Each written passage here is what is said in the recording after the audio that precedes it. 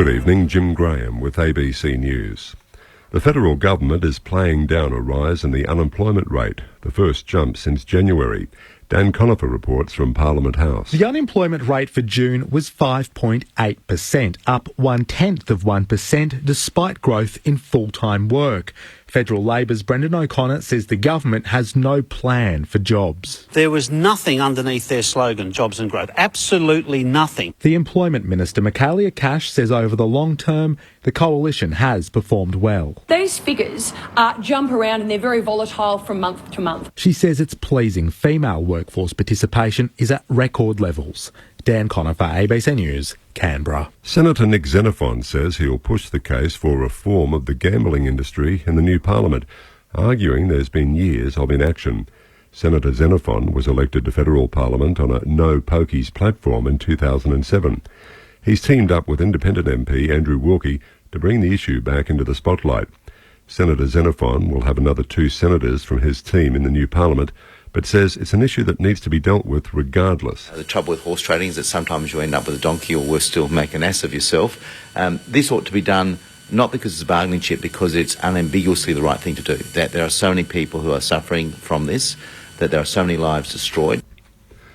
Police say they're treating the deaths of a woman and a baby in Melbourne's CBD as a murder-suicide. More from Jessica Longbottom. Police and paramedics were called to City Point Apartments near the corner of Burke Street and Spencer Street about 10:30 this morning. They found a 31-year-old woman and a 4-month-old boy. Both died at the scene. Police believe the boy was the woman's son, but have yet to formally identify them.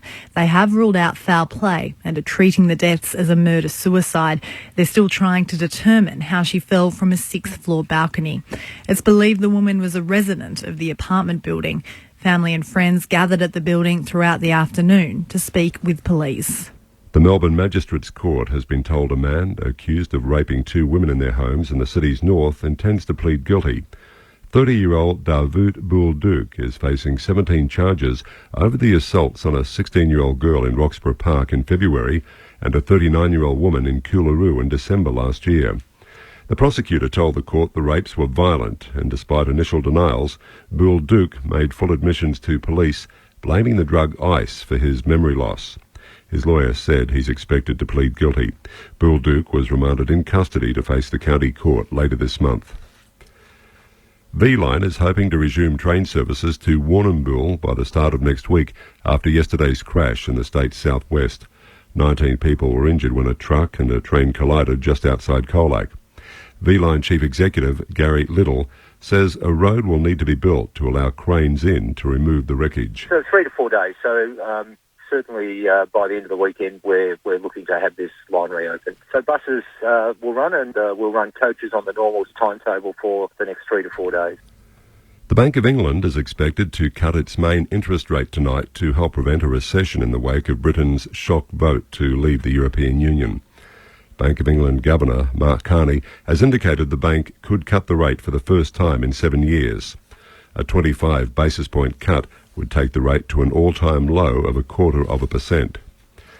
In sport, North Melbourne forward Mason Wood has set his sights on returning to action before the finals get underway after undergoing surgery on his injured left knee. Wood suffered the injury in the Kangaroos' loss to West Coast on Sunday. North Melbourne coach Brad Scott says the 22-year-old is expected to return in 6 to 8 weeks. Which will put him pretty close to the bye before the finals. So it's going to be a tight run back, but our attitude, and speaking to Mason, our attitude as a club is to do everything we can to try and get him back.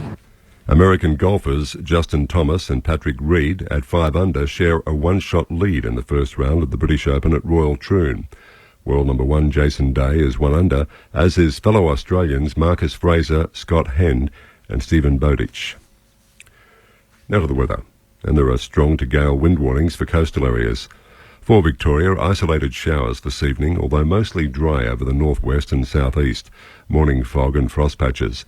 Isolated showers about the south and mountain areas, mainly about the coast, remaining dry in the southeast.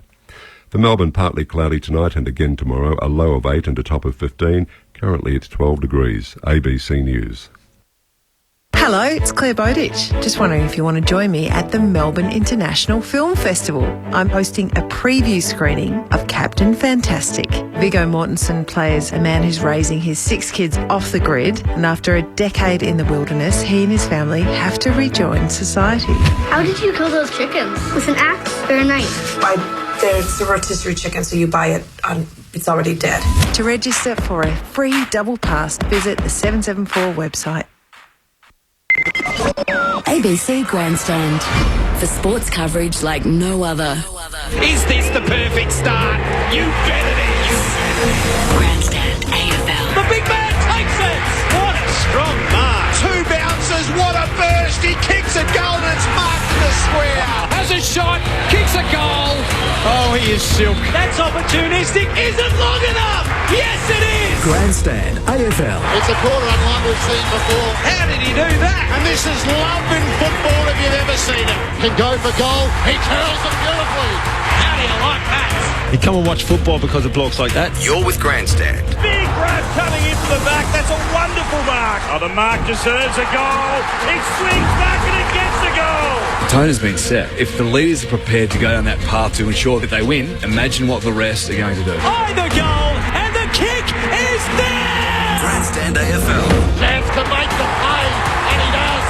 I don't think I've ever seen a quarter like this in my life. He kicks over his head. Remarkable goal. If you weren't here to see it, you couldn't quite believe what's happening. He's through. Broke away. Got to 40. Kicked the goal. Grandstand AFL. This football is brutal. On ABC Local Radio and on digital radio, ABC Grandstand. It is the game that promises to shape the rest of the season. The last 2 AFL premiers, the Goliaths of their time, they shape up once more fittingly whilst occupying positions 1 and 2 on the premiership ladder. At the SCG this Thursday night on Grandstand AFL, it's the Sydney Swans and Hawthorn. Gerard Waitley with you, a capacity crowd. It is sold out. The expectation is this will be low 40,000s by the time they all pour in, and it will have a material impact on the run for the top 2 and thus the premiership race. So it couldn't combine better in terms of a home and away fixture. Adam White is with me. Hello, Whitey.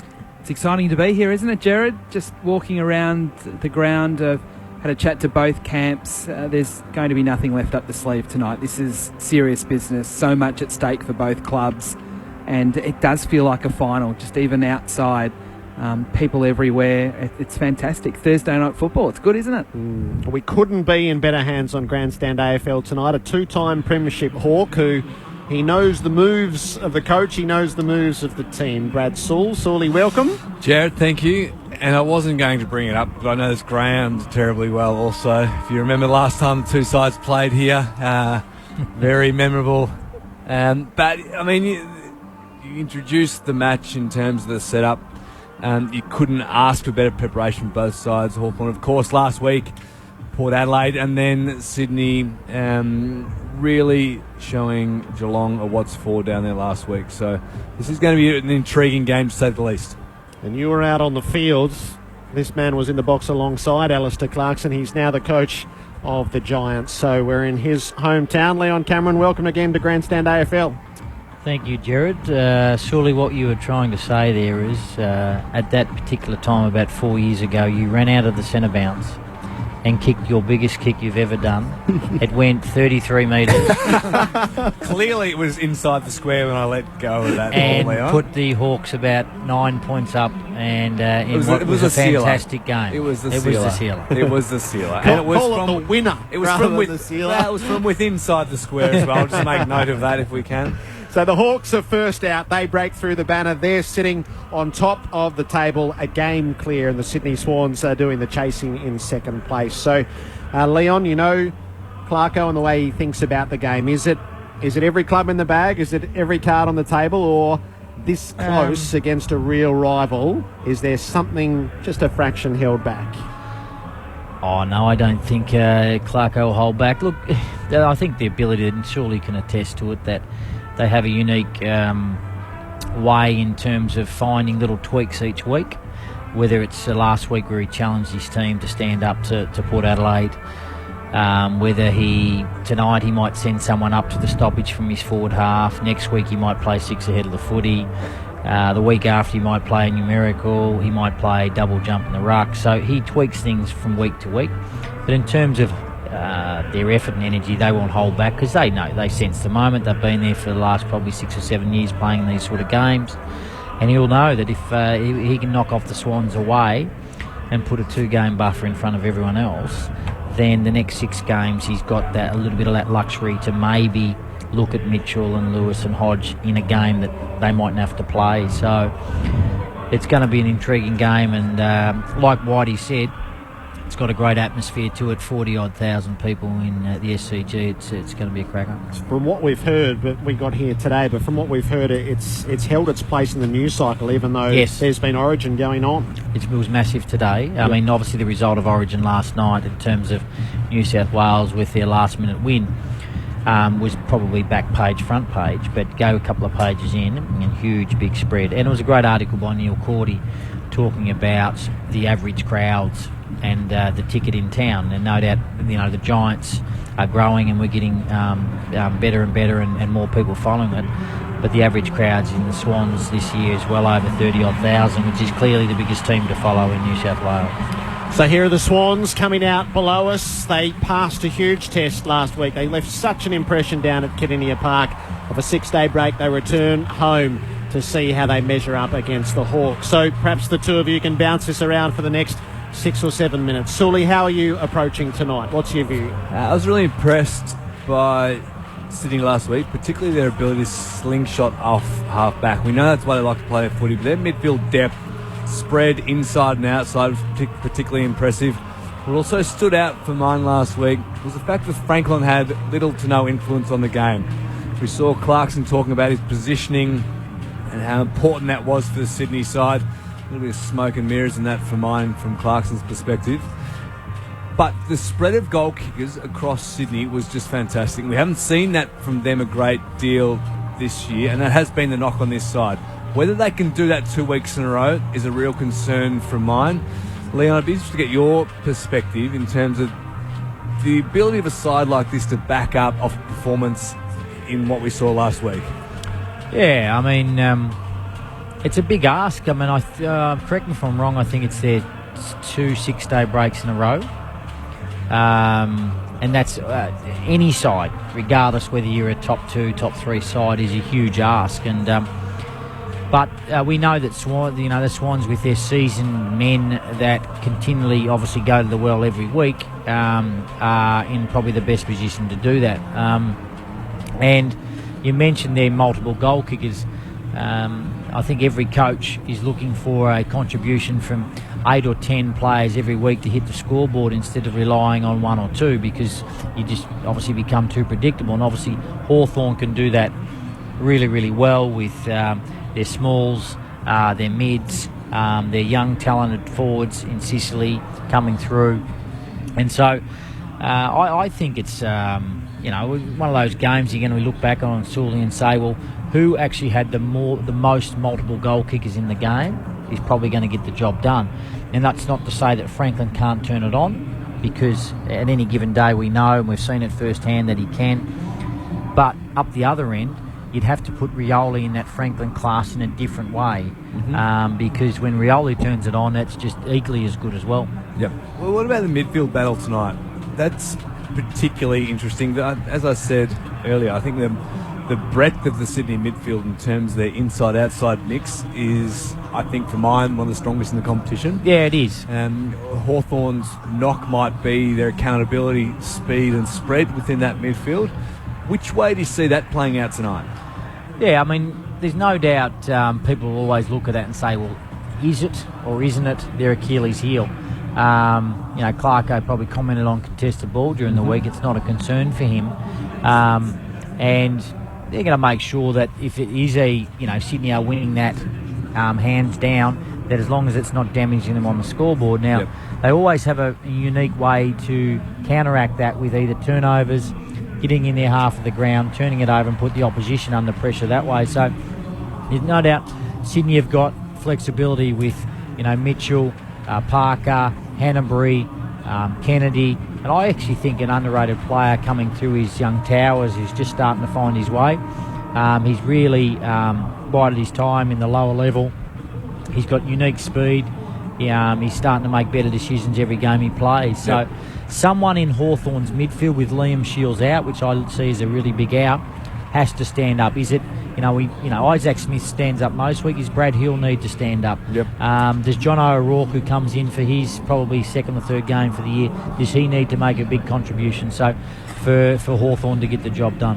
And given your obvious vested interest in tonight's game, can we expect an honest appraisal and honest comments from you tonight, or are you going to be holding a little bit back yourself in the assessment? The only thing I held back earlier was you kicking a goal from 33 out. So that set the tone tonight then, you're suggesting that you weren't honest from the start, so you're going to keep your cards close to your chest tonight as well.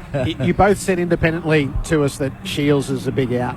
Yeah. Why? And then, so obviously they bring Whitecross in to fill some of that gap. Why is Shields such an essential player who's missed, I think, in the broad scheme of things? Firstly, fabulous for Brendan Whitecross. Yep. I think no doubt there's been stories across the AFL in terms of knee reconstructions and resilience, and he's at the forefront of anyone's mind because he's had to do it really hard. So congratulations to Brendan coming back into the team. Secondly, Shields he's got both. He's hard and he's got a unique motor.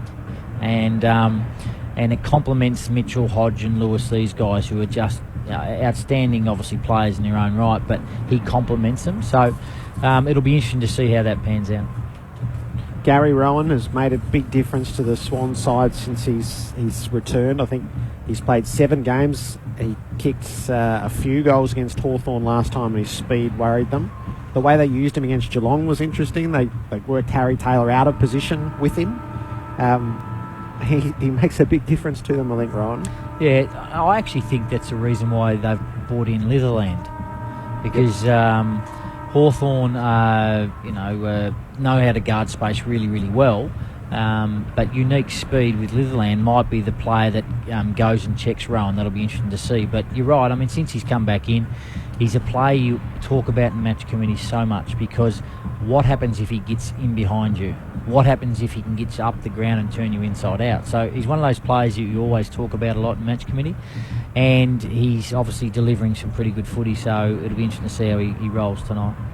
The Franklin dynamic, this is the 7th time that he's played his old club, so we've maxed out across 3 years already. Yep. He's kicked a 4 in a grand final, 3 bags of 3. He finished them off the first time around and the last time around. There is a rich and real dynamic when they come up against him. It's magnetic to watch. There really is. I mean, Bud for us, for Hawthorn back in the day, he's such an infectious personality, so it's hard not to be drawn to him, and he's a rat bag at the same time. And so to get the opportunity to play against someone like that, who is a dear friend to a lot of the Hawthorn players, and to actually try and line him up and try and hit at the same time, it's almost like two brothers back in the day. And so he'll be, in his own mind, he gets himself up for these games. And off the back of last week, whilst he may have played the role in the side, he didn't hit the scoreboard in the way that we know he can. He loves the big stage. He loves the bright lights. He is a born rock star. I'm expecting big things from him tonight. He played up the ground. He played high against Geelong last week. I think that's when he plays his most damaging football, when he's running back towards goal. Athletically at that size, there are very, very few that can stay with him. It's when he's standing in the goal square and calling it in long. We know he's not a great mark above his head. His body work isn't fantastic. When the ball hits the ground, players of his size can't go with him. That's when he's most dangerous.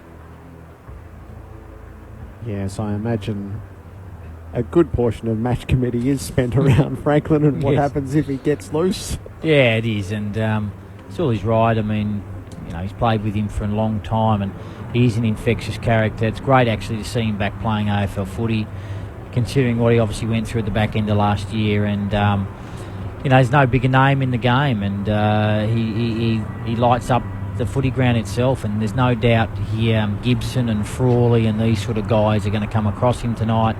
Will they hand over? when he goes up the ground, who takes him deep. I mean, they're the headaches you actually look at. Yep. So if you've got 4 or 5 players in your back half can actually deal with him in every different position, which is very rare, it's easier to play. But it'll be interesting to see how it goes. I mean, the different dynamic for me is that Richards now goes forward. Yep. And will he be trying to take a Gibson or someone like that? Leon Cameron with us on Grandstand AFL. The Giants coach, Brad Sewell, the Hawthorn Premiership player. The opening siren sounds at the SCG. Boys have at it again. Hawthorn and the Sydney Swans, the match that could shape the rest of the season. You with Adam White. It's a Thursday night blockbuster. Stars everywhere you look. Segler wins the tap down for the Hawks, but it's Parker with the first disposal of the night for the Swans. Up towards half forward, beats the pack. Tumbling footy about 40 out from Sydney's goal. Hodge gets there first for the Hawks. Shrugs a tackle, spreads it wide towards Segler. Naismith over the top has marked it. Just outside the 50 for the Swans. Is it right half forward? He's going to go into the pocket. He wants Richards, the helmeted Richards. Tapping it away from him is Frawley. Out of bounds for a throw-in, deep in the right forward pocket. Is that the same Naismith we saw with the ponytail last week? He's a serious man now. He's an AFL footballer, so he's cut his hair off. Ball thrown in.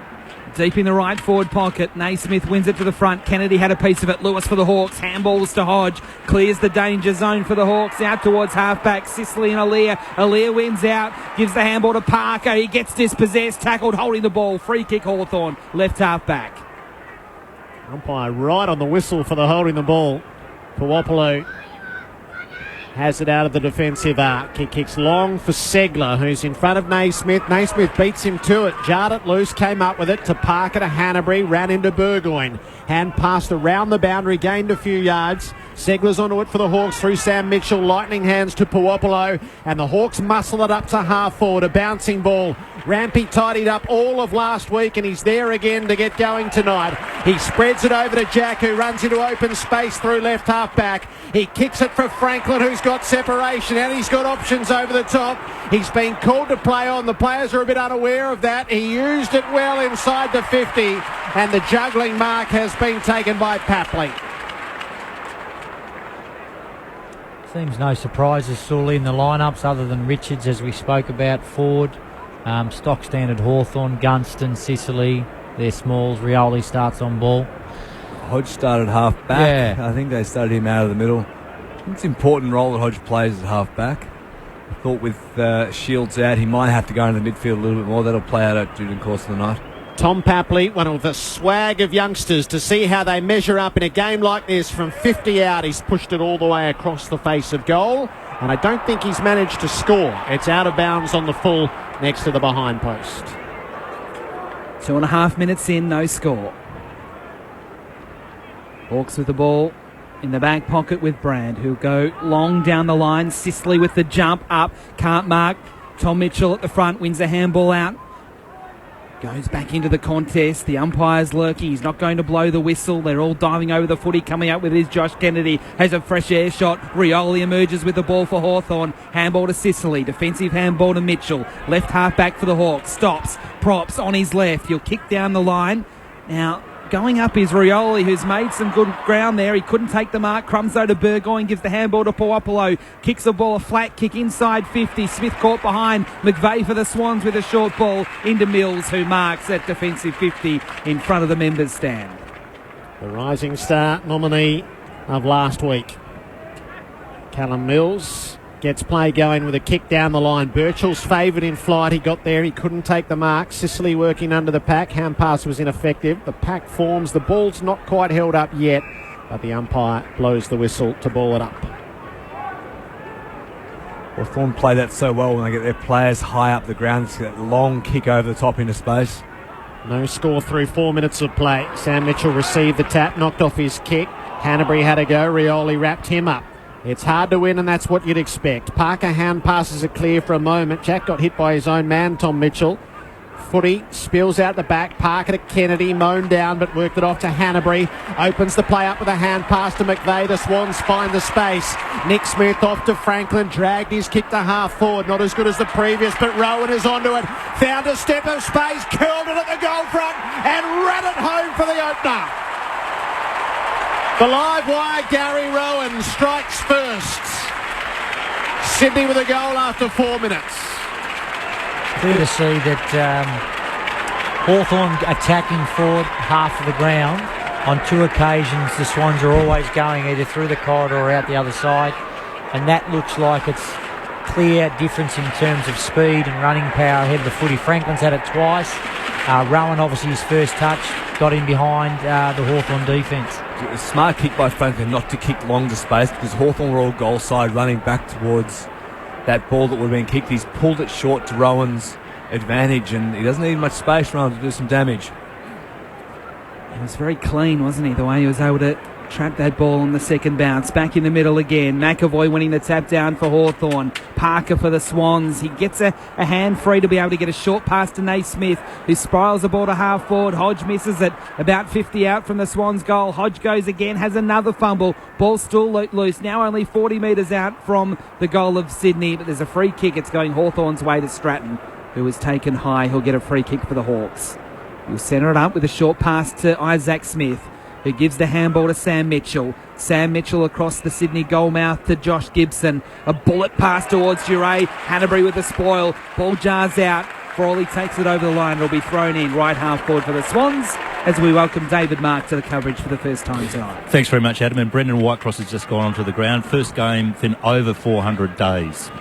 Ball gets thrown in. It's a shallow throw in. Over the top, Naismith wins the tap. It goes back to the boundary. It goes over it. It'll be thrown in again. Same spot, right half forward for the Swans. Sydney 6, Hawthorn no score, 6 played, opening term. There might be love between some of the Hawks and Franklin, but there's no love between Frawley and him. Frawley just tucked the ball into the guts of Franklin as they reached the boundary. Not quite the Origin style throw into the head. Sam Mitchell from the throw-in, worked it around to Whitecross, who hand passes to Isaac Smith. Gets some sort of kick around the wing. Alear made the spoil on Sicily and wins the footy. Off to Tom Mitchell and in close to Grundy. Clever kick to Naismith. Off to Hanbury, run down by Puopolo, and that forced the turnover. Litherland to Duray as the Hawks set up. Through Whitecross and now to Isaac Smith. He has a bounce crossing halfway and he's protected in to have another. He reaches half forward, lags the hand pass over the top to Sicily, sends it up to the teeth of goal. It'll take a neat mark from Gunston, and he is up to that task at the back. So dangerous in a one-on-one, that situation, Gunston, be it on the ground or in the air. His body positioning and awareness is really strong. The difference with these two sides is that Hawthorn and Sydney, they make great decisions. Isaac Smith could have kicked it straight away. He ran, carried, another 20 metres, over the top, allows Gunston to even get in behind. He's close in, Jack Gunston. He is on an angle, but he is more than up to that task. And Gunston levels things off after 7.5 minutes of play. A goal apiece, Hawthorn and Sydney. Brad Sewell and Leon Cameron on Grandstand AFL. So interesting to watch the ball movement for both of these sides, Leon. When Sydney are allowed that short 45 kick on the inside of their midfield runners, they look really dangerous. They can open up the middle of the ground. Whereas Hawthorn are grinding a little bit more, using the skinny side along the boundary line. And it's those smarts that you talk about with Isaac Smith, be able to run and carry, and a smart decision with a handball over the top, which is causing damage. You just don't want to rely on that all the time, though, because it opens up so much of the ground for the Swans. We're back in the middle of the SCG. Naismith and Segler will do battle on this occasion. The umpire sets himself and hammers it into the turf. Up it goes. Segler wins the tap down. Rioli onto the loose ball. He gets a handball to Lewis from a standing start. Kicks towards the 50. No mark taken. Ball at the front. Kennedy for the Swans. Gets a handball away. Now Lloyd for Sydney. Kicks it back to midfield. Papley has a fumble, but good enough to pick up the loose ball in the end. Handballs to Jack. Spins around in a circle. Then kicks deep. Sinclair there. So is Franklin. Neither could take the mark. Crumbs to Lewis. He's immediately tackled by Towers and Franklin. It's locked up. It'll be thrown up 40 metres out from Sydney's goal. The umpire, this time wasting no time, throws it up quickly. Segler wins the tap down. Brad Hill applies a big tackle. That ball's not going anywhere. It'll be thrown up again. 35 metres out from Sydney's goal. Up it goes. Segler wins it down. Sam Mitchell has a piece of it. Gets tackled. Loses it. Hewitt handballs out to Kennedy. Round the body. It's going too far to the left. And only a behind. Sydney 1-1-7, Hawthorn 1 goal straight, 9 played first term. There's 4 Hawthorn players only not in their defensive 50 there. And Kennedy was still afforded enough space to be able to swing around and find space and have a shot on goal. Birchall on the kick in, short and precise to Lewis, who flares it out wide at the defensive 50 to Hill. Nothing obvious to work with down the field, so back inside the defensive arc for Duray. Risky kick for Lewis, knocked away from him by Parker. The Swans are all over it. Kennedy to Parker, who works it around to Towers, who snaps the goal. The Swans sweated on the turnover, and they made Hawthorn pay the moment they jarred the footy loose. Sydney 2-1-13, Hawthorn 1 straight, 10 minutes played. That's your man Towers there, Leon, you're talking about earlier. 189 centimetres and 86 kilograms. He's that great size to be able to play in most positions. Yeah, he is. And as I said before, the lower level comp that he's been involved in. He's played some great footy. He finally busted his way into the Swans. Can he permanently take up a position? He's got really good speed, great height, and can play on ball and obviously forward of the footy. David Mark? And Leon, he's been in exceptional form for the last couple of weeks. Yeah, he has. In the middle again, Sinclair in the ruck this time for the Swans against Segler. Segler wins the tap down, spits out towards Lewis. He's tackled just outside the circles. It'll be thrown up. Hawthorn in their predominantly brown strip with the yellow stripes. Sydney in their normal red and white. Segler knocks it down. Hill for the Hawks. Gouges it clear up towards the front part of the square. He couldn't beat two of them on that occasion, Gunston, but the crumbs to Rioli. His kick inside 50 is ordinary. And Grundy marks in front of Sicily for the Swans. He immediately settles things down with a lateral pass to Rampy in the left back pocket for Sydney. He's told to hurry up from the umpire.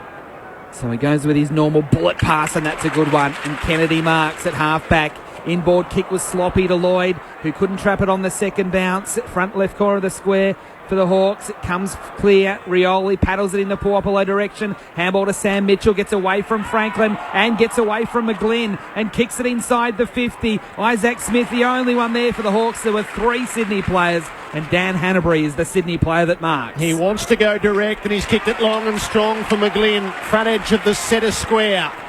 Towers is racing forward to his right, Franklin to his left. McGlynn has watched it all go by. He kicks for Richards instead into the pocket. And the helmeted one comes out and takes the mark. From recollection, his goal kicking last week, Jared, wasn't overly convincing, was it? He'd be the outsider in this scenario. But he's given himself a chance. He gives it to Franklin. That's the favoured way home. It's at the post. It misses. It changed direction a couple of times on an S-bend towards goal. And it ever so narrowly missed to the near side. 2-2-14 Sydney. 1 goal the Hawks after 12 and a half. Birchall shorting to Gibson. That ball did go both ways in the air. Gibson in the back pocket will handball back to Birchall. And Birchall goes out to the O'Reilly stand side of the SCG. He was wanting Bruce. He couldn't mark. Lloyd with the spoil. McVeigh with the ball for Sydney. Handballs to Zach Jones. The kick inside the 50. Sinclair a chance here. He dropped the mark. He should have taken 40 from goal. They fight for it at ground level. It comes out Sydney's way. Josh Kennedy's already had a go at goal. He goes again. He's just a little short. And Mitchell on the line in the goal square takes the mark for the Hawks and clears out to Sicily at halfback. Sicily turns and gets it moving around the broadcast wing with a well-weighted ball for Brad. He tried to outrun Kennedy, ambitious in the extreme. He's mown down holding the ball. Kennedy up to use it for the Swans. He missed Mills with the hand pass. The Rising Star still got it back, and he lofts it up inside the 50. 3 up into the pack for the Swans, and it means Sicily had the numbers at ground level for the Hawks, but he missed the hand pass. Off the ground went Hewitt, trying to open the play up. It slews out across the face of goal and will be tossed in 10 around from the behind post. 10 inside 50s to 4 Sydney's way. You can clearly see Hawthorn can't get it through that sort of halfway mark at the moment. Swans' pressure is really good. Swans at the Clive Churchill stand end of the SCG. Ball thrown in deep in attack. Segler to the front. Rowan's there for Sydney. He gets tackled, got his hands free to get a handball out. It ricochets around. Sam Mitchell knocks it in the direction of Whitecross, who picks it up well, low down under pressure. Handball back to Sam Mitchell. Outside defensive 50 with a kick. Mills traps it for Sydney. Gets knocked off it though by Burgoyne. Has support though with McVeigh. Back to Mills. Mills to the 50 and Parker marks. Just right of centre. He thought about handballing to Franklin, but Franklin has 2 Hawks near him. So he's going to have to settle in over the shot. Already Luke Parker with 6 disposals. He's going to start his approach from inside the centre square. Now crosses the square from just outside the 50. It's out to the left. It'll be a little bit short. It goes into the post. And only a behind. Sydney 2-3-15 dominating play at the moment. Hawthorn 1 straight 6-14 played opening quarter. The kick in goes out to the right from Birchall, who got it beyond the defensive 50. Mark taken by Gibson. Hand passes backwards to Hill. So the way not clear for the Hawks. A short ball to Gunston, working all the way at half back. Inboard Hodge and Isaac Smith tried to create some space. It really wasn't forthcoming, so Gunston unloads long down the line. Burgoyne was the target, but it's knocked away by Jones in the middle of the pack for the Swans and out of play. David Mark. Wonderful sense of expectation here, Jared. The crowd is building up nicely. They're expecting 40,000. It's probably getting there very close, but it's actually quiet. It seems as if the crowd is just so engrossed in this game. Swans by 9 early. Segler had a couple of goes, really didn't make any contact. Sinclair working underneath him. The ball spits out to Isaac Smith, so the Hawks go forward. A bouncing ball up near the 50. Mills safely sees it away from Burgoyne and out of play. Sydney defensively just aren't allowing any run overlap, any outlets for Hawthorn from their defensive 50 at the moment. 50 out from Hawthorn's goal, right half forward. A shallow throw in. Parker just takes it out of the ruck. His handball, Miss McVeigh goes again with a handball to Mills. To Mitchell, to McVeigh. He's in trouble, has to go back to Tom Mitchell, back to McVeigh, all close to the boundary. Under pressure, a high kick, it won't be 15. So the ball is loose, and it's a Hawthorn ball to Lewis from 40. Loved it the moment it hit his boot. And the Hawks have got their second. I was just about to comment on the cleanliness of the Swans' hands. I reckon it was the first mistake they've made in their back half, and their hands are really, really sharp. They probably just overdid it, and then instead of banging it long out towards the wing, and Hawthorn, as you know, you give them an inch and they'll take it, and really, really good goal from Lewis. Sydney 2-3-15, Hawthorn 2 straight 12, 16 played opening quarter. Very rare poor decision there by McVeigh, who was in space, had the opportunity to switch and give it to a teammate who was in space across the face of goal, but hold on for too long. He should have kicked it long outside of their defensive 50. The inside 50, Sydney 11-5 with a 3-point lead beyond the halfway mark of the opening term. Back in the middle, McAvoy and Sinclair for the bounce, which got away from the pair of them. Sinclair probably won the tap. Parker overran the footy and then towed it forward. Hewitt up to meet it, broke a tackle, and he spreads play out to the wing for Jones. He does a 360 and kicks the Swans up towards the 50, but he picked out Stratton. And he hugs it safely to the breadbasket. Backward to Gibson. The Hawks across the face of goal. Frawley's the outlet kick near enough to the defensive 50. Short for Birchall. He can run on if he chooses. He opts not to. So Birchall goes backwards. Sets up. Kicks long down the line. Sicily's his target, ramping into the pack. Rioli hit it as the crummer. The Hawks will get it inside 50 all right. The kick is in the Bruce direction. Isaac Smith flew, knocked it downhill, fumbled as he went through, got it back, worked the snap out of the pack. It's online. It's curling in. And Brad Hill bobs up as the Hawks hit the front. 3 straight to 2-3 after 18 minutes of play. Again, Leon, we're seeing Hawthorn dangerous on the skinny side, whereas Sydney going through the middle of the ground, opening up the ground. But Hawthorn defensively is so strong in covering the outlets and those switches. Sydney do get their hands on the ball. Works really well, obviously, your front and square well, and there's a bit of magic from Rioli on the long one down the line here, and a great kick. And Hawthorn deliberately kick inside their 50 if it's a 2v1 high, to buy about 3 or 4 seconds for everyone to catch up, and that's what Hill was able to do.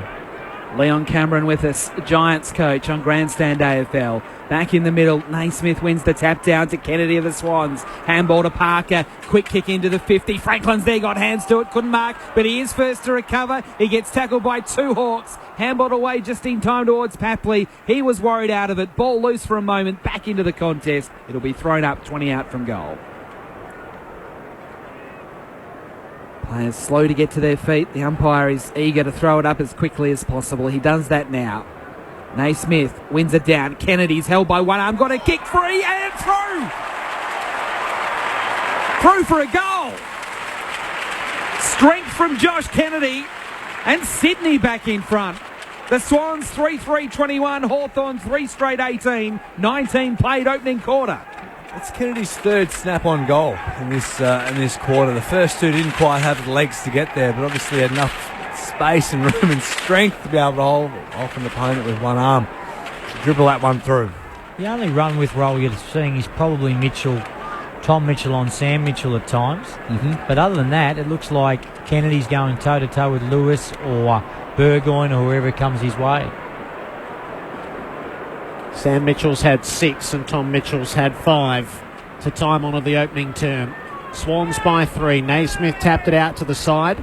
He took a Hawthorn turn for a moment. Lloyd was onto it. Sicily onto him. Wrapped him up. It'll be balled up inside the centre square again. Bit of a shove from Sicily on Lloyd as they disengaged. Ball up favoured Naismith. He won the tap, but the Hawks had numbers around it. O'Rourke to Hodge. Bumbling ball inside 50. Nick Smith met it for the Swans in defence. He blasted it out around the wing. Litherland couldn't quite take the mark for the Hawks, but he can run away. He kicks them up to half forward where Gunston takes the mark. He's signalling Sicily to lead up at him. That didn't quite happen, so Gunston holds the footy a little longer and then kicks it up into the pocket. Naismith over the top of McAvoy to make the spoil, and Sam Mitchell's dragged out of play in the right forward pocket for the Hawks. There's a bay where this ball is going to be thrown in, full of Hawthorn fans who have got the perfect view of this throw-in, which is only 20 metres around from the Hawthorn goal in their right forward pocket. Ball thrown in. Burgoyne almost sharked it. Lost it though. O'Rourke, clever tap. No, it missed Lewis. McGlynn came in for the Swans. Handball to Tom Mitchell. Handball to McVeigh. Defensive 50. Kick towards the wing. Over the top. A good mark taken by Sinclair. He had the height advantage over Litherland and took the ball just inside the field of play. Kicking towards half forward. He wants Franklin. Was he pushed? Yes, he was. A late whistle, but a free kick to Lance Franklin. Too far out to score. Between wing and half forward left. Franklin will kick inside the 50. He wants Naismith. Oh, Rowan! And Gary Rowan from the side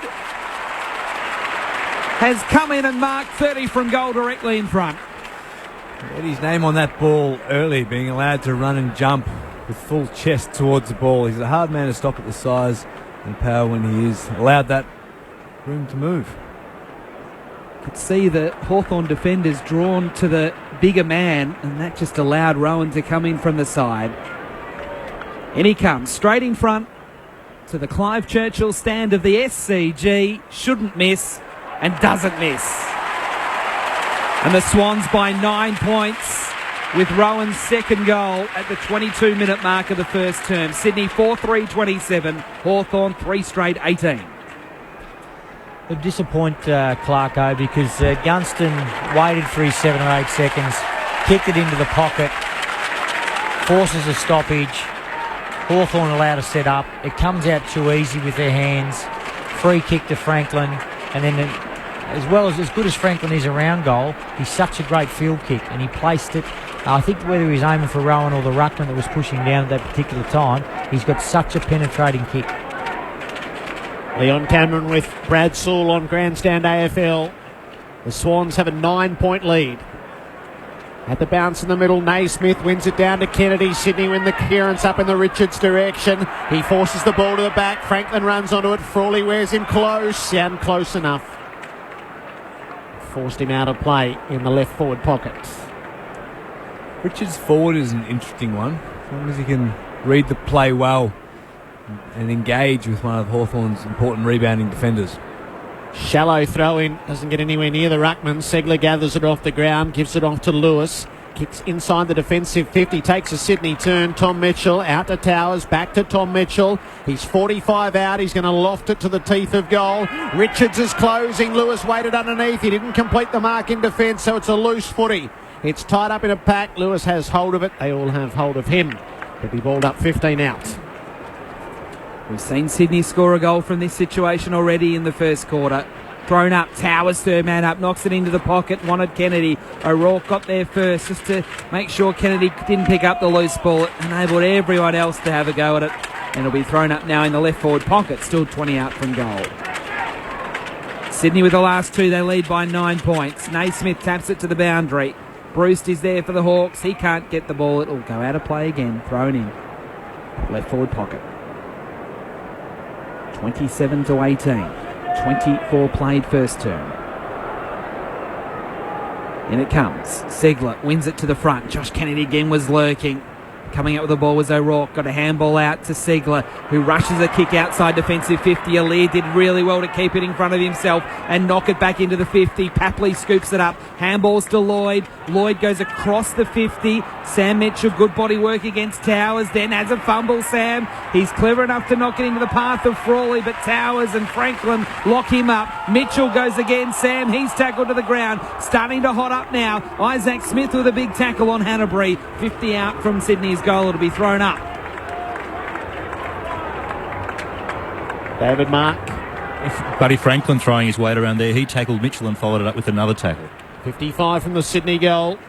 Brewster's onto it. He's been absent so far. His first disposal for the Hawks around the wing, but they're well set, the Swans, and Rampy takes the intercepting mark. They look to open the play up through half-back to Nick Smith, now into the middle for Mills. Mills has a quick glance forward and decides the sweeping hand pass across the centre circles as the go to Grundy. He plays out to left half forward. Papley was left underneath it. Litherland made the spoil and it's out of play. Swans by 9 with 3 minutes to play in this opening term. Left half forward on the outer side.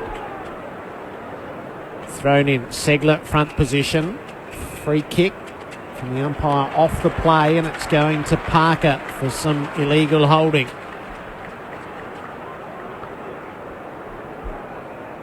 Parker uses it short to Hanbury. Every Hawthorn player bar one ahead of him, so it's a long kick to the hot spot. What have they got in terms of flyers? Segler made the spot. It's all Sydney at the drop, and it's wasted with the flying snap at goal by Papley, who was cursing the moment that it left his boot. He ran into a hole where he was all on his own not to be. 4-4 to 3 straight, Sydney leading. They've certainly had their opportunities. You just hope that their dominance in terms of having the game played in their half doesn't come back to haunt them without hitting the scoreboard later in the game. Mitchell chips it in short to Whitecross. He'll go in short to Gunston, playing a long way from home, just outside the defensive goal square. Mitchell, this is Sam Mitchell, has had 6 disposals for Hawthorn. He has more than any other Hawthorn player. Parker has 12. Kick out wide towards Segler. He couldn't take the mark. Bruce Crumming knocks it out of the congestion close to the boundary line where it's picked up by Lewis. Confronted by Kennedy. Pumps a handball to Duray. Gets past the Mills tackle. Handball low down to Bruce. Bruce's kick is smothered by Naismith. And Naismith won the ball. Handball to Kennedy. To Papley. Up to Franklin. Past Franklin. And straight to Frawley, who marks for the Hawks at defensive 50. That was a bit of a let-off. Frawley out across the face of goal for Litherland. He lags it to the defensive 50 for O'Rourke. He uses it as a 20-metre pass to Gunston. 8 scoring shots to 3. 17 inside 50s to 8. Sydney by 10 points. Gunston works it backwards to Brand, who shoots it up to Duray. It's at half-back for the Hawks. Duray kicks for Gunston on the far side. It was edged away from him, but he was able to gather the crumb and hand pass to Gibson. Kick missed its target at half forward, but Naismith dropped the footy. Aliir is tackled by Segler. He is trying to get rid of it, at least to the umpire's satisfaction, and so it will be a ball up. It's just, I mean, Hawthorn are methodical with their ball movement at the best of times, but they just can't get the flow off the half-back line at the moment, can they? O'Reilly stands side of the ground. Jack gets tackled, but there's a free kick off the play. It's going Hawthorn's way. And Sam Mitchell to take the free kick. Just forward of the wing for the Hawks. A minute to play until quarter time. Mitchell cuts inboard and then penetrates on his left. It goes deep. Pawapolo there. Gunston as well through both of those Hawthorn players. And out of bounds for a throw-in deep in the right forward pocket. About 2 or 3 metres around from the right behind post, this ball will be thrown in. The Hawks deep in attack. Naismith and Segler. Segler straight down to Nick Smith of Sydney. Kick smothered once and then twice. Second go Burgoyne pumps out a handball. Lewis has already got one around the body. This is going to be very close. Oh, it's hit the post. Rampy was like a goalkeeper, but it was could have been too high for him. It would have been a tight call. Only a behind to the Hawks. 9 points. Sydney's lead. McVeigh in short to Tom Mitchell. They've got 30 seconds to soak up here, the Swans. Back to McVeigh, who kicks beyond the defensive area. Richards, beautiful mark. He was pitted against two. That's more his portion of the field out at half-back. This time on the long lead. He uses it short for Kennedy. And the Swans will take a 9-point lead to the first change. It's well earned, and yet it's probably a fraction short of what they would feel they're entitled to. Sydney 4-4-28 to Hawthorn 3-1-19. The home side having the better of the early exchanges. Rowan has kicked two, one each for Kennedy and Towers. For the Hawks, it's singles to Lewis, Hill and Gunston. The Swans by 9. This is Grandstand AFL on ABC Local Radio, News Radio and Grandstand Digital. Yeah, g'day, this is Red. ABC TV's Play School has been exposing children to bears, rocket-propelled timepieces and strange windows into alternate realities for generations. And now, for Play School's 50th birthday, you and your family have a chance to visit the set and tell Big Ted to put some pants on. For your chance to win a trip for four to the Play School set in Sydney, tune in to Breakfast with me all this week on 774 ABC Melbourne. Grandstand AFL. You're with Grandstand. 6 clear off to Franklin, dragged his kick to half forward, not as good as the previous, but Rowan is onto it, found a step of space, curled it at the goal front and ran it home for the opener. A risky kick for Lewis, knocked away from him by Parker. The Swans are all over it. Kennedy to Parker, who works it around to Towers, who snaps the goal. Back to Tom Mitchell, back to McVeigh, all close to the boundary. Under pressure, a high kick, it won't be 15. So the ball is loose and it's a Hawthorn ball to Lewis from 40. Loved it the moment it hit his boot. And the Hawks have got their second. The kick is in the Bruce direction. Isaac Smith flew, knocked it downhill, fumbled as he went through, got it back, worked the snap out of the pack. It's online, it's curling in. And Brad Hill bobs up as the Hawks hit the front. Naismith wins it down. Kennedy's held by one arm, got a kick free and through for a goal. Strength from Josh Kennedy and Sydney back in front. Franklin will kick inside the 50. He wants Naismith. Oh, Rowan! And Gary Rowan from the side. In he comes, straight in front to the Clive Churchill stand of the SCG. Shouldn't miss and doesn't miss. And the Swans by 9 points. Grandstand AFL. On ABC Local Radio and on digital radio ABC Grandstand. Sydney leading Hawthorn by 9 points at quarter time. Leon Cameron and Brad Saul. Leon, in all honesty, Sydney should be much further in front. They controlled the play. They dominated that first quarter. The game was played in their half, but they could not convert on the scoreboard in the manner they would have liked. Yeah, I mean, clearly Parker and Kennedy and Mitchell, their on-ball brigade are on top of Hawthorn's in terms of disposal and quality. Rowan, it's probably not Franklin, it's more Rowan, Papley, Towers that are probably looking really dangerous at ground level, or in Rowan's case in the air, in their front half of the ground. And all of those guys we spoke about have got unique speed. And that'll be interesting to see how Hawthorn defenders handle that, because they like to sit off as well. But you're right. I mean, they probably should expect to be probably 3 goals up or 3.5 goals up at this particular time. But as we sort of talked about before, I mean, Lewis has a shot with 35 seconds to go and would have put them 4 points down, and they don't deserve that. But Hawthorn have got this unique ability to stay in games, and when they get their moment, they can kick 3 or 4 really, really quickly. So Sydney will be ruining their missed opportunities. But clearly, their hunt is probably 10 to 15% better than Hawthorn's at the moment. Not to mention their hunt, but defensively through the middle of the ground between the arcs has been really good. Their accountability, disallowing Hawthorn to control the ball, disallowing Hawthorn to get that overlap, that run and carry, that short 45 kick. Because Sydney have been so accountable, Hawthorn haven't been able to get that flow they'd like to get in previously. Just need to talk about Naismith here. Obviously, with tip it out until the back end of the year, he's come in. Is his second game, is it, Gerald? Second game or third? Third tonight. Yeah. He's had six disposals in the ruck. We've always heard in the last 2 years up here that he was brewing as a really good young ruckman. He plays against our NEFL team and has played some really good footy. But his last 5 quarters have been quite extraordinary. It's all about the haircut. Yeah. He looked like a Norwegian Viking last week. Is that what now you he just said? looks like an average sort of, whatever. Is that what you said about Jared's haircut as well? Actually, the Twitter photo from the back of the box is quite unforgiving on a spreading ball patch, as it turns out.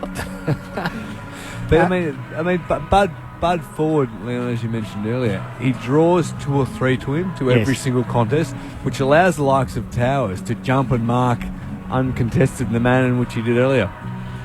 Yeah, and Papley and these guys, because they've got unique speed, you actually look down and say Franklin, Richards and the resting ruck in Sinclair or Naismith, would that work for him? But Franklin, as we know, has got unique speed, so's Towers, so's Papley and so's Rowan. So it's they're starting to build a really, really good forward line towards the back end of the year.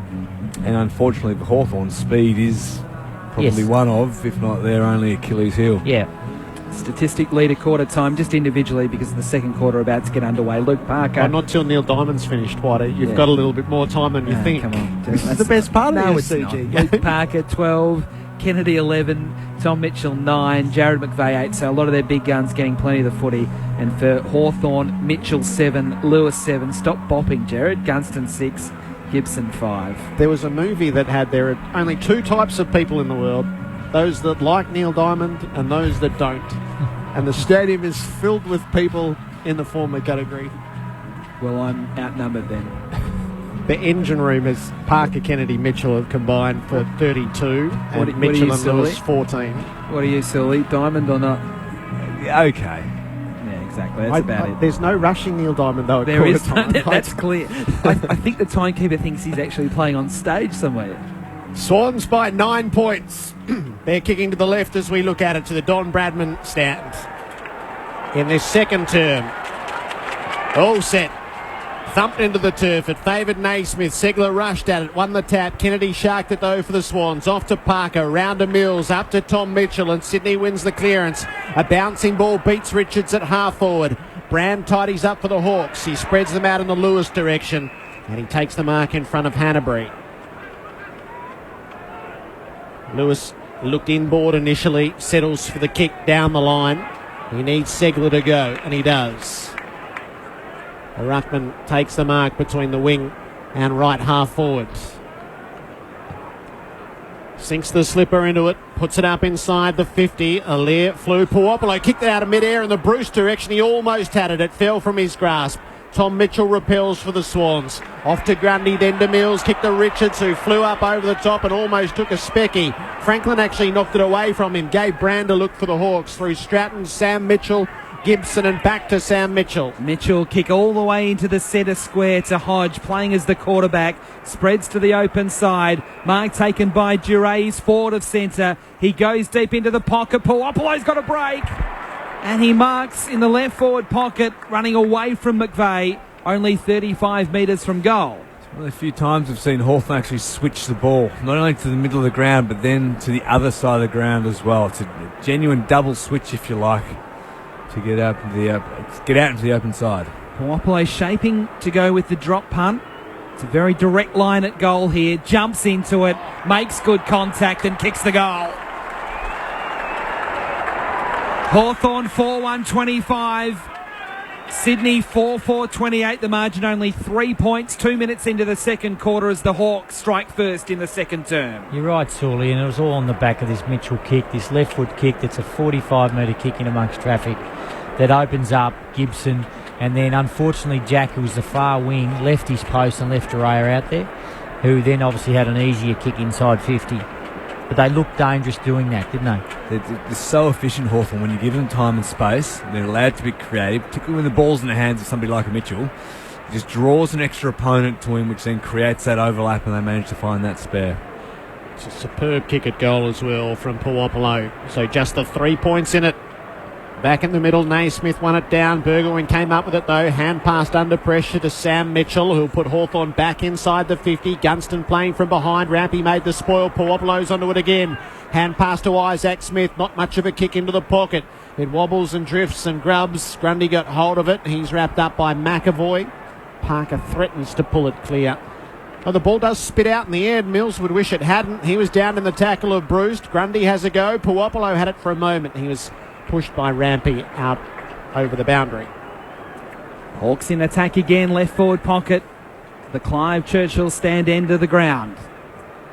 Only a few metres around from the boundary, from the behind post as it's thrown in. McAvoy straight down to Parker of Sydney. Handballs to Lloyd. Clears into the centre square, but he'll be coming back. Gibson takes the good mark for the Hawks. Now he'll go lateral to Birchall, who's still forward of halfway. Birchall, he's wanting to get away from Paplin. He does. Now only 65 out. He kicks to the top of the square. Naismith can't mark. Rioli crumbs. Rioli goals. Hawthorn with 2 to start the second term, and Hawthorn is in front. The Hawks 5-1-31. The Swans 4-4-28. Rioli looking as dangerous as he was last week. It's the first time, Sawley, that Hawthorn have got the opportunity to lock it in from a stoppage. A rush kick out. Gibson, who sets up really well, about 70 from goal, takes the mark, switches the ball. Birchall unselfish, top of the square, and we know obviously Rioli does what Rioli does. And in the space of 3 or 4 minutes, Hawthorn are starting to even up some inside 50s and obviously looking really dangerous at ground level. It's controlled play for Hawthorn. You can't afford them to let time to make those decisions and set up in the way that they do. Bounce was a wide one. Hawthorn in front by 3 points. Allowed to go on. Parker soccers it out of the middle. It clean bowled Richards at half forward. Gathered instead by Gibson of the Hawks. Off to Birchall. Backward to Brand. Hit and a tackle by Franklin. Didn't do much to get rid of it. The umpire said he's going to ball it up. I doubt Richmond supporters would look at that terribly fondly. Sinclair with the tap under the pack. Pulled away by Hewitt. Dragged down off the tackle. Holding the ball. Perhaps half and half makes a free kick. Burgoyne has it 40 from defensive goal. Uses it short for Hodge. Hodge up over the top to Hill. He's got 3 closing on him, so no chance to play on. Hill darts out to the left, almost into a dead end, opened up a little more space and kicked all the way across the ground to Birchall as the Hawks look for a different angle. He goes in short to Stratton at halfway, out on the O'Reilly stand wing. So he's on the logo, spinning the footy around in his hands. He's being patient. He'll go in short to Bradley Hill, who will kick quickly. Oh, there's 50! Encroaching on the mark, and Bradley Hill will be having a shot for goal and a chance for 3 in a row to the Hawks, and he'll be marched to only 25 out from goal. It seems to be a clear change in method for Hawthorn to try and bring the ball back through the middle of the ground. And we saw even Hilly there, just creating that indecision, running through the middle of the ground. Things open up. You force your teammates to run into space when you move the ball like that. And they've got the ability to move Sydney's defence when they do that. If they continue to go down the skinny side, then the Swans will just jam them in, and great foot skills from one end of the ground to the other. Hawthorn is dominating the early phase in this second term, and Bradley Hill cannot make it 3 in 6 minutes. He's missing to the right. He leant right back on that, only a behind. So Hawthorn's lead is 4 points. McVeigh's kick in is a sharp one for Kennedy. Hand pass to Rampy. Looking beyond the defensive arc. He gets under the kick. Franklin charging at the pack. He flies over the top of Towers and takes the mark. Towers a bit the worse for wear as he rises. Franklin's kick's a beauty around the wing. Hewitt takes the mark. The Swans want to go. Richards presents out at left half forward.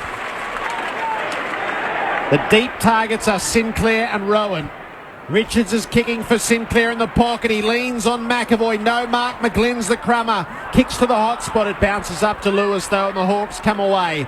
Birchall to Puopolo. Back to Birchall. Oh, he was going to clear the defensive area, but Duray slipped over. Pinched by Jones. Centering ball for Franklin. Can't take the mark. Frawley lands in the tackles. He holds on to the footy. The pack forms. It'll be balled up 45 away from the Sydney goal. Puopolo shows that he can actually jump up to spoil, not just take screamers inside 50. Spoiling Franklin there. 50 out from Sydney's goal. Sinclair with the tap down. It comes back to Sinclair. He's tackled by Hodge to the ground. Ball jars free. Tom Mitchell. He can't get clear as Puopolo tackles him. Puopolo then has a handball in there to Lewis. Defensive handball to Gibson to Stratton. Out wide to Mitchell. Hawthorn will clear just in time. Mitchell's kick was affected when Rowan came with a late chase, but it's still a Hawthorn ball anyway. Bruce took the mark. Kicks up towards Gunston, straight through his hands. Alear with good late pressure. It's out near the boundary. It's a free kick to Gunston. Out on the wing, close to the boundary. Wearing the turquoise-coloured boots. He's going to kick a high ball towards half forward. He wants Segler in front against Grundy. Couldn't complete the mark. Brewster's lurking. He collects it. He's tackled by to the ground. It'll be thrown up left half forward. David Mark. Dean Towers was in a lot of trouble after Buddy Franklin took that screamer over the top of him. He was very heavily winded, but he's gained his breath now on the bench. Hawks by 4. It rolls inside their 50. Alear cuts it off, gives it to Tom Mitchell, shoots it around to McVeigh. Nick Smith has a go, and then Hanbury out across the face of goal to Rampy. He dropped the mark, so he invited a little bit of pressure. The outlet kick is for Richards, and he stretches to take the mark out against the boundary. Wants to get it on with the inboard kick. He missed Franklin. The turnover is on. No, Franklin beat Isaac Smith back to it. Kicks the Swans inside 50. Rowan across the front, Hewitt at the back. McGlynn with a toe, trying to keep it goal side. Rowan's kicked it out of the back. It's rolling at the goal front. It darted right and jumped the wrong side of the post. The Hawks by 2 points. He could have gone with the handball to Luke Parker as well. Isaac Smith marks the kicking. He goes short to Birchall. That kick went about 5 metres and it was paid a mark. Birchall's kick didn't go 5 metres. It went 45, and a good one too to Whitecross, who goes short to Puopolo. They're forward of halfway. Puopolo's kicking towards the 50. Burgoyne couldn't mark. He was outnumbered. At least created a contest. Alear goes in. He's tackled and he drops the ball against Gunston. No free kick. Bruce got a handball to Burgoyne anyway. To Hill. Now to O'Rourke. A wide handball to Sicily. 60 from goal. A centering ball towards the top of the square. They all go up. Rampy with a spoil. Lloyd with the crumbs for the Swans. And Sydney clear out towards the O'Reilly stand wing. He just blasted it to the wing. Birchall against Hanbury, and Gibson getting back to be the third man in. Hanbury might win out though. Gibson pinched it from him at the last. Hand pass to Birchall. The reinforcements have all arrived. Through Segler and out the back to Sam Mitchell. The Hawks bring it in near centre field to Isaac Smith. And they all take a breath. Hawthorn by 3 points. Advancing it up to Segler, and now back to Isaac Smith. Hand pass too sharp for O'Rourke. He pulled it in, gave it to Whitecross, then to Isaac Smith again. High ball into the pocket. They fly. Alear across the front. Didn't mark, but he does gather his own crumb. He has some real poise about him. And he kicks it out to Naismith at the defensive 50.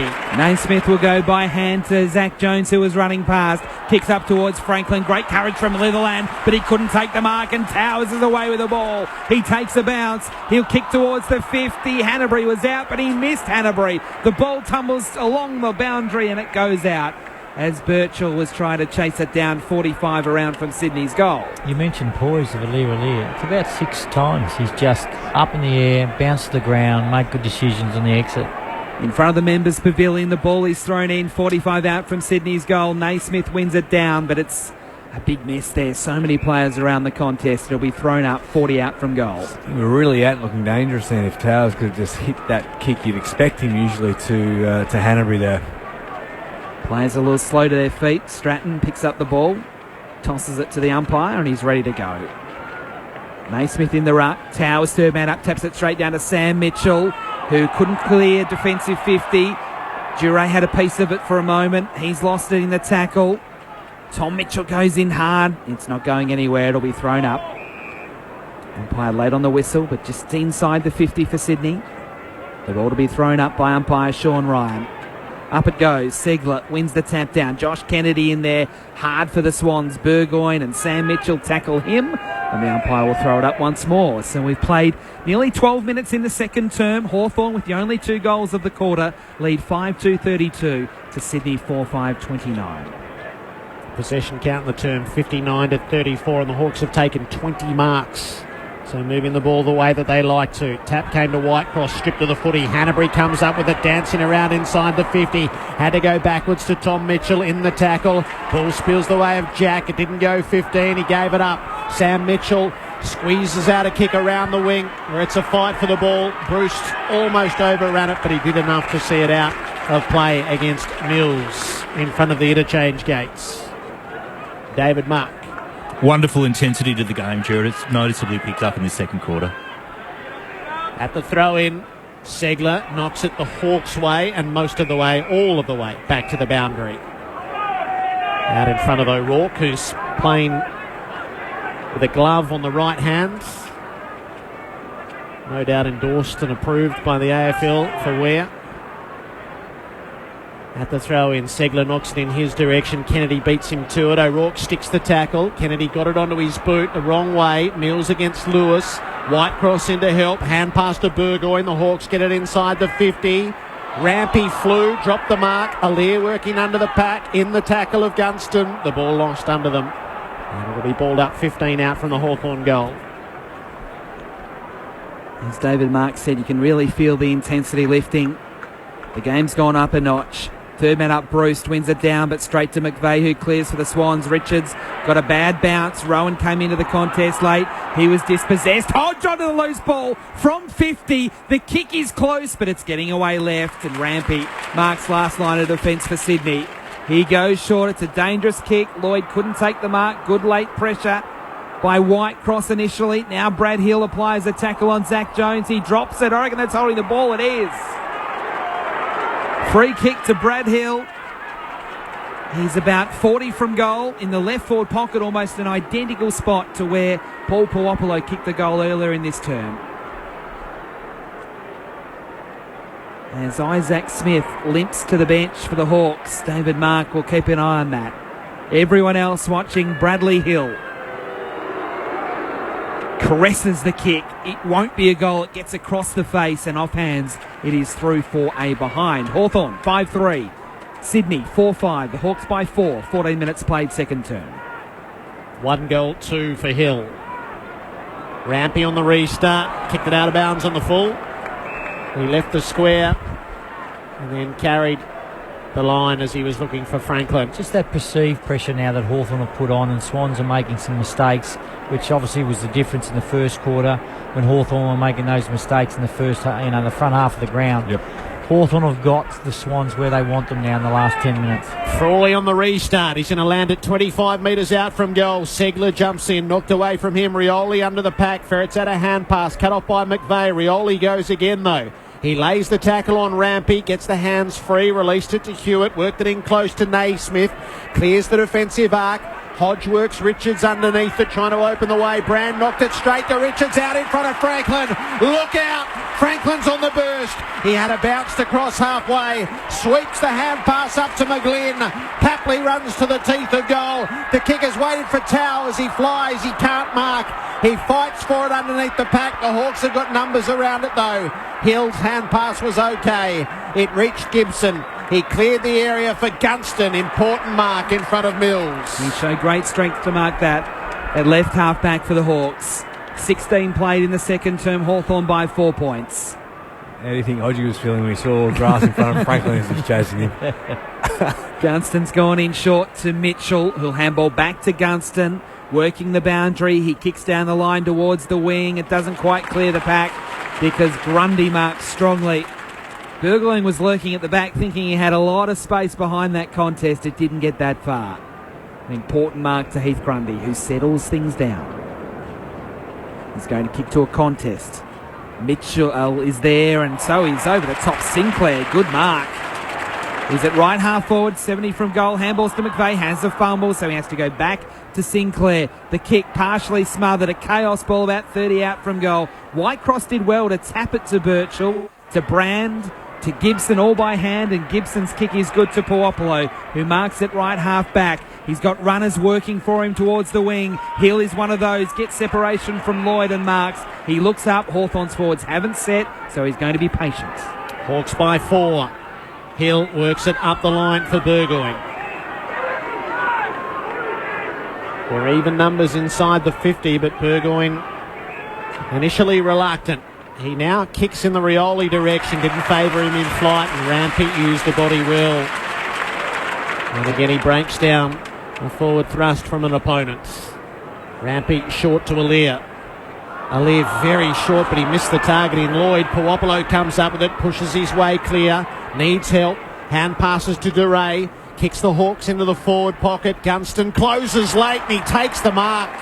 And McVeigh and Rampy stand and look at each other and wonder how they left the door ajar for Gunston. Left foot, surely, or the old traditional? No, we go left, I think. You reckon? Yep. So he's setting up on the J curve. Gunston on the left boot, screws it home for a goal expertly. And the Hawks have skipped out to a 10-point lead of their own. 2 for Gunston.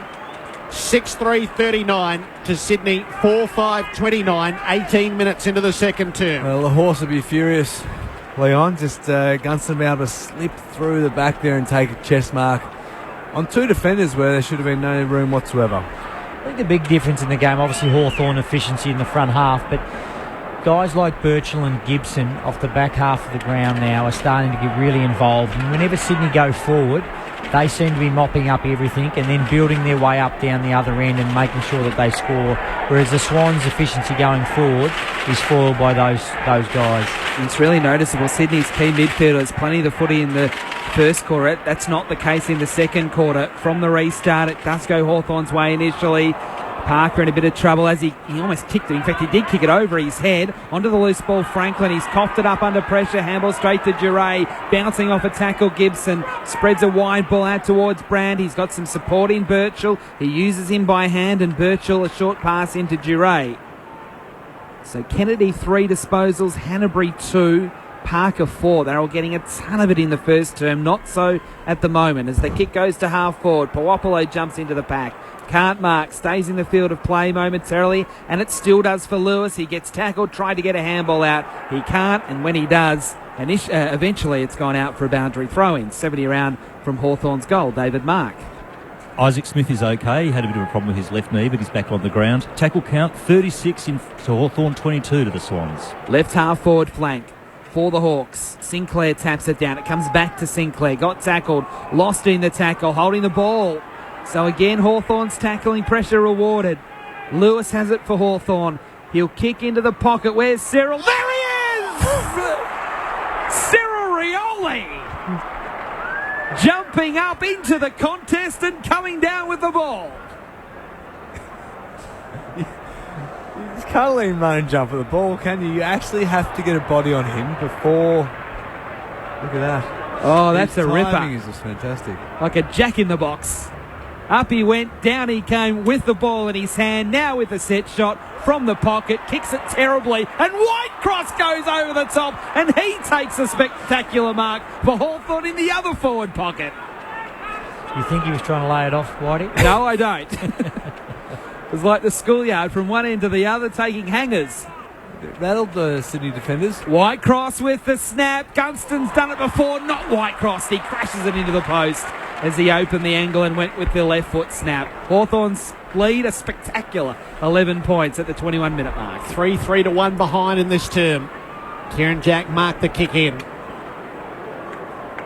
He's trying to play direct to Rampy. Quick hands to Tom Mitchell. They're running the gauntlet through centre half back. Up to Franklin, back to Rampy. Caught by Puopolo. There's no escaping him. That is holding the ball in the grip of a concreter. Puopolo sends it inside the 50. Rioli was flat-footed that time. Duray flew instead. Jack got hold of it for the Swans. It was a no-look kick though. Gibson waited underneath and he had the arms chopped. Uses it quickly to Lewis. Hawks go forward again. Rioli, no, he was just on the back foot that time. Sicily got to the pack and knocked it out of play in the left forward pocket. It's funny you mentioned Hawthorn going forward, Leon. They always give the ball a little extra height, and with their small forwards, allows them to jump at it, or also catch up and front and square. Very smart at it. From the throw-in lurking, Isaac Smith. He's tackled by Hanbury, loses it. Hanbury comes up with the ball. Handball to Zach Jones, who goes out towards the wing. Rowan there against Hodge. Hodge with strength. core strength, then lost it. Rowan did well and won the ball. Handballs to Papley, a big moment. Papley with a bounce, into Buddy, over Buddy. No mark, and at the back, the Hawks will be able to mop up. Brand takes the loose ball at the goal square. He gives the handball to Gibson, who goes in short to Duray, and the Hawks at defensive 50 dodge a bullet. They lead by 11 points with 3 minutes to play in the half. Gibson, terrific running out ahead of the ball. He gathers it, bouncing up near the wing, hands it off to Sam Mitchell, whose kick is for Rioli on the conventional lead. He marks in front of Nick Smith. He just waits a moment as Sydney have a spare back. Brings it inboard instead to Lewis. Lewis has Hodge in the middle. That's where the kick goes. Papley closed, but Hodge hangs on to the mark. Sicily leads, so to Bruce. The kick goes longer to the pack, which collapses. Rowan flew over the top, didn't mark. Kennedy coming through.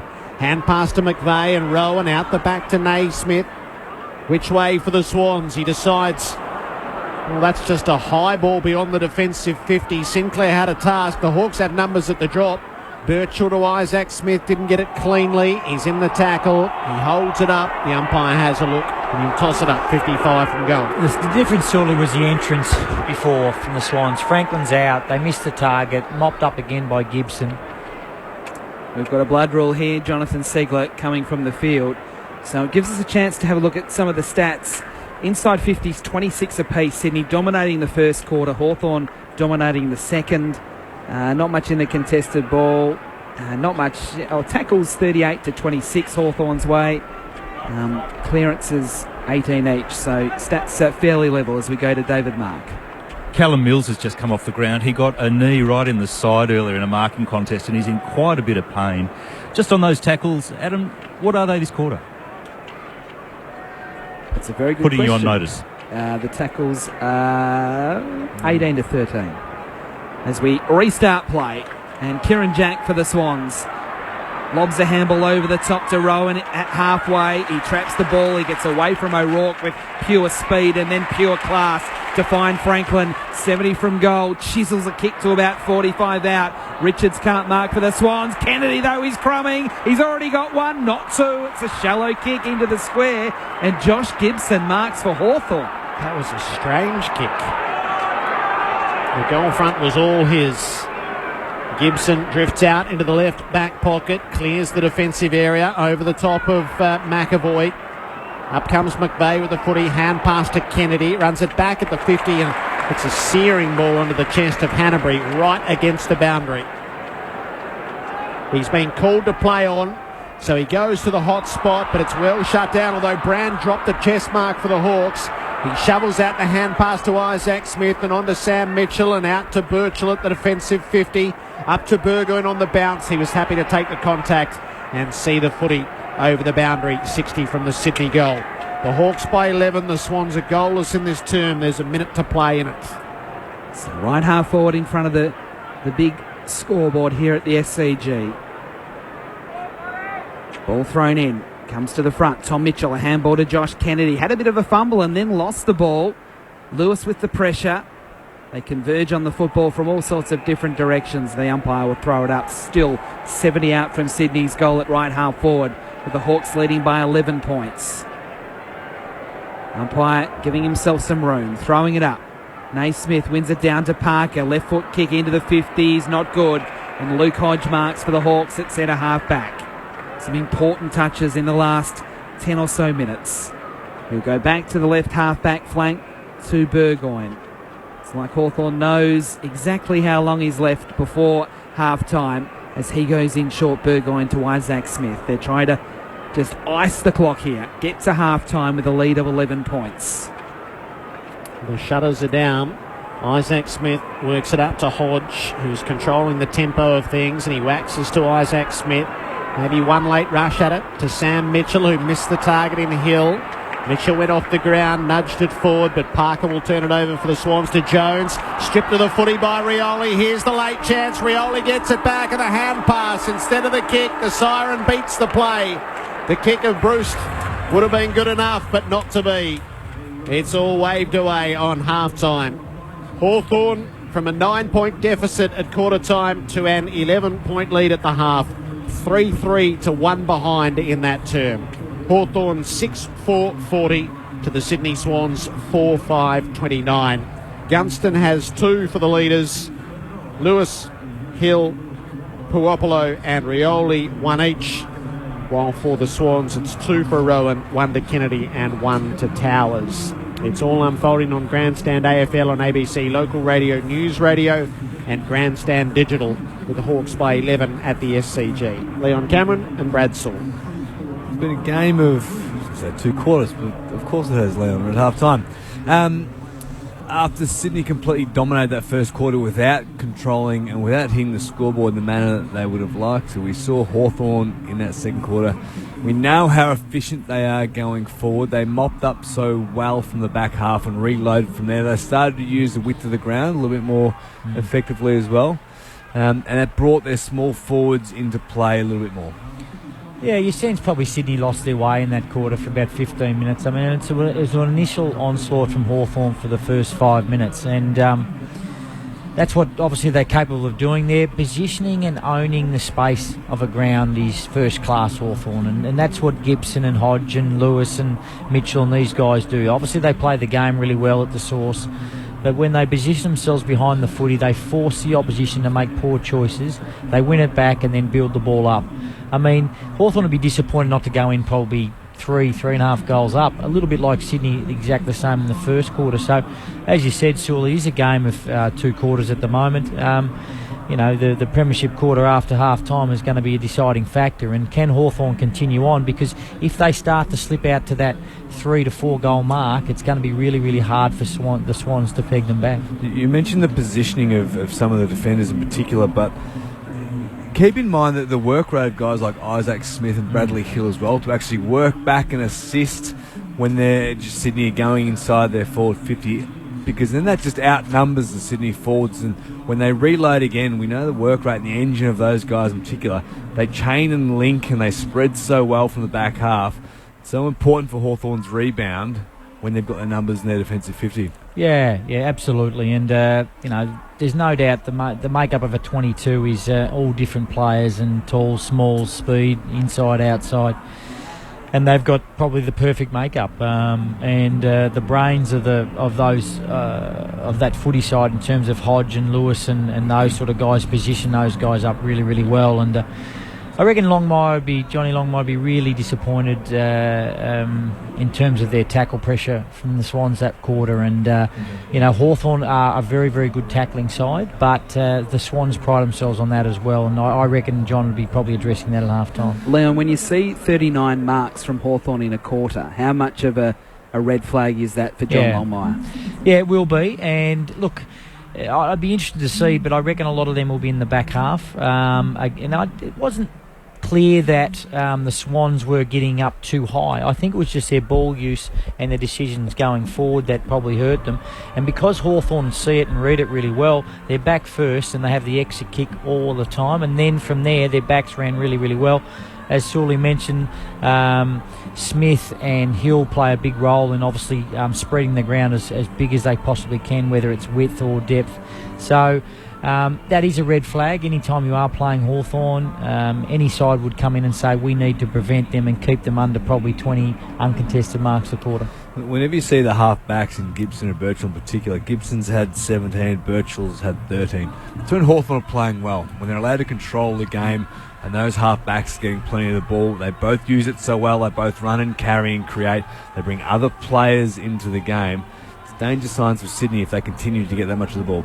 12 and 11 in that term for those two. So as much as the engine room of the Swans was getting it done in that first quarter, it was those defenders who monopolised things in the second. Can we do an update on the golf before we go to the news? Yes, very much so. Justin Thomas and Bubba Watson lead at 5 under. Bubba's only played 7 holes and he's 5 under. Patrick Reed 4 under with Ross Fisher, and then 3 under Kevin Chappell, Jimmy Walker, Vijay Singh, Danny Willett and Rory McIlroy. From an Australian point of view, Matt Jones is 2 under through 3 holes, Scott Henn 2 under through 10 holes, and the number 1 player in the world, Jason Day, we've got to go all the way back to tie 31st. He's even par through 8, a couple of birdies and a couple of bogeys. So They're playing with a win today at Troon where you've got to make your score early. So you're downwind going out and you're into the wind going back. So a lot of players starting really well, and a lot of the Australians did start well, but they've come back to the field in the second nine.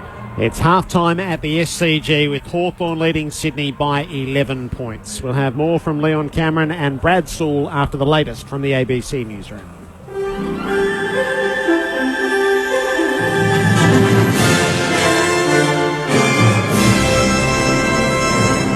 Adam Story with ABC News. The Bank of England is expected to cut its main interest rate tonight to help prevent a recession in the wake of Britain's shock vote to leave the European Union. Bank of England Governor Mark Carney has indicated the bank could cut the rate for the first time in 7 years.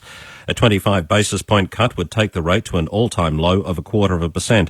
Stocks are rising in anticipation of the move, with the UK's main FTSE 100 index touching an 11-month high.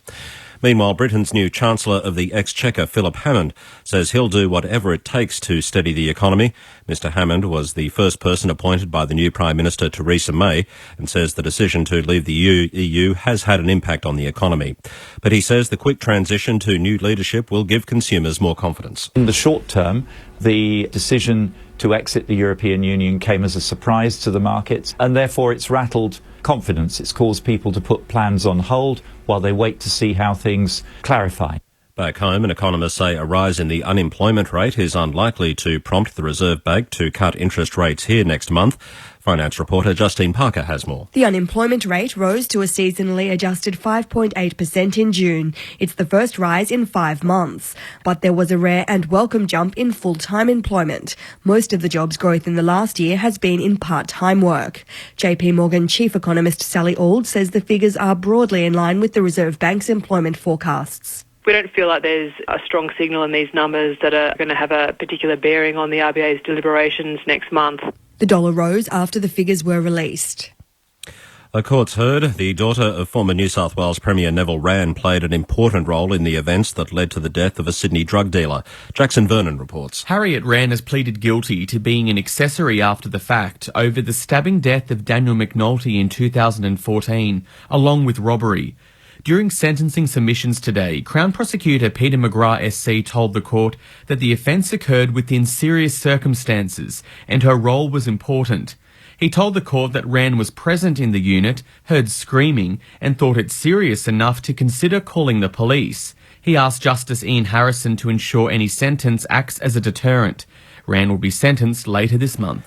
The building contractor John Hollendore will conduct an audit after some ceiling panels at the new Perth Children's Hospital were found to contain asbestos. The panels were supplied by Chinese company Yuanda Australia, which is also accused of supplying asbestos-tainted gaskets in Brisbane. Yuanda Australia has also supplied material for the Fiona Stanley Hospital and the new Perth Stadium. The State Treasury Department's Richard Mann says the government can't yet rule out further contamination. The obvious question is there potential for further contamination in other building components? So John Holland, in the first instance, is undertaking a detailed audit. The state will assess the outcome of that audit with John Holland and determine whether any further investigation is required. The New South Wales Premier Mike Baird is refusing to back down on his decision to close down greyhound racing in the state. Mr Baird has today met with stakeholders and has appointed a Coordinator General to oversee the wind-down of the industry. Mr Baird says while the meeting was productive, he won't be changing his mind. I've heard people talk about this, and the context is this is potentially class warfare, that this is ideology. No, it is nothing more than responding to a chilling report on the basis of animal welfare. The Philippines says China should respect an international ruling that found no legal basis for China's aggressive expansion in the South China Sea. Here's Southeast Asia correspondent Adam Harvey. The Philippines says Foreign Secretary Perfecto Yasay will raise the ruling from The Hague at a leaders' meeting later this week. Chinese Premier Li Keqiang is due to attend the summit in Mongolia. In a statement, the Philippines Foreign Ministry urged both sides to respect the decision of the Permanent Court of Arbitration. Secretary Yasay initially called merely for restraint and sobriety following the ruling. Adam Harvey, ABC News, Manila. A suspected Al-Shabaab militant being held at a police station in Western Kenya has reportedly shot dead at least 4 officers after grabbing a weapon from a guard. Local media say the attacker had been arrested for trying to recruit young people to Al-Shabaab. It's reported police reinforcements are being sent to the station, where a standoff continues. Tomorrow's capital city weather: Brisbane late rain, a top of 19, Sydney sunny 17, Canberra mostly sunny, a top of 13, Melbourne partly cloudy, a top of 15, Hobart possible early showers and 15, Adelaide a mostly sunny day ahead with a top of 14 degrees, a possible late shower forecast for Perth with a top of 21 and mostly sunny in Darwin and 29. This is ABC News. Raf Epstein. Back when this station was called 3LO, Jan Epstein used to do movie reviews on Sunday mornings. Carl Quinn's not able to be with us, so I thought I would invite my mum back to the airwaves. Hi there. Hi, Rafi. Welcome. Thank you. Weekdays from 3. The girl who gets killed very early on in Clever Man. Don't give away too much. No, Clever Man. Clever Man. Okay. No, don't correct your mother. Raf Epstein. Weekdays from 3. On 774 ABC Melbourne. Grandstand AFL. You're with Grandstand. Birchall, who's still forward of halfway. Birchall, he's wanting to get away from Paplin. He does. Now only 65 out. He kicks to the top of the square. Naismith can't mark. Rioli crumbs. Rioli goals. Hawthorn with 2 to start the second term, and Hawthorn is in front. Needs help. Hand passes to DeRay. Kicks the Hawks into the forward pocket. Gunston closes late and he takes the mark. And McVeigh and Rampy stand and look at each other. So he's setting up on the J-curve. Gunston on the left boot. Screws it home for a goal. Expertly. And the Hawks have skipped out to a 10-point lead of their own. He's back to Sinclair. Got tackled. Lost in the tackle. Holding the ball. So again, Hawthorn's tackling pressure rewarded. Lewis has it for Hawthorn. He'll kick into the pocket. Where's Cyril? There he is! Cyril Rioli! Jumping up into the contest and coming down with the ball. Grandstand AFL. On ABC Local Radio and on digital radio ABC Grandstand. Hawthorn by 11 points at half-time this Thursday night at the SCG. 6-4-40 to the Sydney Swans, 4-5-29. In the basketball tonight, the last of the farewell games for the Boomers. At half-time, they lead 40 points to 28 against the Pac-12 team, the college team from the US. Adam White, give us all the numbers to the main break. We're talking about the British Open, Jared, and the beauty of the British Open is how quickly things can change, or the Open Championship. Bubba Watson was leading at 5 under. 10 minutes later, he's 2 under. Dropped 3 shots in 2 holes. Sydney here trailing by 11 points. Hawthorn 6-4-40. The Swans 4-5-29. Overall numbers, Hawthorn 193 disposals to Sydney 179. The marks, we spoke about that before the news. Hawthorn 64 to Sydney 38. Tackles 42-27 Hawthorn's way. Contested possessions, Sydney +8. I'm not sure why we even mentioned those, because Alistair Clarkson reckons they're rubbish. Inside 50s, 29-27 Sydney's way, and clearances 20-18 Sydney's way. Individually for Hawthorn, Sam Mitchell, it doesn't look like it's that same hard tag that he had to endure with Tom Mitchell earlier in the year. Sam Mitchell with 19 disposals to half-time and 3 clearances. Josh Gibson, 17 disposals and 6 marks. Lewis, 14 with 5 contested possessions and 2 clearances. Birchall, 13. Puopolo, 13 and a goal. Isaac Smith, 12. Brad Hill, 10. And Jack Gunston, 10 with 2 goals. For Sydney, Luke Parker, who started the game so strongly, has continued on. He's got 20 disposals to half-time, including 13 contested possessions, 3 inside 50s and 10 clearances in a half. That's a massive number. Josh Kennedy, 17 with 4 clearances. Tom Mitchell, 16, made up of 3 kicks and 13 handballs. Jared McVeigh, 13. Lance Franklin, no goals, 11 disposals. He's played pretty well, 6 inside 50s, but no goals. And Dane Rampy, 10. Dan Hanbury, 9. Now, I want to ask, we've got one of the AFL senior coaches in the box, Leon Cameron. The discussion about contested ball, how important is it? Or is that too simplistic to say contested ball? Probably it is, I think, Whitey. I think there's so many things that add up, and you know, obviously, Clarko come out this week and said, we know that we don't win contested ball, but their tackle count and their pressure count is clearly ranked in the top 3. So you're sort of working out, well, how do they win contested ball if they're actually tackling? But I think that so many statistics each side will value more than others. For example, us this year, we've come off a young side that's been poor at contested ball and probably hasn't been able to compete against the regularly every week. Whereas we say we've got to win contested ball because it's about the spirit of the footy club at the moment. You put your head over the footy and earn your stripes. Now, that's not always going to add up for us to win. We could come off the ground and say we've won contested ball, we've won clearances. Mostly this year it has helped us, but there's clearly some times in quarters where we could win that, but burn the ball or structurally haven't set up well, and that could still cost you. So I think it still stands a test of time in terms of, you probably win 6.5 out of 10 games. Hawthorn's quite unique because they do so many other things so well. I'd probably say the biggest statistic, which Hawthorn is probably number 1 or 2 in, is turnovers in the front half of the ground.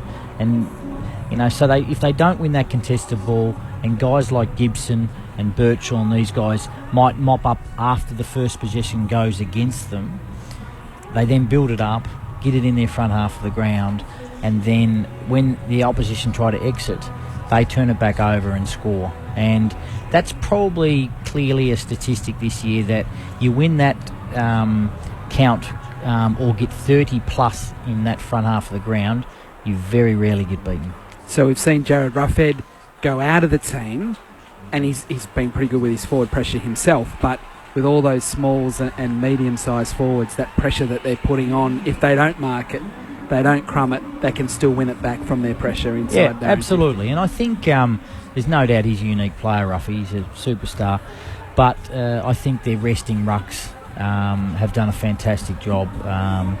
McAvoy, Segler, bring the ball to the ground for those 3 or 4 guys that can put an enormous amount of pressure on. But it's just not those small guys. I think everyone just thinks it's those guys because they're at the front of everyone's mind. Yeah.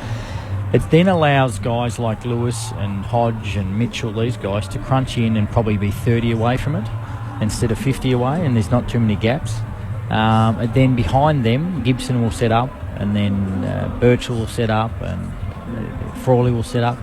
And so when it's actually quite daunting as a backline player from the opposition, then thinking, how am I going to exit out of here? And normally you rushed and throw it on your boot.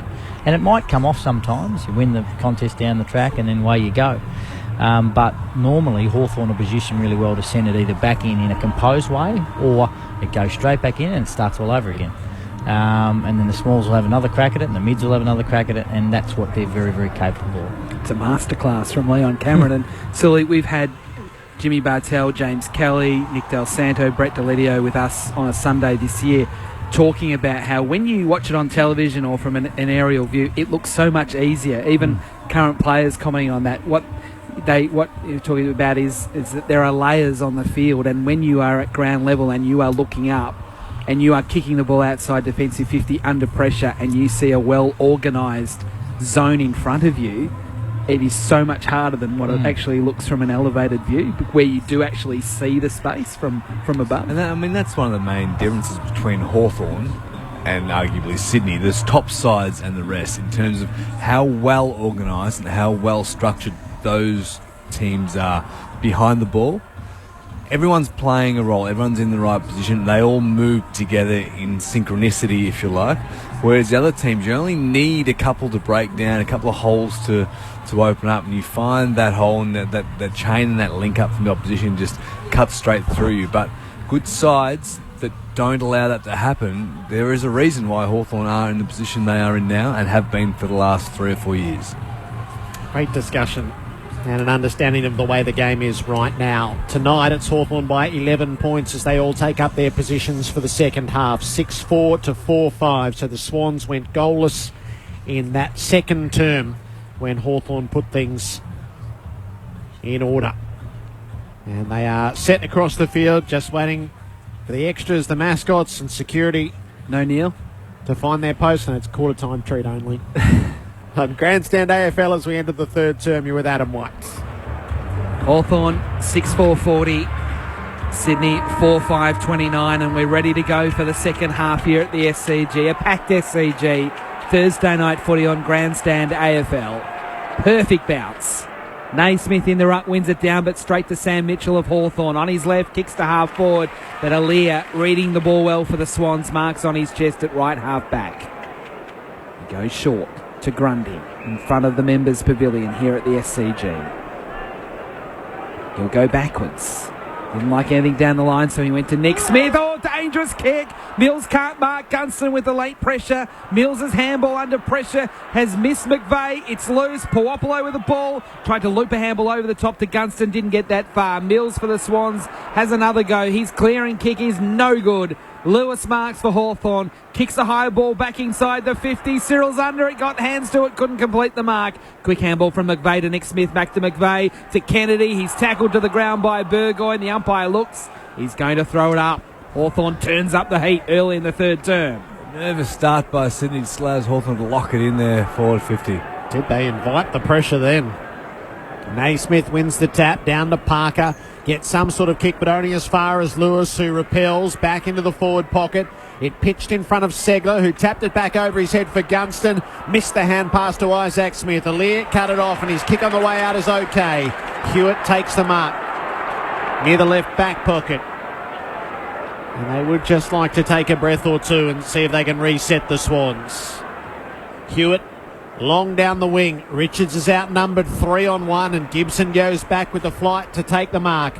Brings it inboard to Stratton. Hand passes it into the centre square for Hill. He works it across to Birchall. The Hawks build now through the square. Isaac Smith, the half volley. He kept it out in front of him. It was a good play. Off to Whitecross. Wants to feed it on to Hill. Can get it up over the top to McAvoy. Hill goes past. Receives it again. Kicks inside the 50. It wasn't absolutely fluent, and Mills comes out to intercept. He kicks quickly to Franklin, back part of the square. He looks up. There's not a lot of Swans players ahead of him, so he has to be patient. He puts his hands in the air and says, come on, give me something, someone, please.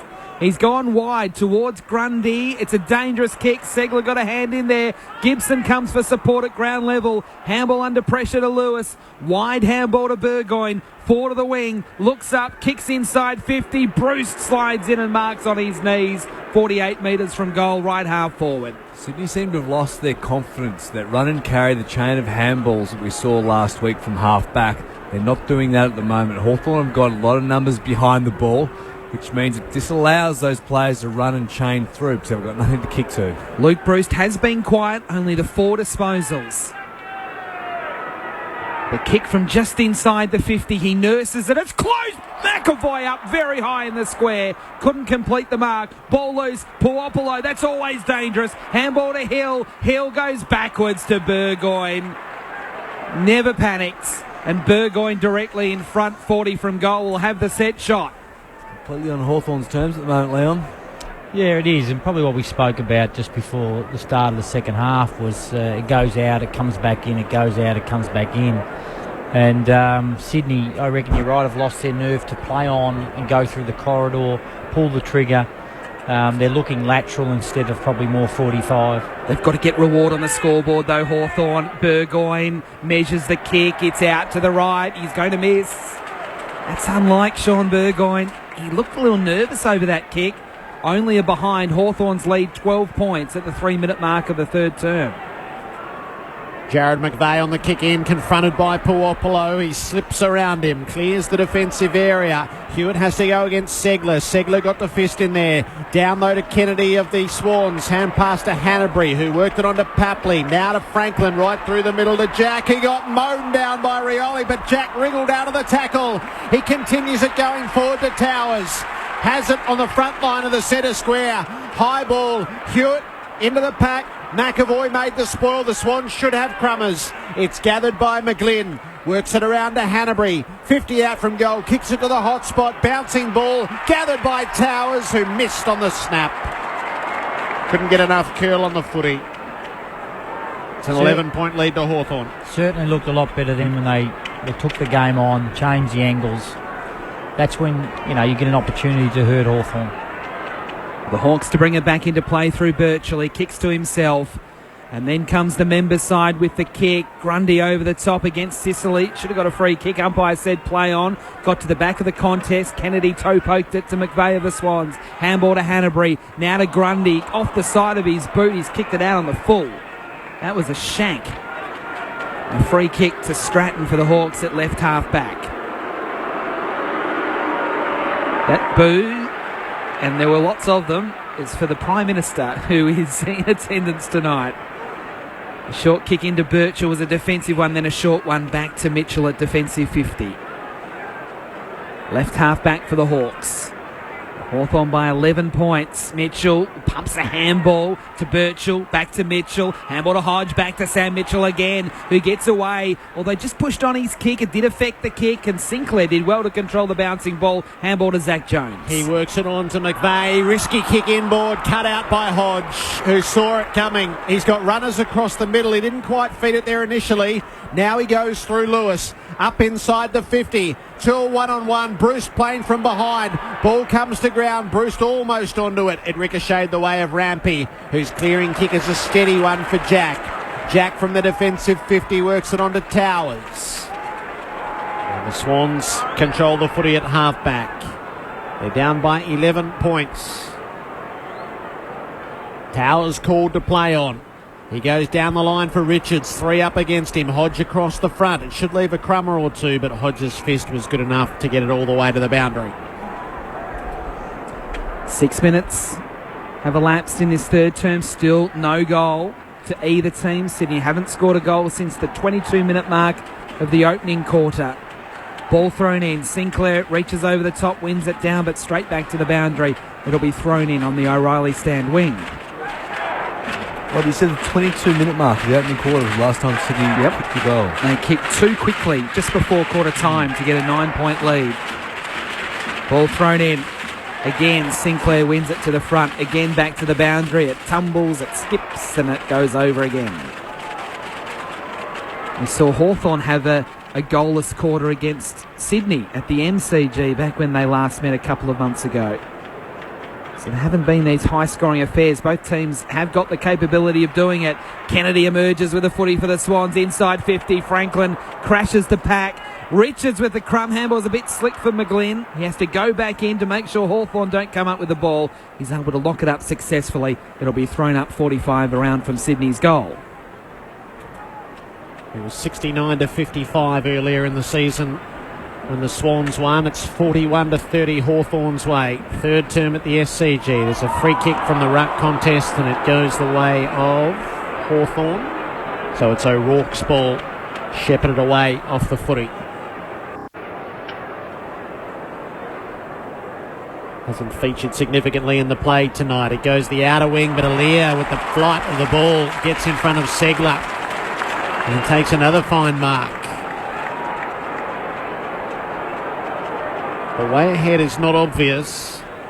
He kicks the half forward. Kennedy flies against Stratton. Off hands underneath. McGlynn works it up inside the 50 for the Swans. Spinning out of trouble was Papley. He got the hand pass away to Sinclair, who kicked it to the hot spot. Whitecross got back and did enough to be paid the mark. He's not playing like a player that is playing his first AFL game for 400 days. He's gone wide to Gibson, who then just goes in short. He just looks so composed. Whitecross. As it goes to Brand, to Duray, who gets hit hard as he marked the ball by Zach Jones, but no 50. And Duray goes back to fullback on the bounce to Gibson.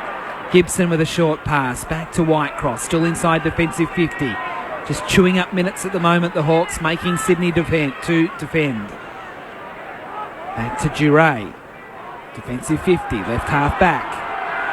Wanting a shepherd on the mark from Litherland, and it was a good shepherd. Jones went down. The long kick towards the wing. Segler got a hand to it, couldn't mark. Roving the ball is Burgoyne, who runs away from Smith and then goes inboard with a handball to Mitchell, whose kick is smothered by Jack. It ricochets out of play for a throw-in. That was good defensive work there by the Swans. Hawthorn looked out, coming down the members' wing. It didn't happen. 11 points, Hawthorn's lead. 9 played, third term. Real stalemate at the moment. Just need someone to break the game open. Goalless minutes at the start of this half. Tom Mitchell got it from the stoppage through Hanbury and Parker, who turns and works it down the wing. Brand had the chance to cut it off for Hawthorn. Birchall in there as well. Sam Mitchell happy to take it across the boundary. That's a play right there. Sydney were prepared to pull the trigger on the first quarter. But right there, through the middle, they stopped and propped and came back down the skinny side again. They need to hold their nerve and keep looking to the middle of the ground. Brad Sewell with Leon Cameron on Grandstand AFL. At the throw-in, Sinclair knocked it down to Kennedy. Off to Hanbury and then to Tom Mitchell. So the prime movers all involved for the Swans. The kick is for Naismith. Spoil made on him. It's got to be one at the drop. Kennedy does. His hand pass out the back though. He was off balance and it fell in short. Lloyd took possession. Rioli took hold of him and the umpire to ball it up on the logo at the wing. It's amazing how different Naismith looks. As I said, he's gone from looking like a Viking to an accountant. As the ball gets thrown up, a very tall accountant. Kieran Jack emerges with the ball here. Front right corner of the square, kicking up towards Franklin. Oh, he got hands to it again. He couldn't complete the mark. Ball, though, still a chance here for the Swans with Papley. It's close. It's good enough. And the Swans break their goal drought. And because Hawthorn haven't capitalised from their dominance, the difference is only 5 points. Hawthorn 6-5-41, Sydney 5-6-36. We've played 11 minutes in the third term. Yeah, what are you thinking about Bud?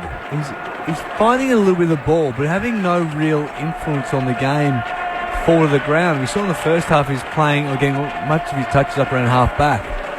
Yeah, I suppose the advantage of what happened there, he did jump at the footy, and Papley again came into it from him. 2 went to Franklin. Papley picks up, hits the scoreboard. So I think that's the sort of impact he's having. There's no doubt he wants to hit the scoreboard, but he's bringing other players into the game. Hawks by 5. Naismith wins the tap. There's nothing further to report. It went into a stalemate. David Mark.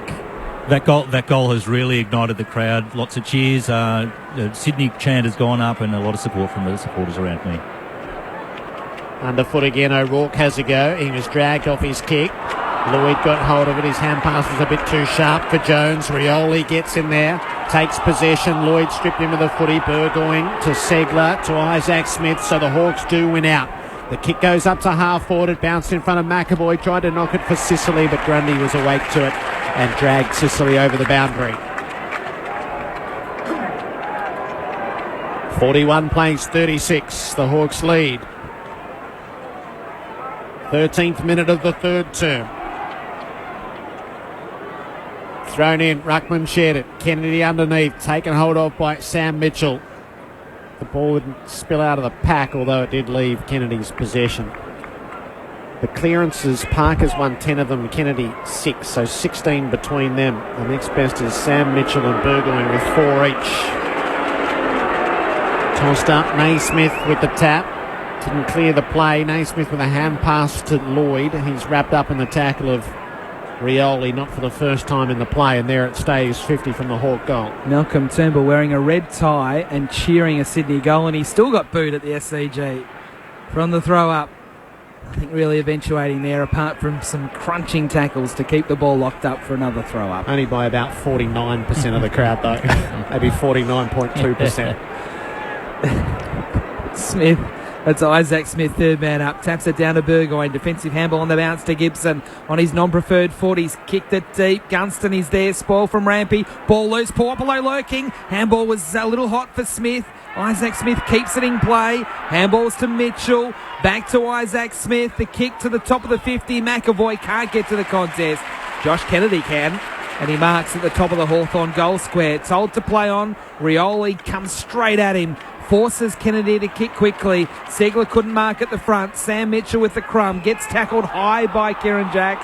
A free kick to Sam Mitchell in front of the members' pavilion. A lot of heavy lifting being done at the moment. Sam Mitchell chips the kick up to half forward for Gunston. He's too far out to score himself, although he thinks he can pump it near side through for a behind. It feels like a wasted setup. It's a behind. Their lead is 6 points, the Hawks. Hawthorn with only 2 behinds in this term. They are in front by 6 points, the Hawks. Short kick into play to Tom Mitchell. He's told to play on. He's going to go wide, and Rampy marks as Puopolo came late. Deep in the left back pocket is Dane Rampy. So good last week against the Cats. Rampy goes long down the line. Naismith in front. Spoil from Hodge. Straight to Tom Mitchell, who handballs it on quickly. Rowan got a bad bounce. It's on the wing. Hodge dives in. Ball spits out. Good work from McAvoy. He collected the ball. Somehow got boot to ball, but only to Josh Kennedy, who gets immediately tackled. Loses it. Naismith has a go. It was lumbering, and I'm being kind. It's still in the middle, though, and Lloyd got tackled off the kick. Sicily goes in. He's ragdolled to the ground. McAvoy with a loose ball for the Hawks. Pumps out a wide handball to Whitecross. Over the top to Burgoyne. Now the space. Burgoyne will kick deep into the pocket. Cyril's there. He gets knocked down. He'll get a free kick. No, it's going against him.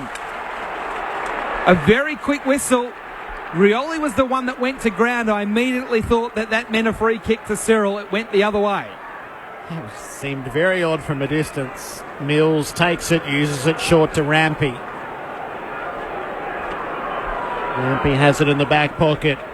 He'll kick for distance. Get some territorial reprieve. Richards into the pack. It comes to ground. Parker took the crumb off to Papley, up to Tom Mitchell, back to Parker, striding up ahead of the play. Papley tripped him up, brought him down, but it still ends up with McGlynn, who turns and kicks it to Rowan, who's had that space 40 metres out from goal numerous times tonight.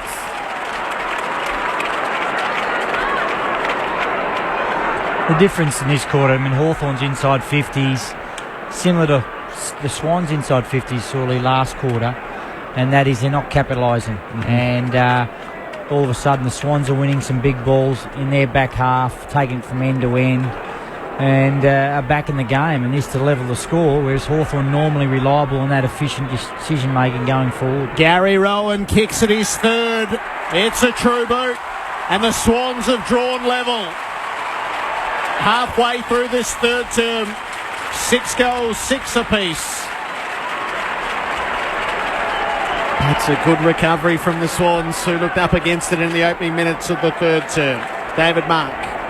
Kieran Jack hobbled off the ground a few minutes ago. He had a problem with the outside of his right knee. The doctors have been applying some ice, and they've just bandaged it up now. So he's still actually hobbling a bit, so we'll keep an eye on him and see if he can get back on the ground. It can't get any closer. The top two teams in the competition going head-to-head at 6-6-42 apiece at the 17-minute mark of the third term in what has been a real arm wrestle. We're back in the middle. Another perfect bounce. Segler jumps into Naismith. It comes back to Naismith, immediately dispossessed. Trying to burst through was Bruce. He successfully got a handball to Rioli, who spreads away from the congestion to Hill, who ran straight back into the congestion. Got a handball away. Segler got a good handball to Rioli. Spirals the ball into the 50. Ball loose at the back. Grundy first there for Sydney. Gets tackled by Puopolo. Got his boot to ball. Lewis underneath it. Couldn't mark. Hill is dangerous. Got a handball to Rioli. Handball to Gunston on his left. Swings it towards goal. It misses to the left. A behind that gives Hawthorn the lead. 43-42, nearly 18 played third term. 2 goals, 2 for Gunston. Kick in is short and sharp. It's okay as it reaches Hanbury. A 50-metre penalty. Perhaps on the east-west line. With Isaac Smith working the mark a bit too intently. Hanbury from half-back. He's gone for Tom Mitchell. Lewis got a hand in to disrupt the play. He has the footy. Rowan has him dragged to ground. They sit on him. The ball spills out. Tom Mitchell with a hand pass out the back. Lloyd is wrapped up with it by Isaac Smith. The umpire to ball it up in the centre square. Hawthorn half-backs aren't as creative. They're not as in the game as much as they were in that second quarter, sorry. Sinclair against Segler. Give it to Segler, but it wasn't to advantage. Parker works underneath. Ball disappeared. Umpire to ball it up again. Inside the centre square, the O'Reilly stand side of the ground. Ball thrown up. Naismith wins it down to Parker. Handball to Tom Mitchell, to Hanbury, to McGlynn. A bit of space to kick towards Buddy. Waited for it to bounce. Got tackled. Got free. Handball straight to Duray of Hawthorn, who handballs to Hill. Wide handball to Birchall at defensive 50. Threads through the traffic. Handballs to Frawley. Frawley a high kick to the wing. Gunston against Allaire. Oh, Allaire did well, but there's a hold. He gave away a free kick before he took the mark. So Gunston on the wing. pokes a pass towards Bruce. Canterbury with the spoil, over for a throw-in between wing and half forward left for the Hawks. And played 19 minutes now in the third term. Hawthorn's lead a point. Free kick's 13-3 in favour of the Hawks. For the game. Yep. Just a comment, nothing more. Jared Sinclair wins it to the front.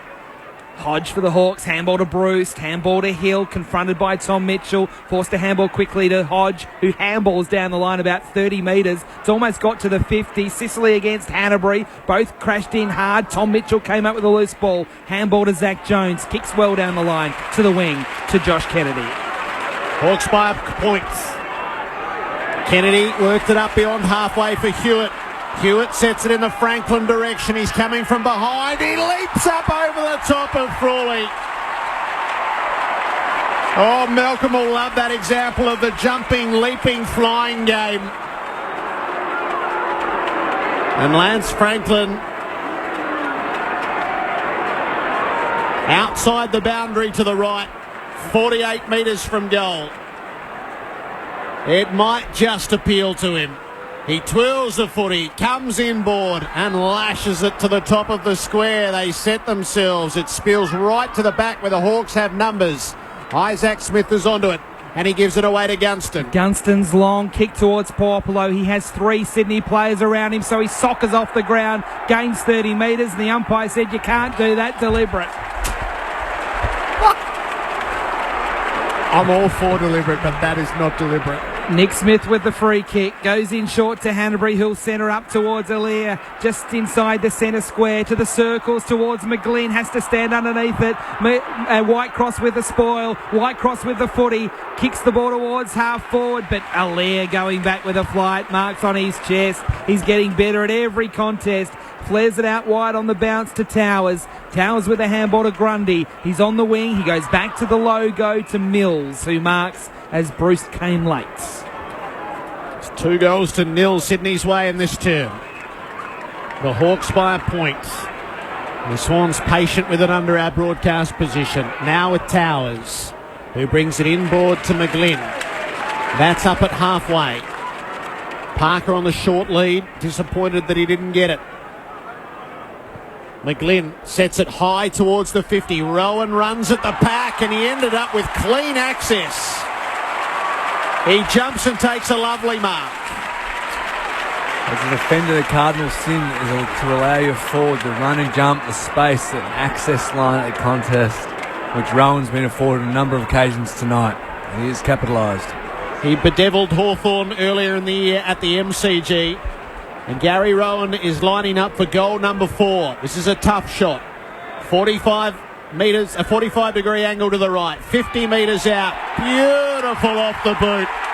Gary Rowan made it look so simple. He celebrates with the crowd.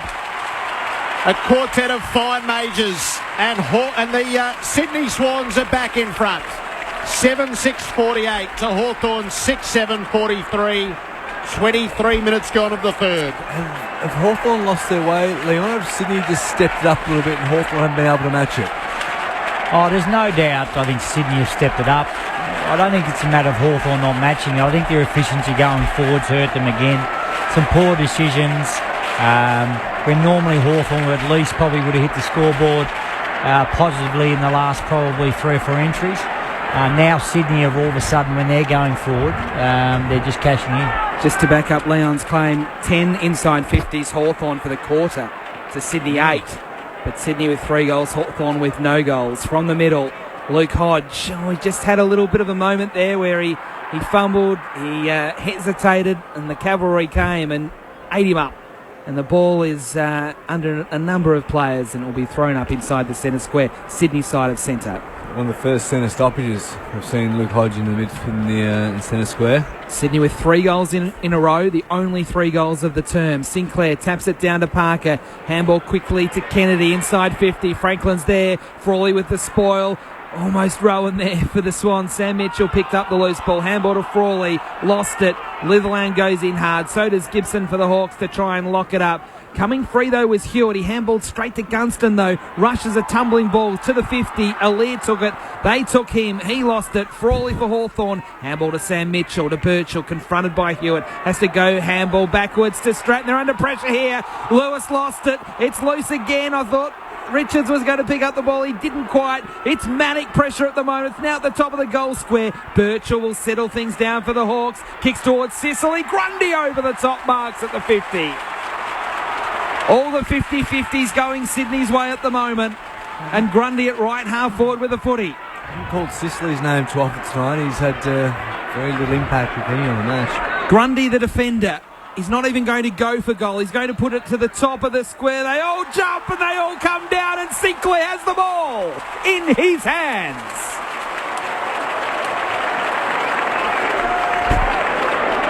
You're right, Sully. I think, Grundy's done a terrific job probably playing on Sicily, using his body really, really well. With that 10, 12 years of experience to a third-year player. Callum Sinclair from just outside the goal square in the left forward pocket drives Sydney's fourth goal through for the term. And the Swans make their move.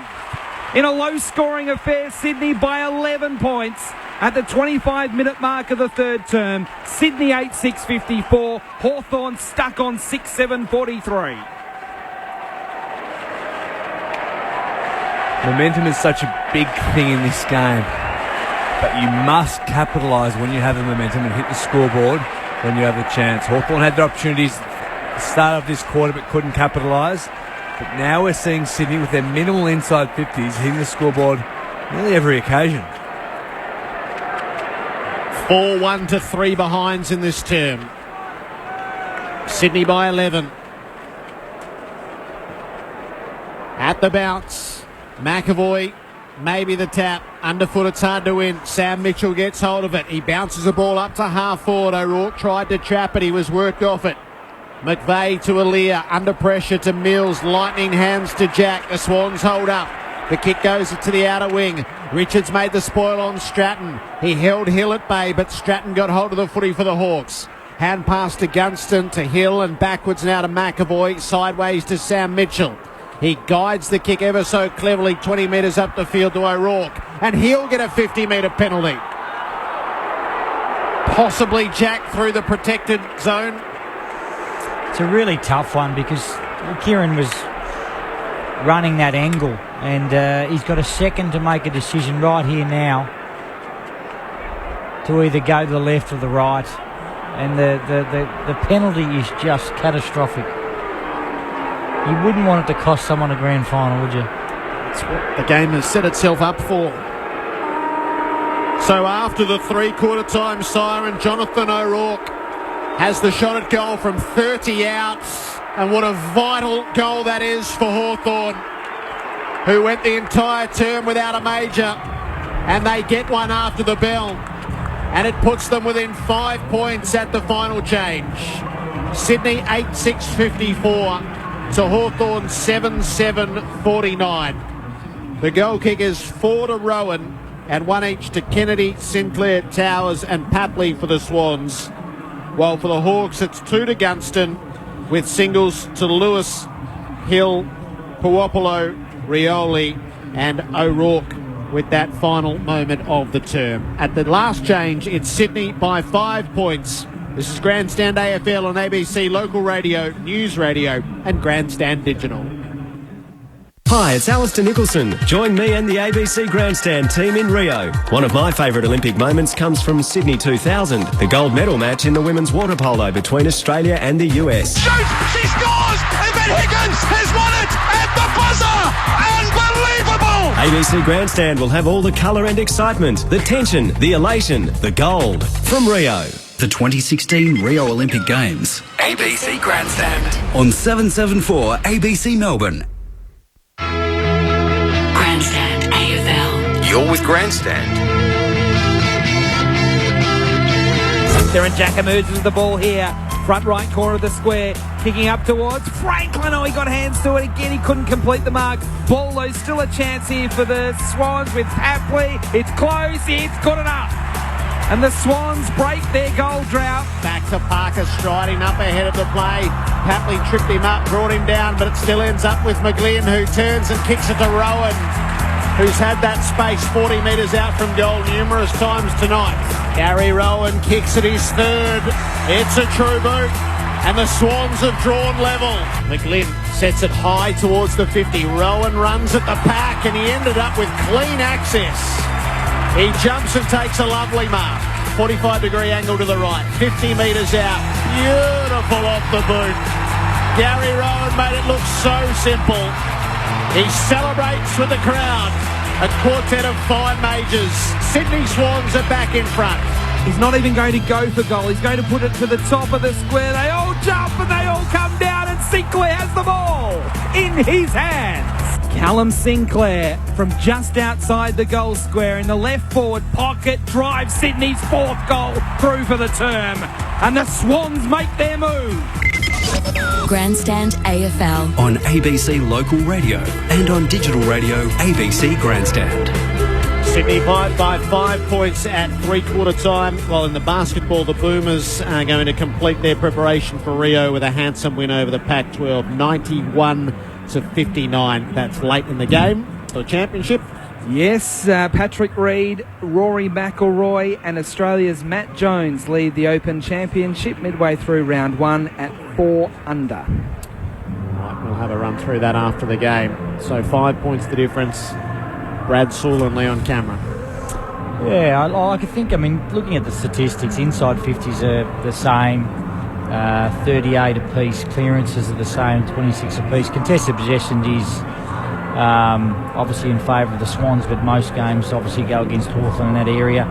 Disposals in front of the Hawks, but if it goes by the script, you'd think that Hawthorn would probably kick their 3 or 4 and get up and win. The double 6-day break that the Swans have had will be telling. They are a tough, mentally really good side that can grind through this, so if anyone's going to do it, the Swans will do it. But for mine, I think when the ball's going forward for the Hawks, they are not getting that result like they had in the second quarter. The bobbling ball, the efficiency from Rioli and Bruce is not happening at the moment. That needs to change, and they need to make sure that they make some good decisions going forward. Whereas the Swans up the other end, the back end of that last 10 or 12 minutes, when they would go forward, they'd make some serious play in the air with Sinclair and Gary Rowan, as you alluded to before, Sawley. He's just got a magnificent time at his marking at the moment. But if Hawthorn choose not to body him up, he could be the difference in the end. Yeah, he could be. You talk about efficiency, Leon. One of the most important aspects of this game for mine is the Hawthorn half-forward line, which is where Sydney liked to launch their forward attacks from. If Sydney allowed a couple of loose handballs and allowed out and allowed to switch the ball into the middle of the ground, they look so dangerous. They run up, link and carry, and then their forward entries is what makes them such a dangerous side. Now, it'd be interesting to see whether the consecutive 6-day break does become a factor and they run out of legs and their ability to run and carry. They have to keep their nerve and keep backing themselves, take some of those risks through the middle part of the ground. Conversely, if Hawthorn can't apply pressure during that space, during that area, the ball will get flicked out. If they can, that then allows them those in-out entries that you've been talking about, and that pressure builds up and it builds up and it builds up. And it may not work for them the first, second, third time, but it will eventually. The longer they can lock it in their forward half, their forward 50, they will hit the scoreboard at some stage, and then it becomes a game of nerve. Yeah. Which side is prepared to hold theirs for the longest and back themselves in? Yeah, absolutely. And it's quite the examination for a group of young men on both sides. There are Warriors who know this circumstance well. They know it against each other. But the support cast tonight is one of the most intriguing parts as they set up in round 17 for something more when they inevitably meet later on in the season. The Swans by 5 points with players all in their positions. The game high now, Sam Mitchell with 30 disposals. Luke Parker has 27. Tom Mitchell 24, Kennedy 24 and McVeigh 19. While for the Hawks after Sam Mitchell it's Gibson 22, Birchall 20 and Hill 19. It's nothing less than was anticipated. A mighty struggle between two Goliaths. And now to settle it in this final half hour. Segler wins the opening tap, batted it forward for the Hawks. It rolls up near Whitecross. He fumbled possession by the time he had it. Mills had hold of him. McVeigh paddles it forward for the Swans. Towers gets hold of it. High in the Franklin direction. Got there at the peak of the flight, couldn't hang on. Richards off the ground. No, across the face of goal. All the way across the face of goal. It'll be thrown in. 5 from the behind post. He's had 8 disposals, Ted Richards. Playing for the second week running as a forward. At the throw-in, Naismith knocks it out the back, hoping for Kennedy, or Rowan would have done. Hanbury gets over the ball. He's tackled. The pack forms. It's 20 out from goal. Goals have been hard to come by at the Bradman stand end.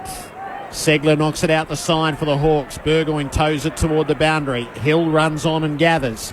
Hand passes up the line. Kick close against the boundary. Not a bad effort from Bruce to gain territory, but Grundy is onto the bouncing ball. He pumps the handball to Rampy, who's kicked it out of bounds on the full. I thought for a moment we were going to get a mark.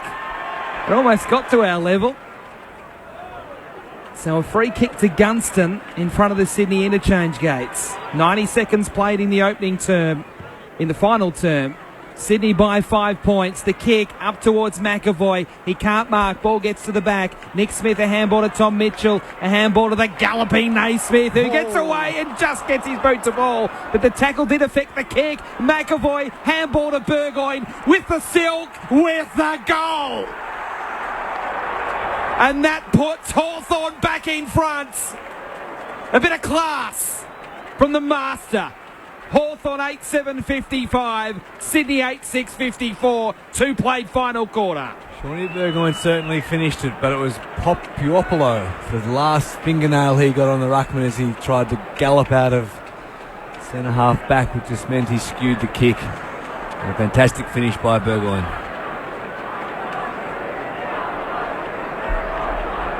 The Hawks hit the Swans hard at the start of the second term.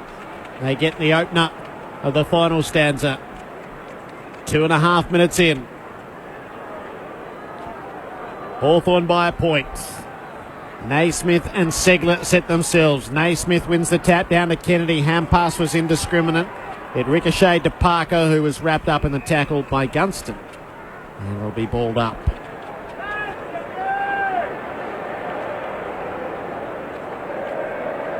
Ruckman get into each other. Segler again knocks it forward, but Hanbury's onto it. He ran into Isaac Smith. He was dispossessed, and that's holding the ball. Isaac Smith wants to get it on. He's got numbers breaking for him across half forward. Duray takes the mark. 2 kicks out from goal. Into the pocket. Hill or Rioli. Hill across the front. Hasn't been absolutely reliable around goal, though, tonight. 1-2 and one that didn't score. He might try the J-curve this time rather than the drop punt, because that angle against the boundary on the left has been no good to him. Hill runs around. He kicks at the goal front. That's no good either. It's all the way across the face of goal and out on the full. Stays a 1-point ball game Hawthorn's way. Not sure the boundary umpire and the goal umpire were working together there. They both looked at each other before coming to a decision. Rampy with the free kick for the Swans. Penetrates long outside defensive 50. Richards crashes the pack. Papley with the crumbs. Couldn't get a handle on the footy. Franklin comes in. He loses it. Tom Mitchell didn't. Handball to Jack. Good tackle there from Burgoyne. Still a Sydney ball. McGlean handball to Tom Mitchell. Through Papley. Isaac Smith intercepts. Can't keep it in play. It'll be thrown in on the wing. Sydney could have been out a number of occasions there running in waves, but Hawthorn just managed to get a hand on it and slow up that passage of play. 4 minutes played final quarter here at the SCG on a Thursday night. Hawthorn's lead is 1 point. Ball thrown in. It's a flat throw in. Segler knocks it down. It comes back to Sinclair. Loops the handball to McGlean. Tried to knock it on to Hewitt. He beat one tackle, not the second. Dropped the ball. No free kick. Hewitt goes again. Loses it. The pressure is immense at the moment. The ball will be thrown up just forward of the wing, nearly at half forward left. So surely Hawthorn often do this in the last quarter. They send Isaac Smith up as an extra on baller, and they concede one spare. So they have an extra around the stoppage here. Now Isaac's not going to win it inside, but he's going to win it outside. The tackle that he had, he was the spare there, and there's numerical dropped off. It'll be interesting to see who wins this battle. So Aaliyah's the spare man back for the Swans in the setup. Hawthorn by a point. It went from a throw into a boundary throw in.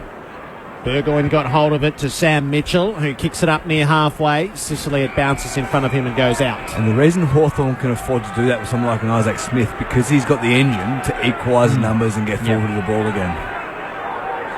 So it's back on the Swans to see if they send someone up now. At the throw-in, Segler front position, down to Sam Mitchell, who scrounges for it. Kennedy almost beat him. It stays in dispute. Segler and Kennedy and McGlynn are all there. Segler moved the pack a bit, and it'll be balled up again. Swans fans are feeling every one of the 10 difference in free kicks that have been paid. Segler down to Burgoyne, hand pass to Hill, works it up to Isaac Smith. He trickles the kick around the boundary. O'Rourke handled it well. Hand pass to Hill, had to wedge the kick out. Didn't do a bad job, but Aaliyah's up to meet it. Sicily had him in the tackle. He got it away. Sinclair to Hanbury, who got run down. Firm stuff from Burgoyne, but Jack got onto the spilled footy. Kicked around the wing. Rowan got met with seemingly unfairly. No free kick. Segler gathers, kicks it against the boundary. Over the boundary on the bounce. David, I was going to say, so you took...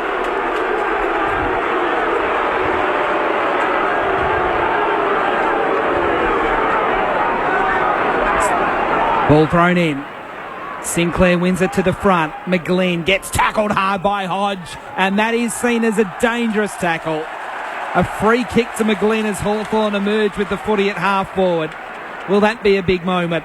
McGlynn inboard, a short pass to Lloyd, still defensive side of the wing. We've reached 7 minutes in the final term with Hawthorn's lead only a point. Lloyd into the centre square with a short pass to Tom Mitchell. Lloyd wants it back. Tom Mitchell didn't like that option. He settles. He waits. He looks for some leads forward. He's going to kick to the 50. He wants Sinclair against Segler. Segler the spoil. Papley with the crumbs. Shrugs the tackle. Still Papley. Handballs to Lloyd on the bounce under pressure. Litherland came in. Got a spoil in there. The ball jars out. Parker from 40. Got a good piece of it. Got a very good piece of it. Sydney back in front. Luke Parker with his 28th disposal of the night puts Sydney in front by 5 points. The Swans 9-6-60, Hawthorn 8-7-55. It's interesting, Leon, looking at the strategy as a coach, of course. That spare player comes up, then you look back and recognise the positioning of the Sydney defensive spare. Yeah.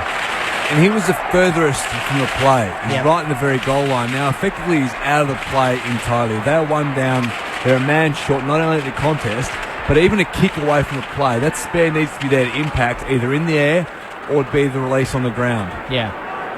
Swans by 5. Bounced back in the middle. Tap was won by McAvoy. Andy will win the clearance. Hand pass to Lewis. Off to Sam Mitchell. Kicks the Hawks wide into the 50. Sicily out positioned by Grundy, but Grundy can't take the mark. O'Rourke is onto the crumb. Centering ball for Rioli. It carried him. Taken on the bounce by Bruce, who stepped out of the pack, snapped and missed by a fair margin. It's through for a behind. The Hawks are down by 4. Rioli, Bruce were both there inside 50, both looking dangerous, but only a behind was the result. McVeigh kicks to himself, then goes long. Richards jumped early, couldn't take the mark. Brand, handball, missed where he was going. And Tom Mitchell onto the loose ball for the Swans. 2 bounces, kicks up towards Rowan, who meets it on the bounce, 70 from goal. Flat kick, deep into the pocket. Franklin, he couldn't get there on the full. Mopping up his Litherland, wanting the sanctuary of the boundary, and he's been called deliberate! And Lance Franklin, or will it be Papley? It will be Papley to get the free kick. Only 10 metres out, 15 metres out, very deep in the right forward pocket. He's going to open the angle, waste no time, and kick right across the face. McAvoy there and Sinclair. There's a hold, a free kick. It's a Hawthorn free kick to McAvoy.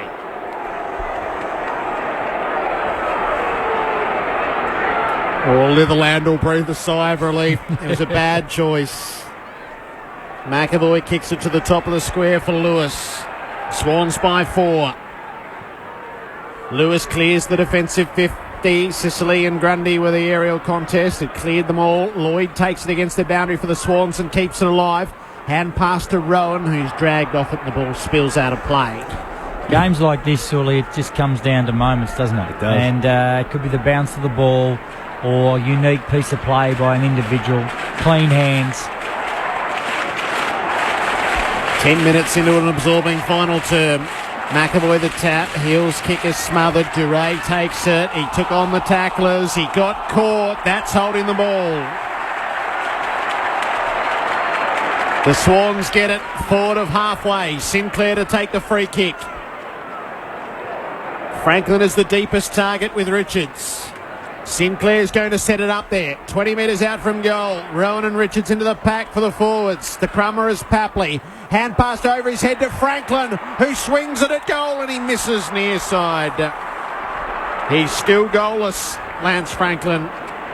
His couple of scores are both behind. Sydney by 5 at the 11-minute mark. Funny you say that, Leon, though. The expectation is that every player is in the right position doing the right thing. You only need one person to break down in a close game like this for it to be the difference.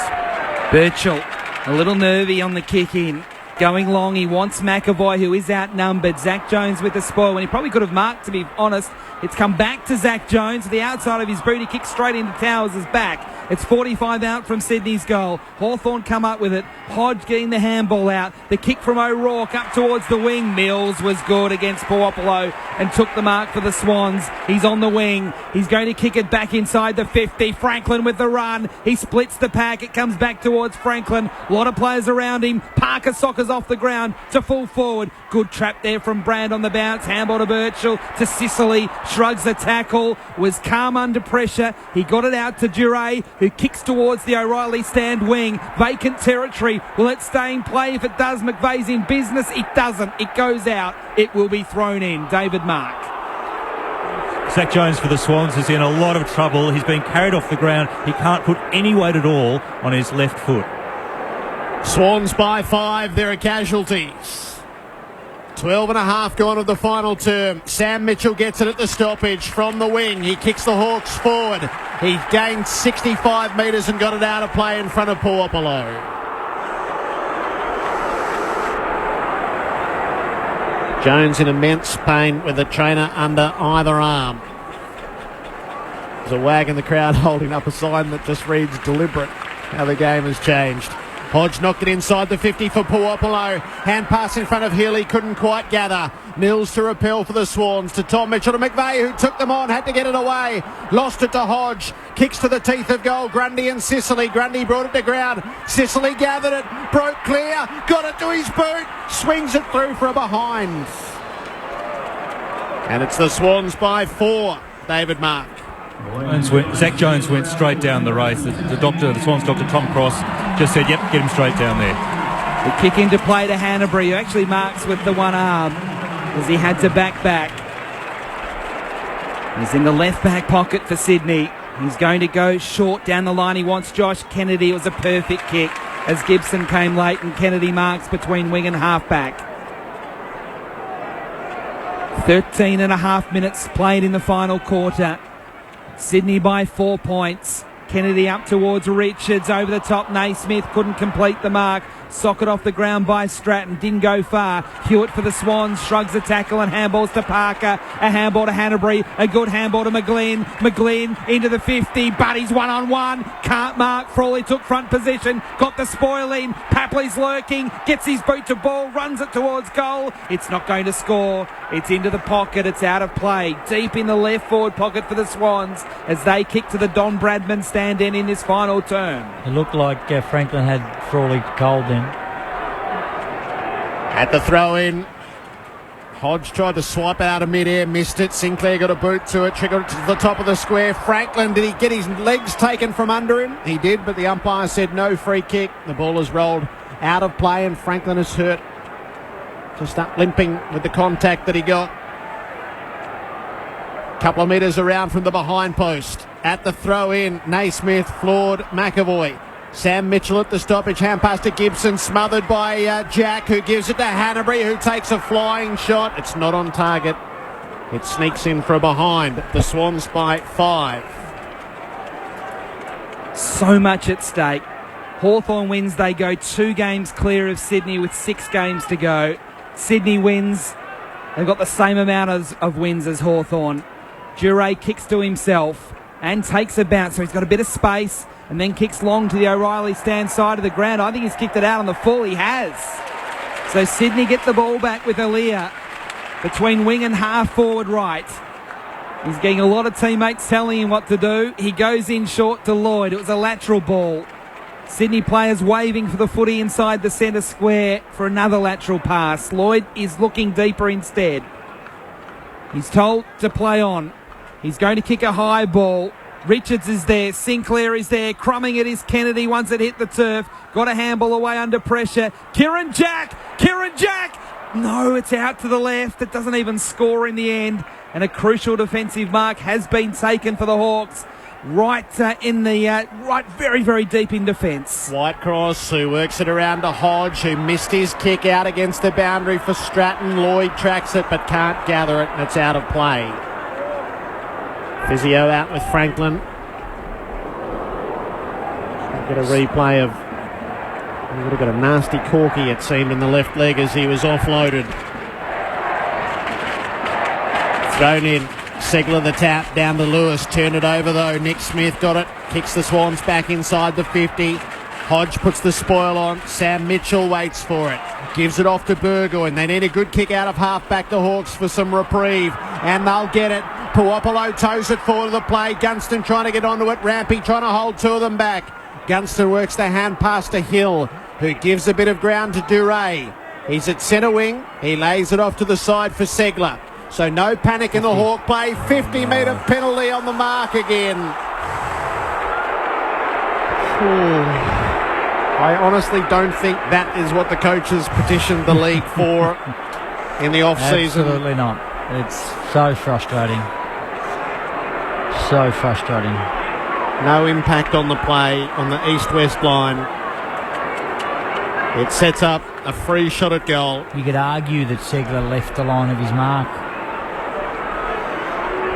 So it went missing in action for 4 weeks, this tending of the mark. It came back with a vengeance last week. We've seen 4 or 5 of them tonight. A couple have resulted in goals. The Hawks got one after the three-quarter time siren. Now Jonathan Segler to put them back in front. 40 out. He delivers the goods. The Hawks make the most of their luck. 1 point leaders. Beyond the halfway mark of this final term.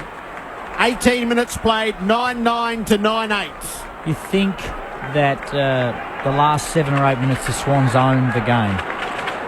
But we thought that in the first 7 or 8 minutes of the third quarter for the Hawks.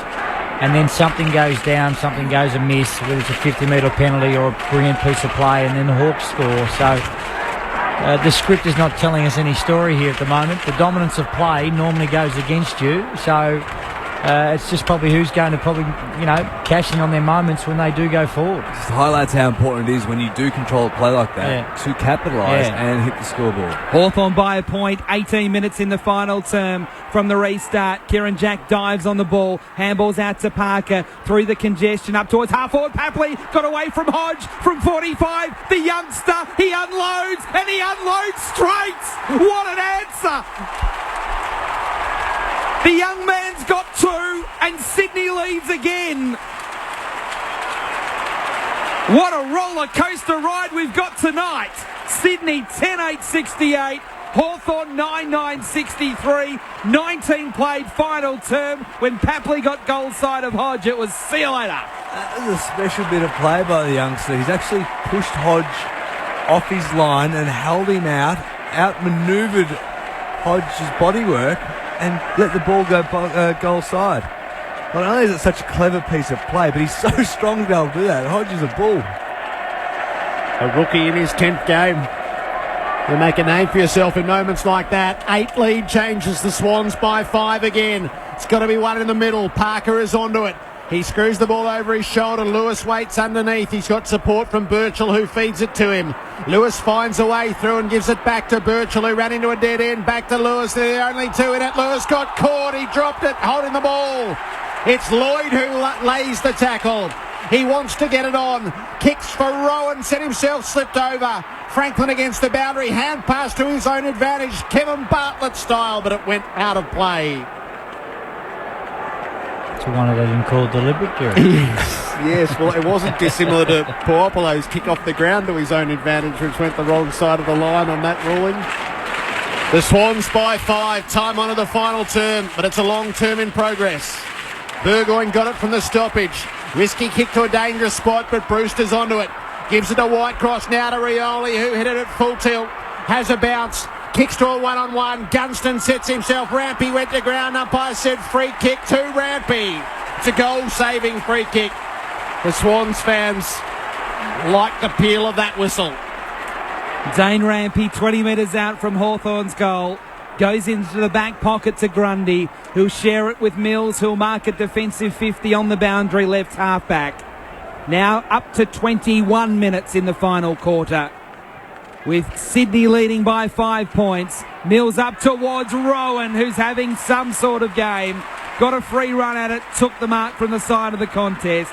Defensive wing, a high kick from Rowan. Franklin is under it at the 50. He goes against Hodge. Hodge with a spoil, but Kieran Jack with the rove. He gives the handball to Parker. Defensive handball to Sinclair. Kick smothered. Violently ricochets out to Segler. He's well tackled at Sydney's 50. It'll be thrown up left half forward for the Swans.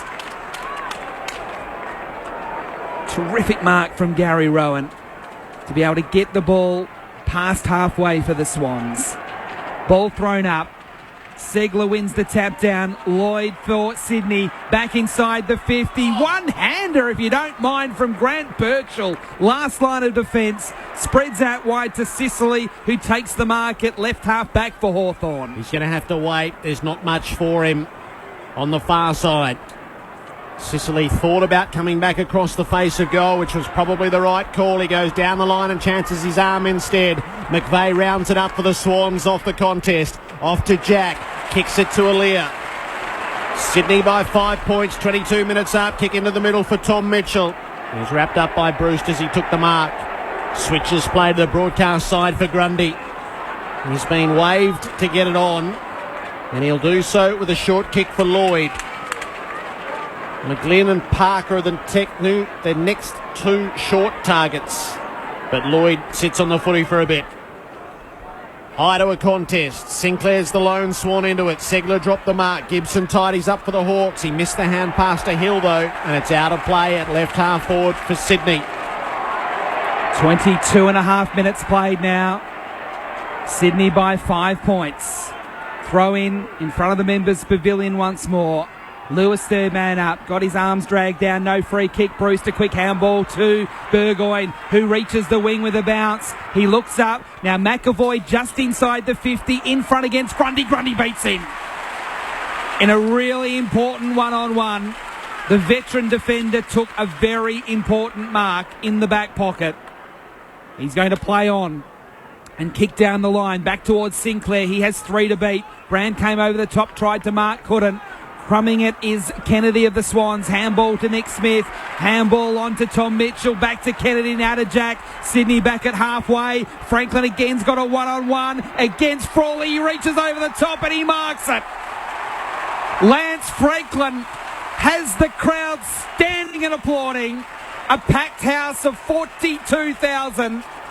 He's playing against his old side and he has a chance to put Sydney up by 11 points. He's 48 metres out from goal.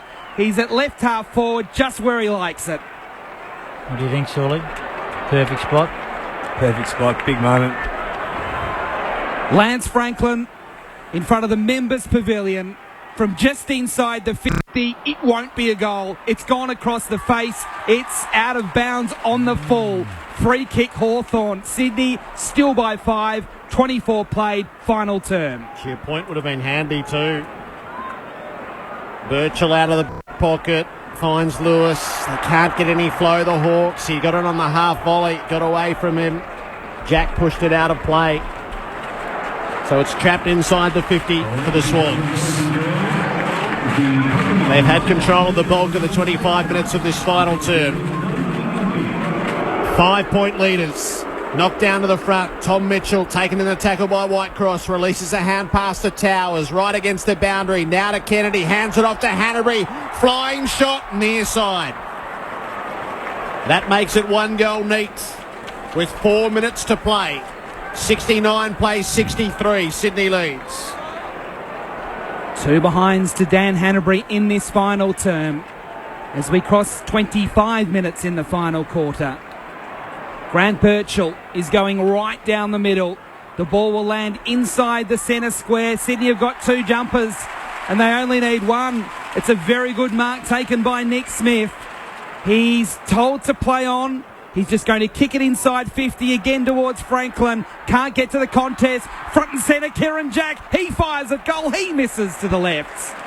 But that lead is 7 points. Hawthorn must score twice just to tie. 25 and a half minutes played, final quarter. It is Sydney 70, Hawthorn 63. Top spot up for grabs. The Hawks haven't been forward for a prolonged period of time. Birchall kicks it into Hill, who tucks it under the arm, decides a bit of dash is in order. He outruns Tom Mitchell, ran his full measure after the bounce, gave it off to Lewis, kicks the Hawks to the 50. Hanbury dropped the mark, but he might be quickest to recover. No, Stratton beat him to it, bashed it out to Burgoyne, set sail for home. A fine and mighty goal. They do come up with the answer, the Hawks. Burgoyne with his second of the final term, and they are 1 point adrift with 3 and a bit minutes to play. It's taking us to the wire. How good was Hilly's run and carry, the courage to take on Mitchell there, get it out of the back and into the space, and Burgoyne just finds a way, doesn't he? He does. It's like a set play. Hawthorn, obviously, they tried down the middle, and then they know, well, that didn't work. Let's give as much space to Hill or Smith as possible, so they can run and carry. As the Swans put numbers back, 1, 2, 3, 4, 5, 6, 7.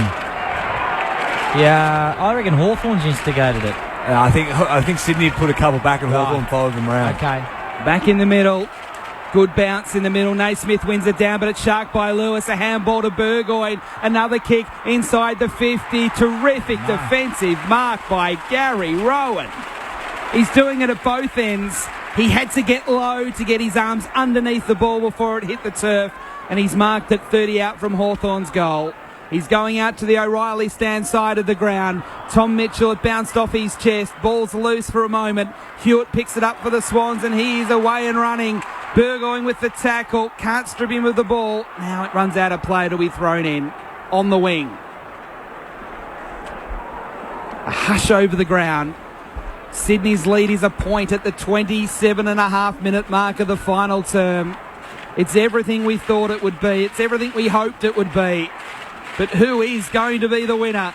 Segler knocks it Hawthorn's way from the throw-in. Jack there, O'Rourke for Hawthorn. It's back out of play, but Hawthorn have gained 30 metres in the last 10 seconds there. It's almost at half forward left. The Swans have lost 2 thrillers on the final kicks of nights this season against Richmond and the Bulldogs a fortnight ago at this ground. Hawthorn a point down. Left half forward at the throw-in. Segler and Naismith set themselves. Naismith knocked it down underfoot. Kieran Jack wins it for the Swans, and he gains some vital territory. Kick to Frawley and Franklin. It's under them. Hodge wins it away for the Hawks, and he works it forward to Burgoyne. Didn't take possession. Tom Mitchell the other way. Off to Hewitt, to Parker in the clinches. Work to kick to half forward. Towers. He takes a towering mark. And the Swans take a breather. 29th minute with a 1 point lead. He uses it short, too short. Frawley gets a fist in against Tom Mitchell and bangs it out of play. He's had a few of those moments this season late in games, Dean Towers. The ball to be thrown in about 75 around from Sydney's goal, right half forward. The Swans lead by a point. Mitchell hacks it out of midair on his left, forward of the wing. Gunston in front, couldn't complete the mark, but he is first to recover. A handball to Isaac Smith. The kick towards Cyril Rioli, who takes the mark at the 50, left half forward. Brad Sewell, can he make the distance from here? Late in the game, I'm going to say it's all stretching for distance. You think not? 29 and a half minutes played, final term. Cyril Rioli, he's about 52 out. Well, he will be when he makes contact. The kick, I tell you what, it's not a bad one. It's better than all right. It's unbelievable. It is a goal. And Hawthorn leads again. Cyril Rioli with 2. Hawthorn by 5 points at the 30-minute mark of the final term. 80 seconds to go. It's anyone's. Well, it was set up the stoppage centre wing, wasn't it, Lewis? A double-handed second tap man over up, his head. over the top. Mitchell improvising. Out of mid-air. Kicking it out of mid-air. Gunston, clean. I mean, Rioli, 60-metre bomb. Is it luck if they get themselves out into this position again and again? Even for Hawthorn, that was absurd. Gloriously absurd. In this game, a minute 17 is a long time, though. It is. We have had 9 lead changes. And now Hawthorn have put numbers behind the ball. Hawks by 5. Swans have to win it again. Naismith down to Parker. Hand pass to Kennedy. They'll get a chance. Inside 50. Rowan ran underneath it. Hodge keeps it clear. Franklin's in the pack. Gathered by Frawley. Kicks it out wide to the wing. Lloyd keeps it away from Hill. Rioli's the third man in. He gathers the footy and hand passes it into congestion. Towed forward the Swans way for McVeigh, whose kick is smothered by Hodge. It's back into a pack. Sam Mitchell knocks it out towards and over the boundary. It's at right half forward for Sydney. Down by 5 points and still time enough to work with at the 31-minute mark. So one spare. Looks like Gunston. Gunston, yep. Ball thrown in between wing and half forward right for the Swans. Lewis, third man up, taps it down to Burgoyne. Handball to Isaac Smith. Sends the ball forward of the wing in the Rioli direction against Nick Smith. He got a good bounce, or the Hawks got a good bounce, because they got it to the boundary for another throw-in. Just forward of the wing, O'Reilly stands side of the ground. We're up to nearly 32 minutes in this final quarter. Naismith and Segler will go into the ruck. Lewis wanted to be third man up, wasn't needed in the end. Swans, though, come up with the ball eventually through Aaliyah, up towards half forward, no mark taken. Hodge squeezes the handball out to Lewis, who handballs onto Burgoyne. Hawthorn with the ball on the wing. Burgoyne sidestepped his way clear and he kicks it to Rioli at left half forward. A contested mark against Nick Smith. Smith has quilled Rioli at various times in his career, but Rioli has found the way tonight. 16 disposals, 2 goals, and the most critical of all, he lays it up to Hill at half forward. And the Hawks can run the seconds to its conclusion. At some point this season, Hawthorn will be charged with grand theft football. They retain top place on the ladder as they pull it out of the fire at the SCG and down the Swans by 5 points. We love our club and we play to win. Riding the box with a grin and Hawthorn. Come what may, you'll find us striving. Teamwork is the thing that calls. One for all and all for once, the way we play at Hawthorn. We are the mighty, mighty Hawks. There was a magnificence about the way they did it late. Sydney by 9 points at quarter time, Hawthorn by 11 at the half, Sydney by 5 at three-quarter time and Hawthorn by 5 at the close. The final score 11-9-75 to the Sydney Swans, 10-10-70 in front of 42,314. They were 7 points down with 3 minutes to play and they won. We're a happy team at Hawthorn. We're the mighty fighting Hawks. We love our club and we play to win. Riding the bumps with a grin at Hawthorn. Come what may, you'll find us striving. Teamwork is the thing that talks. One for all and all for once, the way we play at Hawthorn. We are the mighty, mighty Hawks. It's another heartbreaker for the Swans, who have found defeat from the jaws of victory 3 times now this season. For the winners, Burgoyne, Gunston and Rioli all kicked 3, with 1 each to Lewis, Hill, O'Rourke, Segler and Puopolo. For Sydney, 4 to Rowan, 2 to Papley and 1 each to Kennedy, Sinclair, Towers and Parker. Hawthorn 11-9-75 defeat Sydney 10-10-70, and with 6 to play, the Hawks have an 8-point lead on the Swans. They're 13-3 and for the moment 2 games clear at the top of the ladder. Leon Cameron and Brad Saul. What do you say, Shirley? The look on all of us faces in here watching the game. I mean, I think they have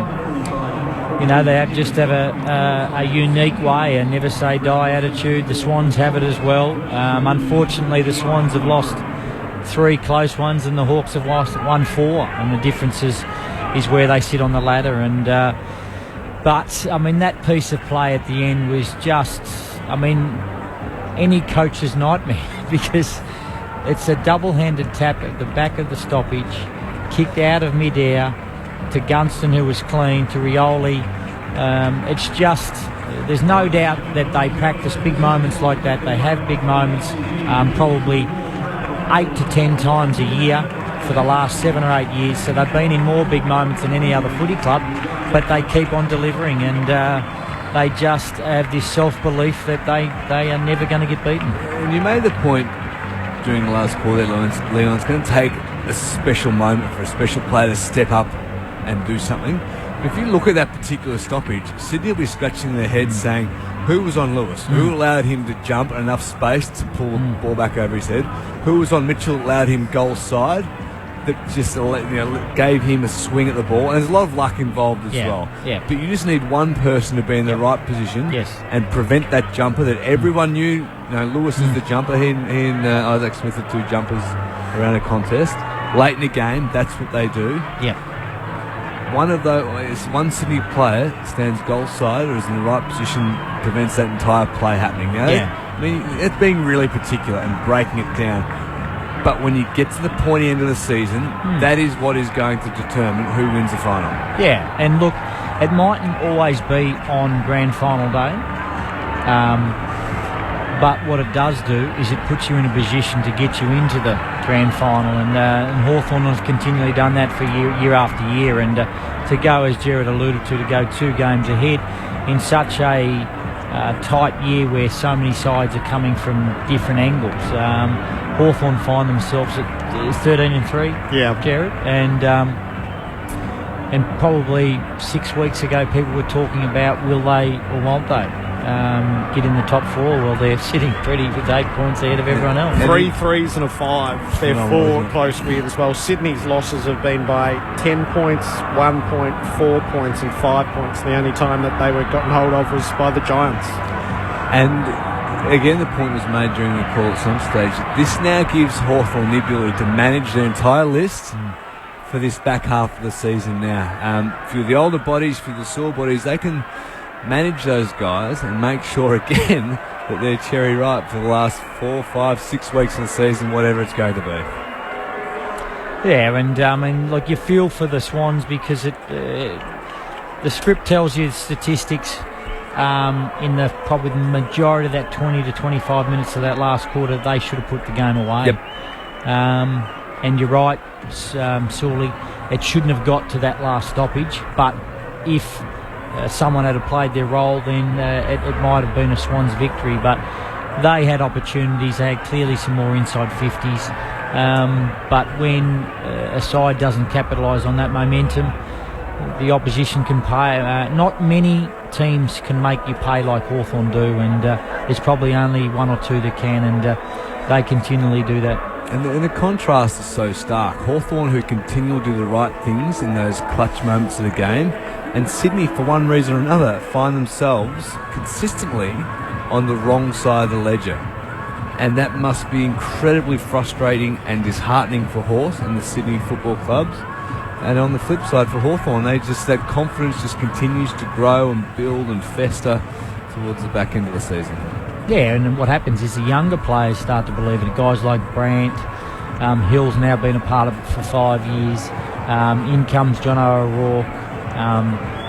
Whitecross, I thought, he's been there for a while. He plays his role as well. So, it's hard to actually it was a fantastic game of football. And, deserving of 1 and 2 that sit on the ladder to play that brand of footy. And I think everyone that walks away from here and watching it at home or listening in at home as well would agree that clearly those two teams are top 4 sides that are going to probably meet in September sometime. Let's savour this with the Hawks. A 5-point win over the Swans here at the SCG and head into their rooms with David Mark.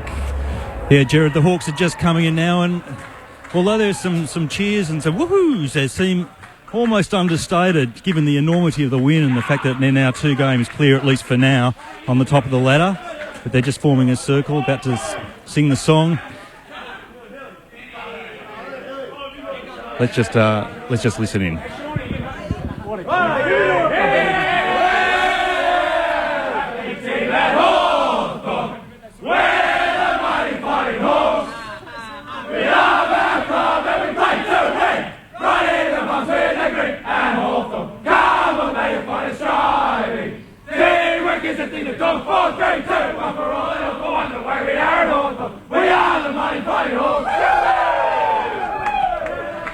A happy team indeed. Amazing scenes really, Jared, given the enormity of that win, how important it was, 1 versus 2 and to go 2 games clear. They're obviously very happy, but keeping it quite restrained as well, not the scenes of jubilation you might expect, just the quiet pats on the back, a few cuddles, that sort of thing, but not riotous celebrations. We'll have an interview very soon with either Sean Burgoyne or Sam Mitchell. It's Cyril Rioli's birthday, you know. He's given himself the present of kicking the winning goal. Now, we were talking at the start of the night about Brad Sewell and that wonderful 28-metre goal that he kicked. 58, it was inside the square. I'm happy to find it on YouTube for you if you like. But what I remember, Sully, in that game was something that Sean Burgoyne did very late. The Iceman, he did it again. To that end, that sparked you and away you went. Yep. For the rest of the year. And he's done it again tonight. Yeah, you're right. Absolutely. There were great little moments because Stratton got the ball out to Burgoyne, a ball he really didn't have any right to get out for the second goal that Burgoyne kicked. So as well as what happened out on the wing, is Stratton's effort to push that ball back to Burgoyne to set that shot at goal up. I'm an absolute believer there's an art to winning the close games, and the more you do it, the better you get at it. And Hawthorn just did all those little things in the last 3 minutes to make it possible right. I'm assuming, Leon, you train that a lot at your club as well? It's probably the games that you play, and you look at who's the cleanest on a bobbling ball, who can actually get their body in the right position and tap it, to socks or to the boundary or that connection. There's no doubt that's one thing I probably learned a lot when I was at Hawthorn. They would play a lot of these unique small-sided games, whether it be surge games, tap-on games, and so that they would get used to players in different positions. We practiced it a little bit. As we get better and better, there's no doubt we have to practice it more because it's sort of like the finishing piece. I don't think we can start practicing it full on until we get other parts of our game right, defence stuff. You have to admire it, and I reckon you're right, Jared. It can't constantly keep happening. No. And being at the club for a couple of years, and surely you're obviously a life member there, seeing that firsthand, the things that they go through, reviewing, this is what we could have done, let's go out and practice it. Like we laugh at the Mitchell Lewis tap, but they would go through that in 3 or 4 seconds just before that boundary throw-in would come in. What year was that? 2012. 2012. Yeah. It was like that was the night. That was the day. All right, we're right in the Hawthorn rooms here. Let's head down with David Mark. Thanks very much, Jared. We've got Sam Mitchell here, and Sam, that was the most extraordinary game, incredibly tight. You had the fortitude to win yet another close game. How did that happen? How did you manage to get over the line? Cyril. That always helps, having him on your side. Probably Sean Burgoyne's the other one. I mean, we always take the attitude, when we're within a goal late in the game, that you may as well give yourself a chance to win, and maybe you lose the game by 2 goals. It doesn't really matter when it gets that close. So we took a few risks late in the game, and a couple of them paid off. It was an extraordinary game. It really seesawed. They owned the first quarter, and then you came back and dominated the second quarter. The game had so many phases. Tell me what happened at quarter time. They really smacked us out of the middle, probably in the first quarter. I think it was 5 or 6 to 1 centre bounces. So we changed a couple of things in there, and their midfield you're never going to be on top of them for the full four quarters. So we knew we needed to try and just at least break even. We don't need to win that battle quite often, but if we can break even in there, then it gives our forwards a pretty good chance. And they were able to get the ball to ground a little bit better in the second quarter, which helped us. What does that game mean? The fact that you're now 2 games clear of Sydney, how important is that in the context of the season? Well, we hope it's important. If we keep winning, it'll certainly gives us a nice little buffer. But next week's just as important, the 4 points. Although this game feels absolutely vital, we need to keep winning. We know that, but having a 2-game buffer with 6 to go does put us in a pretty good position. It looked like a final from the stands. Is that how it felt? Absolutely. The only time it didn't probably feel like a final was when Cyril kicked that goal at the end. I looked up at the scoreboard just to check that we're actually in front, because it was just dead silent. The sound it was unbelievable how quiet a stadium full of people can be when it's going against obviously the home crowd. And 42,000 people. Yeah. They can make a lot of silence. Yeah, they can. I heard over the speaker during the game actually that it was the biggest crowd for the year. So I think footy up here in Sydney with both teams going well is obviously improved a lot over the last few years with GWS up there as well. I've got to say, you seem remarkably restrained in the room. You weren't belting out the song. It was just quiet congratulations. No overjoyous celebrations. I guess that's about as loud as we can sing it, with as fatigued as we are right now. But we know we've been there before. We know that the big dance is still to come. We've got a former coach and a former teammate upstairs, Leanne Cameron and Brad Sewell, who want to ask a few questions. Mitch, Leon here, mate. How are you? I'm going better than when we played you blokes, that's for sure. Now, Mitch, tell us about that last piece of play. The Lewis flick over the back, kick out of midair, onto Gunston, onto Cyril. Was that organised within 3 seconds? I'd love to tell you that we've been practising that every week at training for the years and years, but absolutely not. Louis said to me, how about I just flick this one over the back? I said, oh, all right, why not? And we play a fair bit of soccer at training, so every now and then I get the opportunity to just hack one out of the air. I made pretty decent contact. I was pretty happy with that one. Yeah, it was a beauty. I mean, the self-belief, as you said before, Mitch, when you said you might as well go down by 2, so let's have a crack at it. You got that unique understanding, and you mentioned Rioli and Burgoyne ahead of the footy, knowing that if you can get it within 50 or 60, then normally those guys are in a position to do something pretty special. Yeah, I mean, it does come down to, there's a little bit of belief there, obviously, but a lot of it is the training. You know full well that we practice all those sorts of things, being a goal up, being a goal down, 5 minutes to go, 15 minutes to go, what some of our go-to plays might be. And although the Lewis flick it over the back was one we just made up on the spot, there's lots of the attitude of it. It was something we have practiced fairly regularly over a very, very long period of time now, and probably at training, to be honest, it can be just annoying practicing this thing all the time, but you certainly, when it works, you think, gee, I'm glad we've trained that. Mitch, if you had said to me at the start of the game that between Poppy and Punky you'd get 1 goal between them, I'd have said you're in for a long night. Yeah, so would I, actually. I didn't realise that they did that. But I guess our attitude in our front half was we need to get it to ground. Last time we played them, they took a lot of uncontested marks. So what we wanted to do was, probably our attitude was to try and bring those guys into the game by at least getting it to ground level. I didn't realise that they did that, so I don't know who kicked all the goals, but I'm pretty thankful for whoever they were. And importantly for guys like Lithland, Sicily, Segler to a lesser extent, but KB O'Rourke, and great to see Whitey out there as well. For them to experience those tight games, that depth continues to build for the last month of footy. Yeah, it certainly does. That's probably one thing that's a little bit different this year to the last few years is we've probably had to a little bit, but it's been great that we've been able to blood a few young kids. And I mean, a game like that, you might be an 8 or 10 or 14 game player, but that's worth 20 or 30 games of experience, in my opinion. A game like that, you're not going to play in too many better home and away games than what we got tonight. Do you feel in good shape with 6 to go? No, I feel terrible. I'd love to tell you I feel great, but I feel terrible.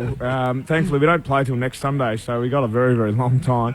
The coaches are telling us that we probably have a little bit of hard training between now and then, but right now I could hardly. I'm sitting on an esky and I can probably hardly stand up, to be honest. Let's see if there's something in the esky for you. Good on you, Sam. Well done. Thanks, guys. Sam Mitchell, 37 disposals and a key foot in that last play, which will be replayed on many an occasion. 11-9-75 Hawthorn over the Sydney Swans, 10-10-70. And yes, the acknowledgement and the truth of what you're saying is, what is it? The harder you work, the luckier you get. Yeah, it is. And I mean, and then, you know, for those guys, those two leaders of the footy club, to come up with something like that with 3 seconds to go. In 3 seconds from a boundary throw-in is unique. But, you know, the ball sports that they play with, whether it's a footy, whether it's a soccer ball, whether it's a small ball, tennis ball, a lot of clubs do it. And there's no doubt there's been a big push over the past probably 5 or 6 years, a lot of these small-sided games for decision-making. And Hawthorn lead the charge in that, with the unique way that they train, and the coaches that have come out of that football club, implementing a lot of that stuff at their current clubs, and you know, hopefully, I mean, they're the yardstick, and the 17 other clubs are trying to chase them down. All right, just put yourself in John Longmire's shoes for a little bit. How are you handling this in the 10 minutes after, and then tomorrow, and then Monday? What do you do with this? Yeah, I mean, I'm obviously only into my third year, and I was furious last week's game. So it was a 32-point belting.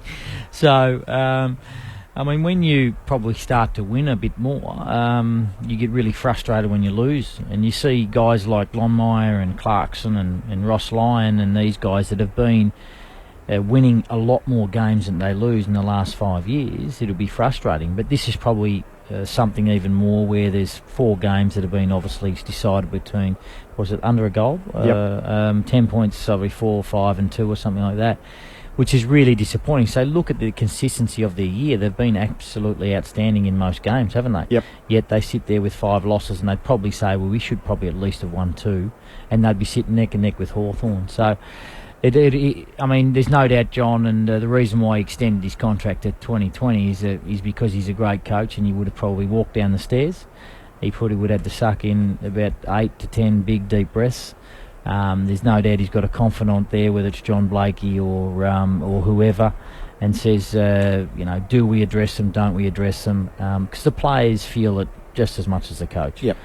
And it's pointless going in and going, to a level you just don't need to go to. I mean, no one goes out there deliberately to lose. Yep. And so he's very composed in such a unique 2-hour pressure cooker that he's been through, and it hasn't come his way again. I'm sure that he'll have a composed outlook on it. He'll find it hard to sleep tonight because of a lost opportunity. But he'll get back to business probably within 24 to 48 hours, and he'll move on and say, well, okay, we've got to go back to the drawing board. And Sully probably alluded to and said, how did this happen? Yep. Why did this do? I mean, we spent the first 3 days this week going, what happened here? There was a bit of an effort issue with us, but there was also some structure issue. How did you lose that within 2 weeks? You didn't lose it when we played Carlton before the bye. They're probably at a higher level because they're playing so much bigger games and closer games than what we have yet. So, I mean, the next 48 hours is always hard because the coach will take full responsibility for everything, and everything rides on his shoulders. I'll ask Sully this question because I think it would be unfair to ask Leon about Dean Towers, who, arguably for the 3rd time now in a pressure situation with a minute left, he couldn't execute the skill under pressure. As a leader, as you were at Hawthorn, is this something that coaches take care of? Is it something actually it gets to a point where some of the senior players have to address it? Because and I don't mean to be unfair on the young man, but I'm just interested from inside a football club how you deal with that sort of thing when it happens more than twice. I'd be putting expectations back onto those around Dean when he's got the ball in his hands, particularly when it's a stop play. So I think you're referring to the one we saw out there before, where I think he kicked the ball in from either the free kick or he had a free kick. He's gone minute short 20 to left. 50-50. Yeah. as a leader, I'd be screaming to him and to everyone around him just to tell him to kick it long. Tell him exactly what to do with the ball. Now, whether his decision-making is affected under pressure, whether he just doesn't have the ability to make the right decision, period, suggests it's under pressure, because what he seemed to do with the ball throughout the course of the night was the right thing. So I think he's an important part to this team. He's a great size, he covers the ground well, he's an important cog to the side. So the expectation from a leader's point of view would be to tell him what to do with the ball, particularly at a stop play like that. Everyone around him screaming at him, making it as simple as possible to tell him to kick it long. I mean, it was a howler, but it was short to a 50-50 with 80 seconds left in the game. Yeah. When you're forward of centre with the ball in your hand. And you may give him the benefit of the doubt if it was a one-off, but because you might argue he's been in that situation a number of times, I think that you would sit him down during the week and clearly outline the expectations late in the game, what you do with the ball in any given scenario in a particular part of the ground. And this is, how many times can you teach the lesson? And obviously it's every time. You just have to keep teaching the lesson, and then one day it all clicks in the heat of the moment, I suppose. Well, I think that's the unique thing about our game, and that the 22 that run out there every weekend are going to have a certain amount of skill set to their name, and some will be obviously better than others. Some in pressure situations or contested situations or defensive situations. So what you're trying to do is saying, I think the biggest thing here, Adam, is that you've got to keep on concentrating on, we'll use Dean's strengths, and say, well, hey, this is what you're really good at. And if you can get your area of, say, a 4 out of 10 up to a 6 out of 10, then you're doing really well. And if that is back in the quarters, kick long down the line, that's what you do. And every player will have, every team will have players in their side that are capable of some things and not capable of others. Fortunately, we see Hawthorn that are capable of most things, and that's why they win clutch games, because they do the right thing at the right time. So, Sully, is Sydney choking because it's happened to them 3 times now? Are they unlucky? How would you describe? I don't know whether they bungled the finish tonight, but they certainly bungled the finish against the Bulldogs, and they bungled the finish against Richmond. I think if it happens once, you're unlucky. Twice, you're starting to raise your eyebrows and really scratch the surface. 3 times, it becomes a bit of a trend. So there is evidently something that is not, presumably they are going through the process of how they want to finish a game when they are either in front or when they are behind. Now, either the messaging is incorrect, which I doubt. The coaches have played a lot of football. For us sitting here, it's almost common sense.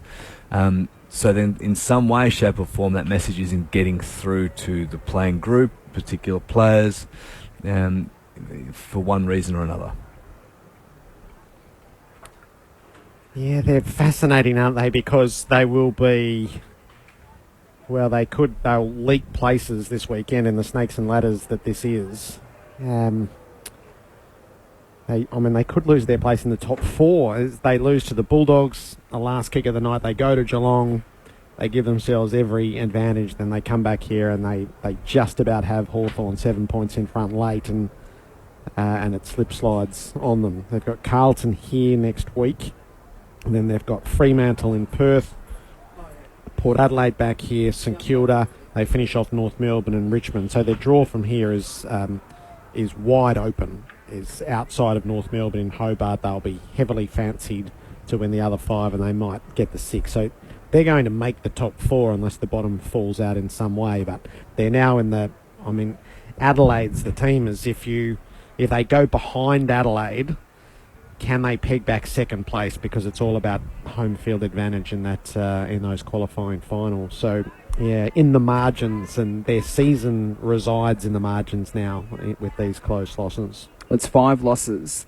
3 of them could have very easily been wins, and we could be talking about the team on top of the ladder. But then the man sitting alongside you, Jared, this result could be quite nice for the team that wears orange. Well, for everybody in the chasing brigade, it sort of works in a way. You sort of concede Hawthorn top billing. Well, that's my point. And second place is the one now, because that carries all the advantages in that qualifying final week. So for everybody else, it probably serves the purposes of the competition. But the thing against that is Hawthorn's percentage isn't particularly good. So any slip up, they've got 3 relatively easy games to come now, but they've still got a couple of tough ones towards the end. West Coast in Perth shapes as an important one. So they haven't got that buffer as they've had in the past of having a really strong percentage to go with their good win-loss. It, of course, would be very much like Richmond to come out and run rings around them on the MCG no doubt next week, because that's just a very Richmond thing to happen.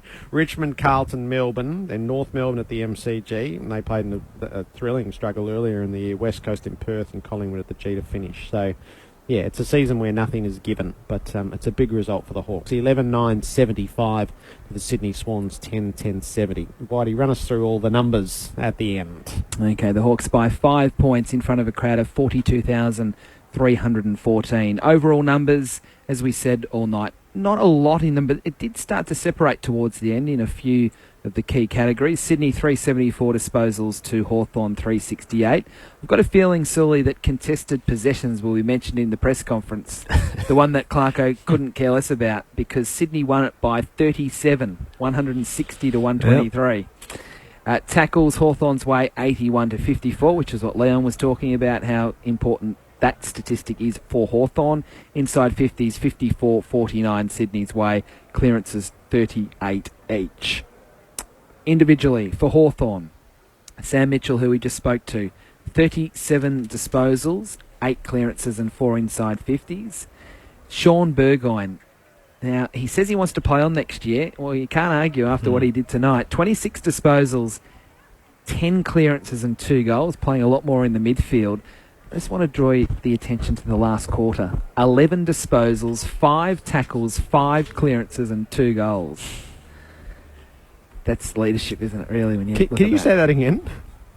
Okay, so final quarter, he had 11 disposals, 5 tackles, 5 clearances, 2 goals, and 3 inside 50s. Oh, wow. 100% effective disposal. 100% effective disposals. That's why he's called Silk. So that's okay. That's pretty good. I reckon that might get him in the votes. Lewis, 26 disposals. He was good late as well. Hill, 25 and a goal. Birchall, he had 25. Gibson, 24. Isaac Smith, 21. Wouldn't mind talking more about Isaac Smith if we've got time. Gunston, 20. And Luke Hodge, 18. For Sydney, Parker, 35. Mitchell, 34. Kennedy, 33. So the 3 prime movers getting plenty of the footy. Then it was down to 23 for McVeigh. Hanbury, he was a little quiet. I reckon he got injured early in the game. 21. Jack had 20. Franklin, 19 without a goal. So they were the main numbers. I've got to mention Gary Rowan. He had kicked 4 goals from his 12 disposals. Just interesting, you mentioned it, Leon, about Isaac Smith. He's playing quite a fair bit this year, almost like as a permanent half forward early in the game, and then gets rolled up into the midfield late in the game to be that extra runner that you were talking about. I mean, some of the things that he did late were really important with that chaining out of defence, the run, and it's almost like they preserve him for late in the match. Yeah, I mean, he surely knows he's got a unique running ability. It's probably equal to the best in the AFL. So he plays wing. They sent him inside a little bit as well. Yeah. Because and then you pointed out he's the third man up as well. So they place him really, really well, and he's there. He carries the lines for them when they need that, and when they build the ball up and he can get it off half back and turn into an 80-metre player, then Rioli and Bruce and Piopolo really benefit from that. The night has a controversial edge, just with the 50-metre penalties that were paid on the mark. There were plenty of them. There are going to be 2 that are highlighted for resulting in Hawthorn goals in the after the 3-quarter time siren, O'Rourke, and in the last quarter to Segler. Both of them are right. Just take us back, Leon. This was the concept of the coaches and what the idea was and what the hope of its application would be. Yeah, I think when obviously the discussion over the break last year was how do we open the game up more, and sides are, especially the really good sides that are capable of making good decisions on game day were having two on the mark. And the second one on the mark was always lateral, either left or right. And he would come in within probably 3 or 4 metres at times. And so that would prevent you either switching the footy, and you'd normally kick long down the line, to more of a contest, and there was no open play. So it was then thought, well, why don't we pull him back to 10 metres either side? You can clearly see it's beneficial for shots on goal when you're taking near the boundary, but up the ground in general play, when there's something that happens fast and someone takes a mark or a free kick and everyone's going everywhere in that dynamic way, it's very, very hard to get out of that space quickly. And that thought process of a half a second that you must, I've got to find my man, and I have to peel, and it's such a catastrophic result when you give away a 50 metres. And there's no doubt it's worked the first part. Yep. Because the game has opened up, and you've seen a number of sides that have come from the bottom that are starting to explore more open play, like a Hawthorn or a Sydney Swans or an Adelaide Crows. So that's the benefit of it. The hardest thing now is to adjudicate it when in that dynamic situation. And tonight we've seen some unfortunate errors that has probably cost the Swans the game. And that's, in the way that it was applied tonight, is not wrong, but that's not what the idea was. Yeah, I mean, it's hard. It's so hard because you sit there and you could be on the end of it for the good, but what normally happens is you sit there and you'll be on the end of it for the bad, and it evens itself out normally, but close games like we're talking about tonight can have a huge bearing on the end of the year. Yep. All right, so all there is to do is the votes, Sully. It's a good night to give votes, I reckon. Tough night to give votes. You have to sort of compartmentalise the night a little bit, I reckon. Hawthorn by 5 points over Sydney. So I'm going to give one vote. I don't know. I'm going to give one vote to Gary Rowan. 4 goals, lone hand up forward for the Swans. Special mention to Luke Parker, who had the 35 for the Swans with 14 clearances, which is a pretty solid night in anyone's book. 2 votes to Mitchell, who had 37 for the night, 7 clearances, 10 contested, 25 uncontested possessions, and 20 handball receives. And 3 votes to Shawnee Burgoyne, 26 for the night, 2 goals, and that last quarter, again, single-handedly dragging Hawthorn over the line, as he seems to have done on numerous occasions. 3 for Burgoyne, 2 for Sam Mitchell, and 1 for Rowan in the Hawks' 5-point win. Leon Cameron, thanks so much for being with us.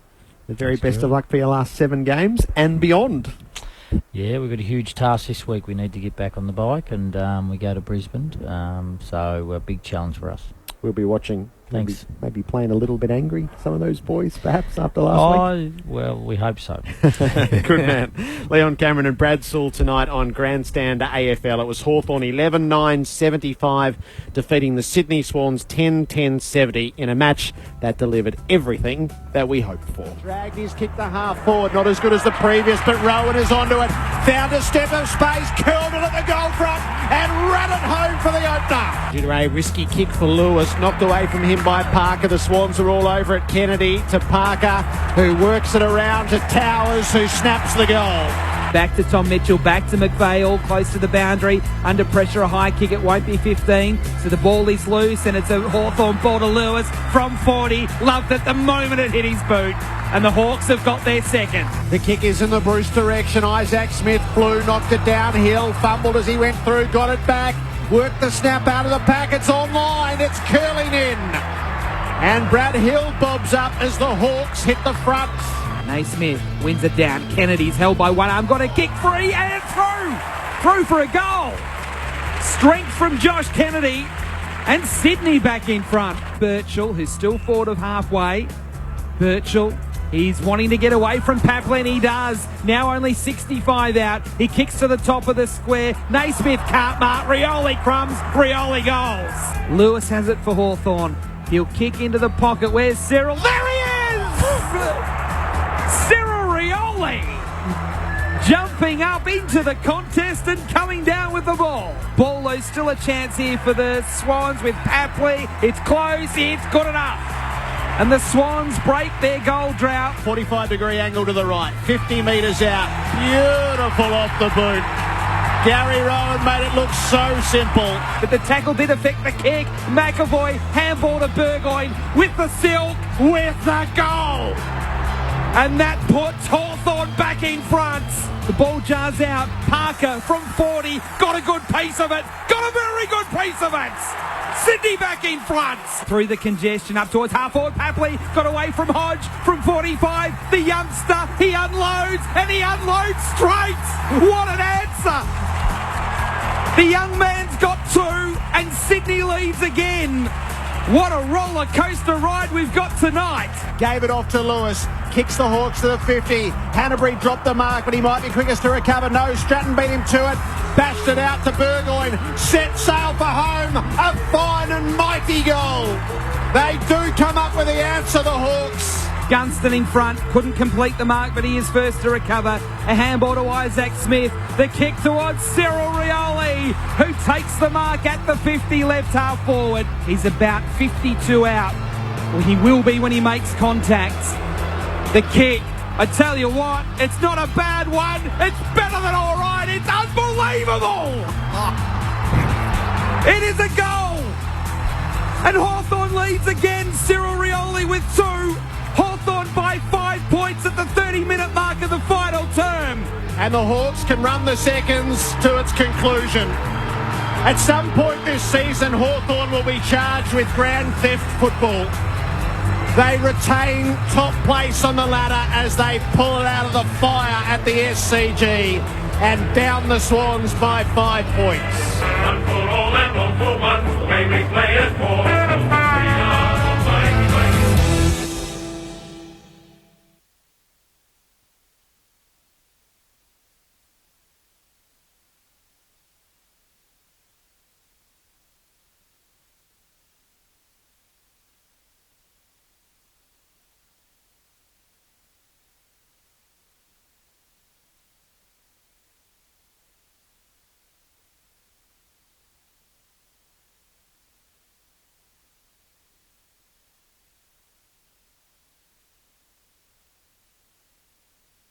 Kilometres of dust and drove the Gibb River Road from Broome to Darwin and is here to tell the tale. And we've also been talking about, in the last half an hour, about a couple of autonomous cars that crashed in the United States. One of them, unfortunately, was a fatality.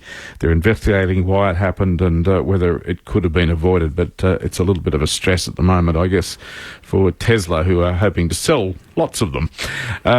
Now, there is a question here which I've now proceeded to lose.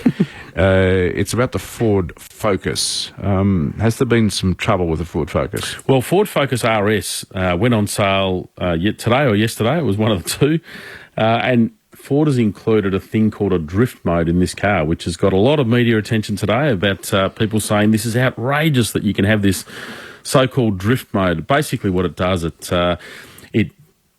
temporarily partially disables the stability control system and it sends more drive to the rear wheels. So it's a four-wheel drive hot hatch. It sends more drive to the rear wheels. Mm-hmm. So when you accelerate hard, it manages to flick the tail out and do drifting, the old four-wheel slide and smoke and everything coming off the tyres. So, a lot of outrage about should this be allowed in a road car, but, as other people have pointed out, well, every car's got an accelerator and we've got some very high-performance cars out there that can do in excess of 300 kilometres an hour. So are they any different? Should we be allowing them on the road as well? And I tend to sort of subscribe a little bit to that theory because, there's a lot of cars you can do burnouts and silly stuff in and... at the very least, I guess it's up to drivers to take responsibility in this, and with this drift mode, do it in a controlled environment. Do it on a track, which is ultimately what it's designed for. Another SMS says, potential buyer had my Mazda 2 NRMA tested and was advised it had significant hail damage.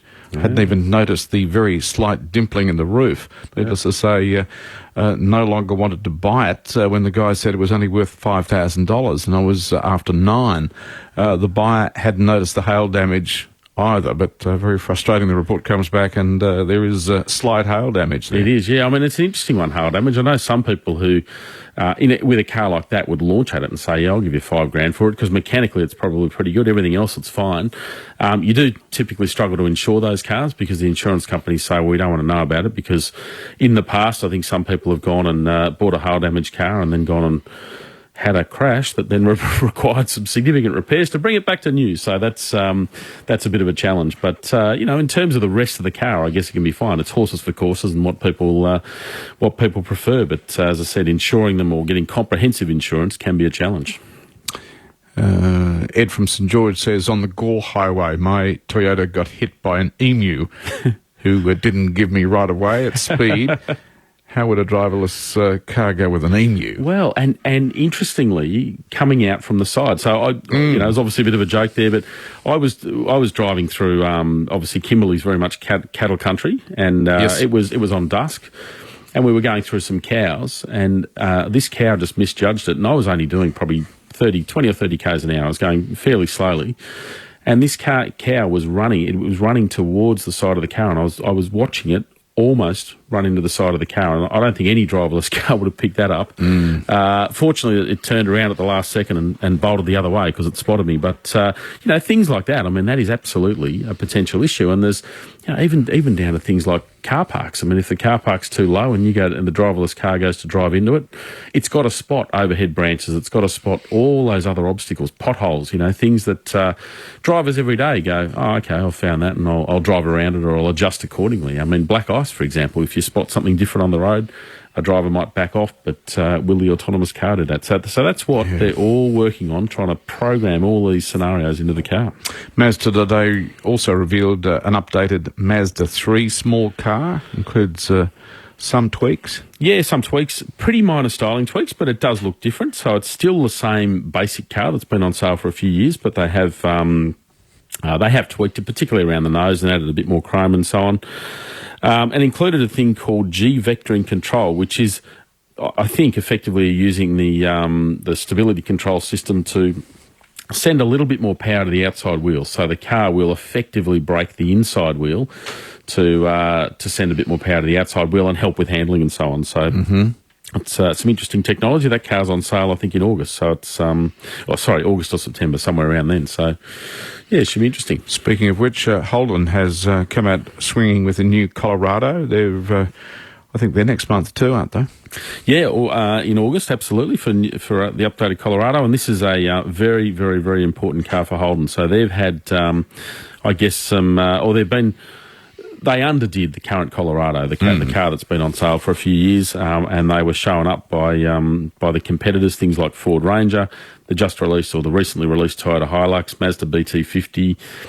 Those sorts of cars have all sort of outclassed the Colorado a bit. So they've put a lot of effort into this car to try and make sure that it's up to, I guess, scratch. And they've certainly put a lot of technology into the car. So things like Apple CarPlay, for example, which is get your iPhone connected to the car and some apps available as you're driving. And even a forward-facing camera on some models for crash avoidance. So they've really stepped it up. It'll be interesting to see how that car goes because they've got a fair bit of ground to make up on where they've been, and Holden generally's got some ground to make up in the sales race. Odd combination too. Mazda and Isuzu have combined to potentially develop a ute. Yeah, that's right. Now Mazda's been hinting for months now that they might. So they've had a relationship with Ford for a long time. So the Ford Ranger and the Mazda BT50 built on the same platform. They're effectively the same car, just with some styling tweaks, built in the same factory and so on. But and Mazda's been hinting that they may be looking for another partner. Now they've just announced in the last few days that they are partnering up with Isuzu, which previously was involved with Holden with the Colorado. So the current Colorado and the Isuzu D-Max are the same thing, or based on the same thing. So a very interesting partnership. And look, this won't happen for years. We're not going to see the ute for years. So I would think probably around about 2020, something like that. But it'll be interesting to see how it goes. Very much, I guess, a commercial vehicle brand teaming up with very much a passenger car brand and see what they can come up with. But it'll be an interesting mix. Hopefully they'll create something good. We've barely brushed the surface. I'm wondering whether you want to join us. Toby Hagan is with us tonight. You can talk about new cars, you can talk about road safety, you can talk about great moments on dusky roads. Very happy to hear from you tonight. Lines are now open. Call 1300. Lines are now open. Call 1300 800 222. I'm a member of... Yeah, g'day, this is Red. ABC TV's Play School has been exposing children to bears, rocket-propelled timepieces, and strange windows into alternate realities for generations. And now, for Play School's 50th birthday, you and your family have a chance to visit the set and tell Big Ted to put some pants on. For your chance to win a trip for four to the Play School set in Sydney, tune in to Breakfast with me all this week on 774 ABC Melbourne.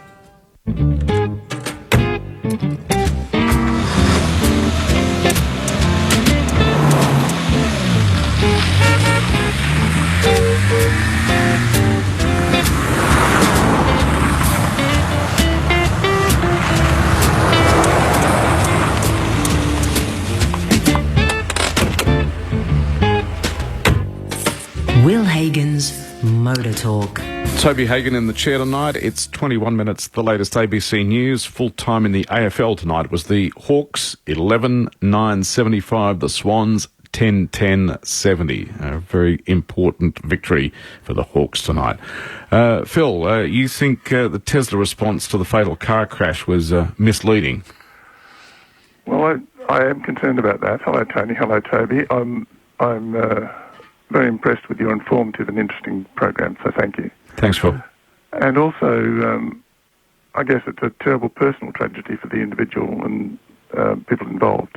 So that shouldn't be underestimated. But Tesla blog doesn't seem to be helping any.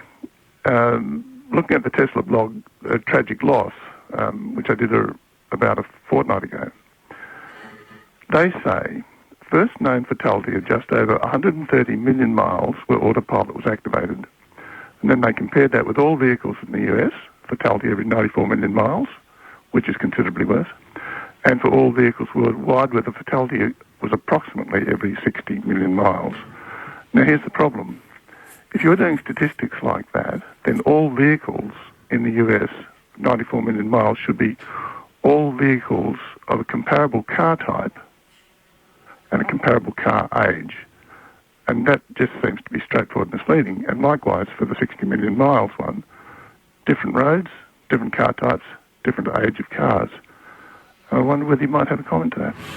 Yeah, look, I see what you're saying, and I hadn't actually looked at it that way, but it is a valid point in terms of, obviously modern cars, and, you take some of the big luxury cars that have got some pretty amazing tech in them, with crash avoidance and so on, and I'm sure they would be down on those figures as well in terms of that. So, yeah, look, it's an extremely complex issue, and I don't think it matters. Well, whichever, I guess, defence or argument Tesla would try and use, they would probably be picked apart some way.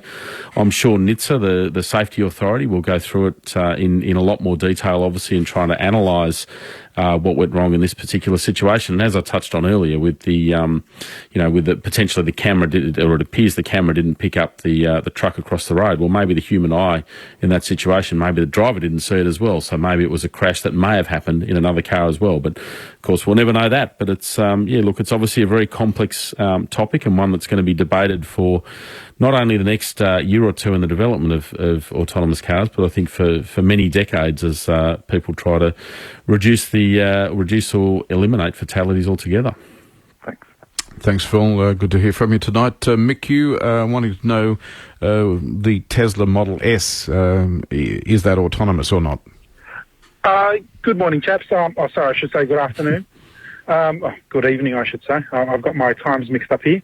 But the point I wanted to make about Tesla is just a few points. Is one, it's not an autonomous car, and I believe you mentioned that before the show started with Kumi.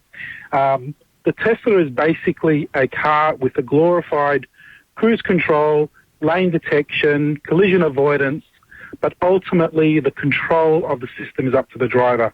In order to even activate autopilot, you need to go through a long disclaimer that says the software is currently in beta, hands on the steering on the wheel at all times. You've got to be in control of the car. It is not autopilot. It is not autonomous.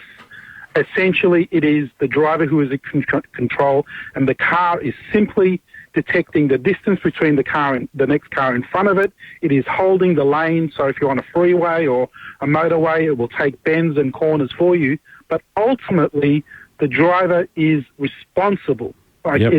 It's not a driverless car. Yeah. We're not anywhere near that yet. No, absolutely, and I agree with all of that. I guess the one thing is that, and this is I think part of the broader debate, is when you're putting this sort of technology in there and giving people the option, even if they have to go through the disclaimer and everything, you're giving them the option of being able to take their hand off the steering wheel for limited amounts of time, to not worry about accelerating and braking. Once you're doing that, it potentially leads them to do other things, whether it's not concentrate on the road or look at their phone or whatever it might be, but take their mind potentially off the driving task, because 99% of the time the car gets it right, but it's the 1% that you've got to worry about. Hands on the steering wheel, I 100% agree. Tesla should definitely make hands on the steering wheel compulsory, and it's very, very easy to do that. I mean, I'm not only a car nut, but I've been in IT for 25 odd years, so I know how the systems work. I know how the software is written. That is very easy to do, and I believe that's actually a choice that they made to actually sell their product, and it may ultimately backfire. Yeah, well, it's interesting because there's quite a few cars on the market now that allow self-steering, mild self-steering for up to, it's usually about 10 seconds. And after that 10 seconds, the car starts beeping and yelling at you to say, well, I'm about to disconnect, because it knows you haven't got your hands on the steering wheel. And Mercedes-Benz, for example, is releasing the new E-Class, so and it's going to be their tech. It'll shout all the tech stuff for them, and that's coming out in the next month or two, and that's going to have... I actually did some demos of it this week, and that's going to have, the next iteration of that. I think it allows 60 seconds with your hands off the wheel. So, again, it all comes down to, once you're allowing some of this stuff, it's potentially allowing people not to concentrate as much as they otherwise would. Yeah, okay, well, that's all I wanted to add. But just one thing before I go.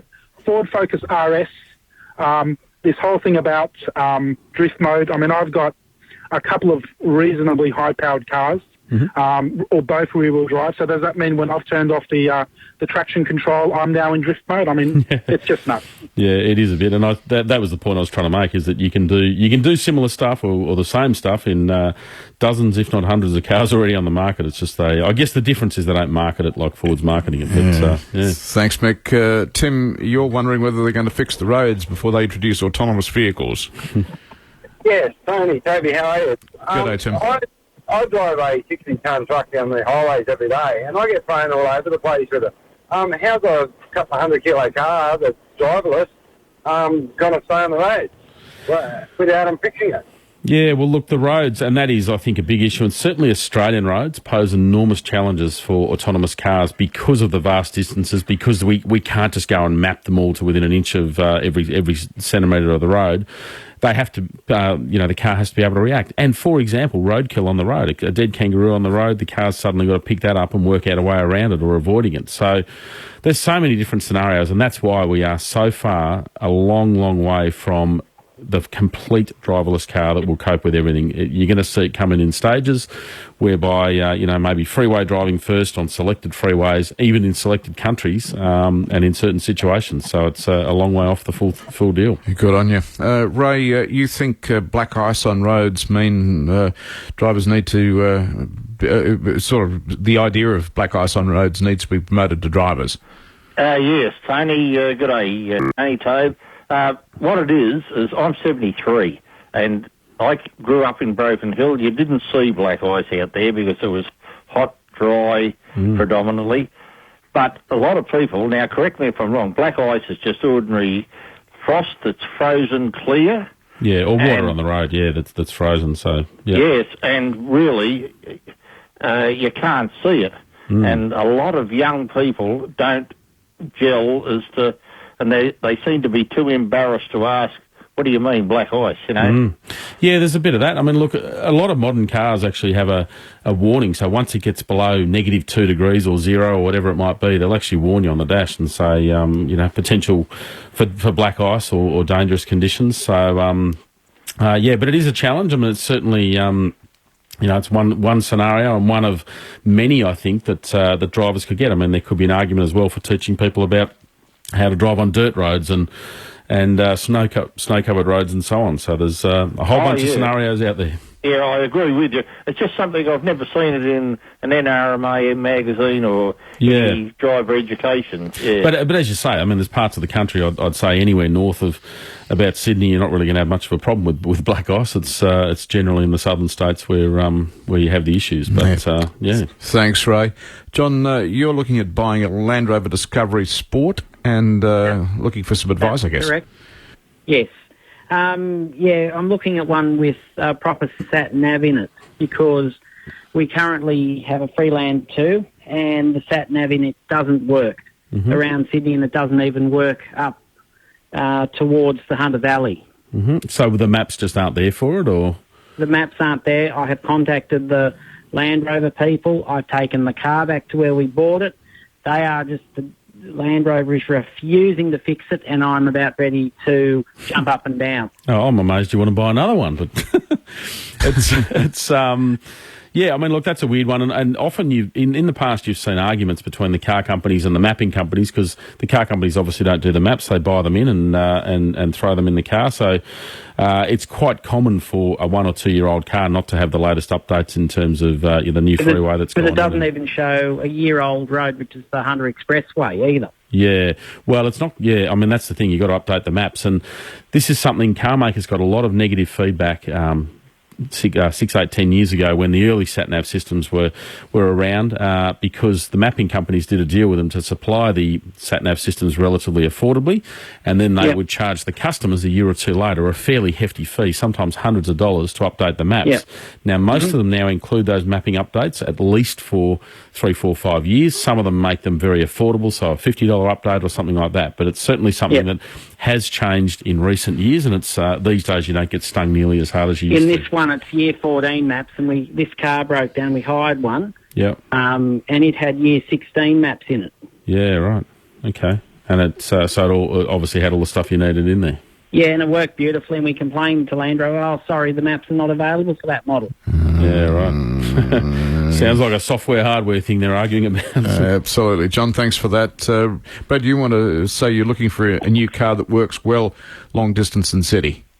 Yeah, that's correct.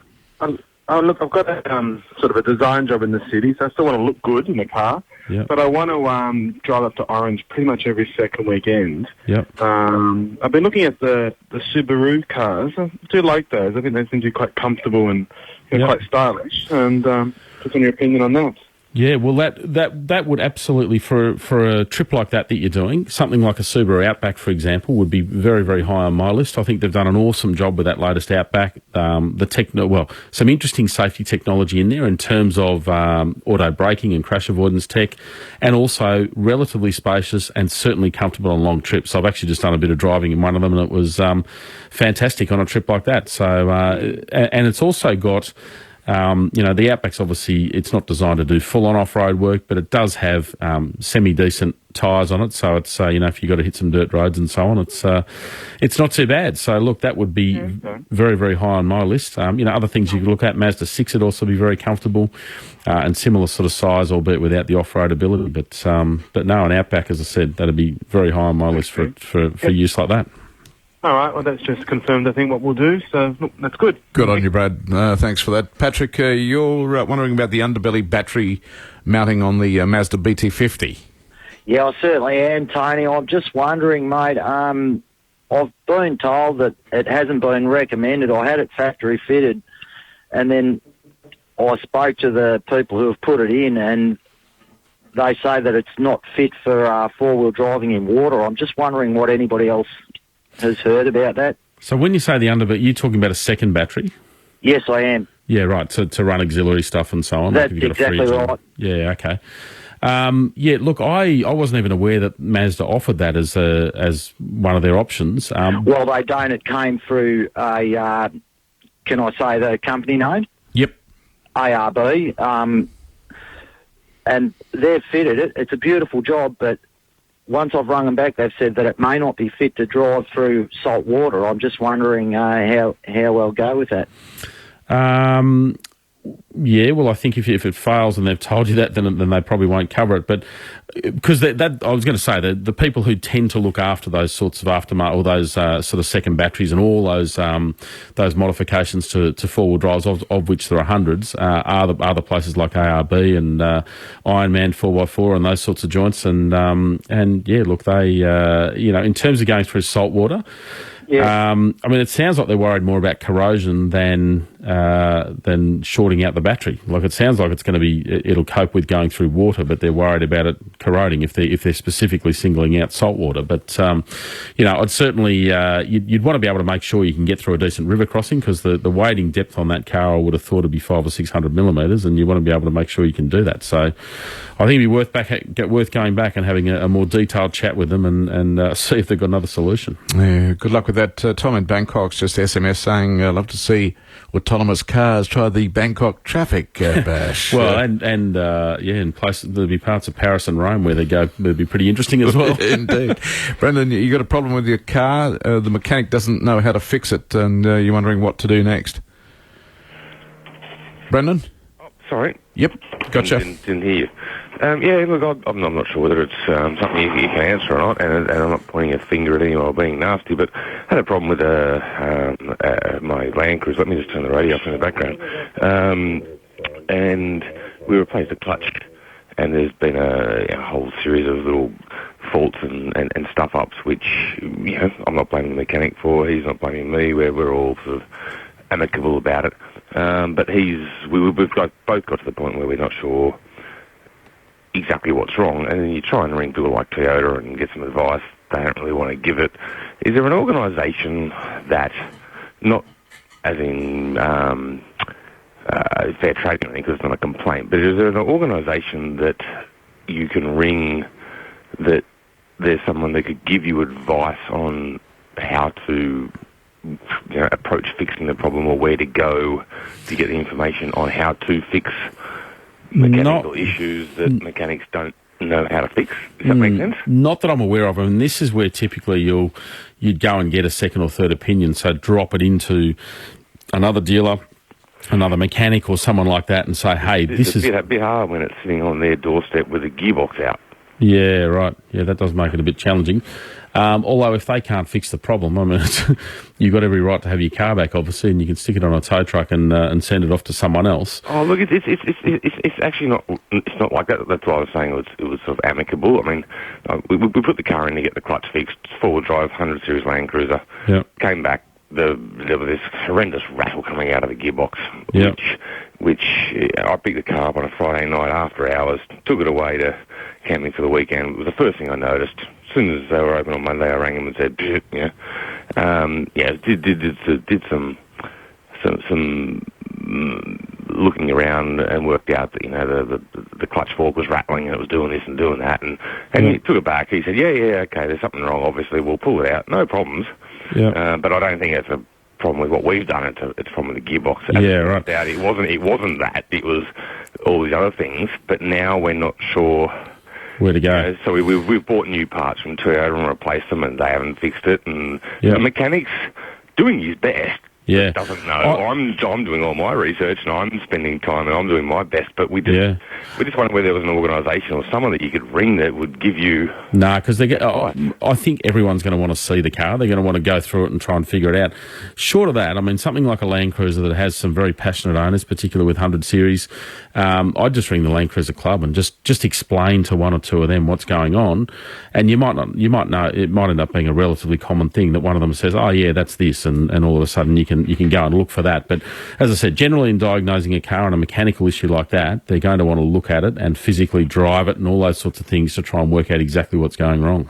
Yeah, I mean, I'm part of a pretty popular four-wheel drive club, and no one out there sort of heard of it. Heard of it, but the flywheel sort of, as far as I'm concerned, is off balance, and we already worked out a clutch fork was put in the wrong position and things like that. But anyway, you've answered my question. There's no one out there sort of apart from the Department of Fair Trading to complain to. I don't want to make a complaint. I just want to try and get work the problem out fixed. get the problem fixed, amicably, and the mechanics on side. We're all happy. I go over there and crawl around the car every second minute to try and gather more information and go off on my little track, and he goes off on his little track. And good luck with that, Brendan. Sounds like a bit of a nightmare, but good luck.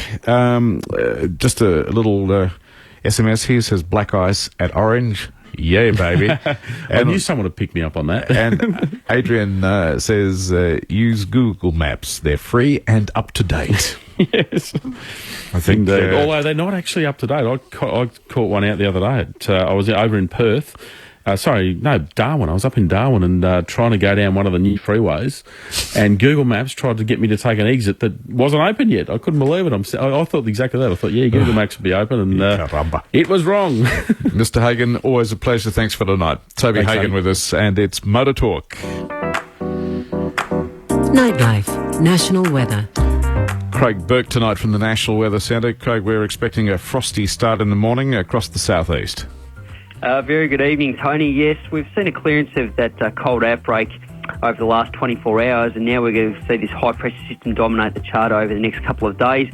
So we will see quite a clear sky tonight across much of the southeast. Temperatures will be single figures, and we will see some frost, particularly across the southeast inland tomorrow morning. There will still be just some isolated showers about the coast of Victoria tomorrow, and also some showers are forecast across Tasmania, mainly in the west and the south part of the state. And then further north, we've got a different story, Tony. We've got quite a lot of clouds streaming across Queensland, and broad areas of rain are expected, but the main focus will be over the central and southern districts of the state, where some pretty extensive rain is forecast over the next couple of days, and that's due to an upper level weather system that will be slow moving through that time. So certainly some wet weather on the way for that part of the country. In the west, we're going to see a cold front which will produce some showers just about the far southwest parts of Western Australia there, so Perth can expect a couple of showers tomorrow. And through the centre and across the north of the country, generally pretty clear, although there will be just a little bit of shower activity about the top end there and the northeast coast of the top end. So, that is how the weather is shaping up for the next 24 hours, Tony. There he is, Craig Burke, National Weather Centre. We're going to pause for ABC News. That's just seconds away. Then when we return, we're off to China. Bill Birtles, the ABC correspondent, and we're going to have a talk to a guy who deals with terminal illness on a daily basis. And as if to emphasise the point, all of the Swans players came running to their huddle while the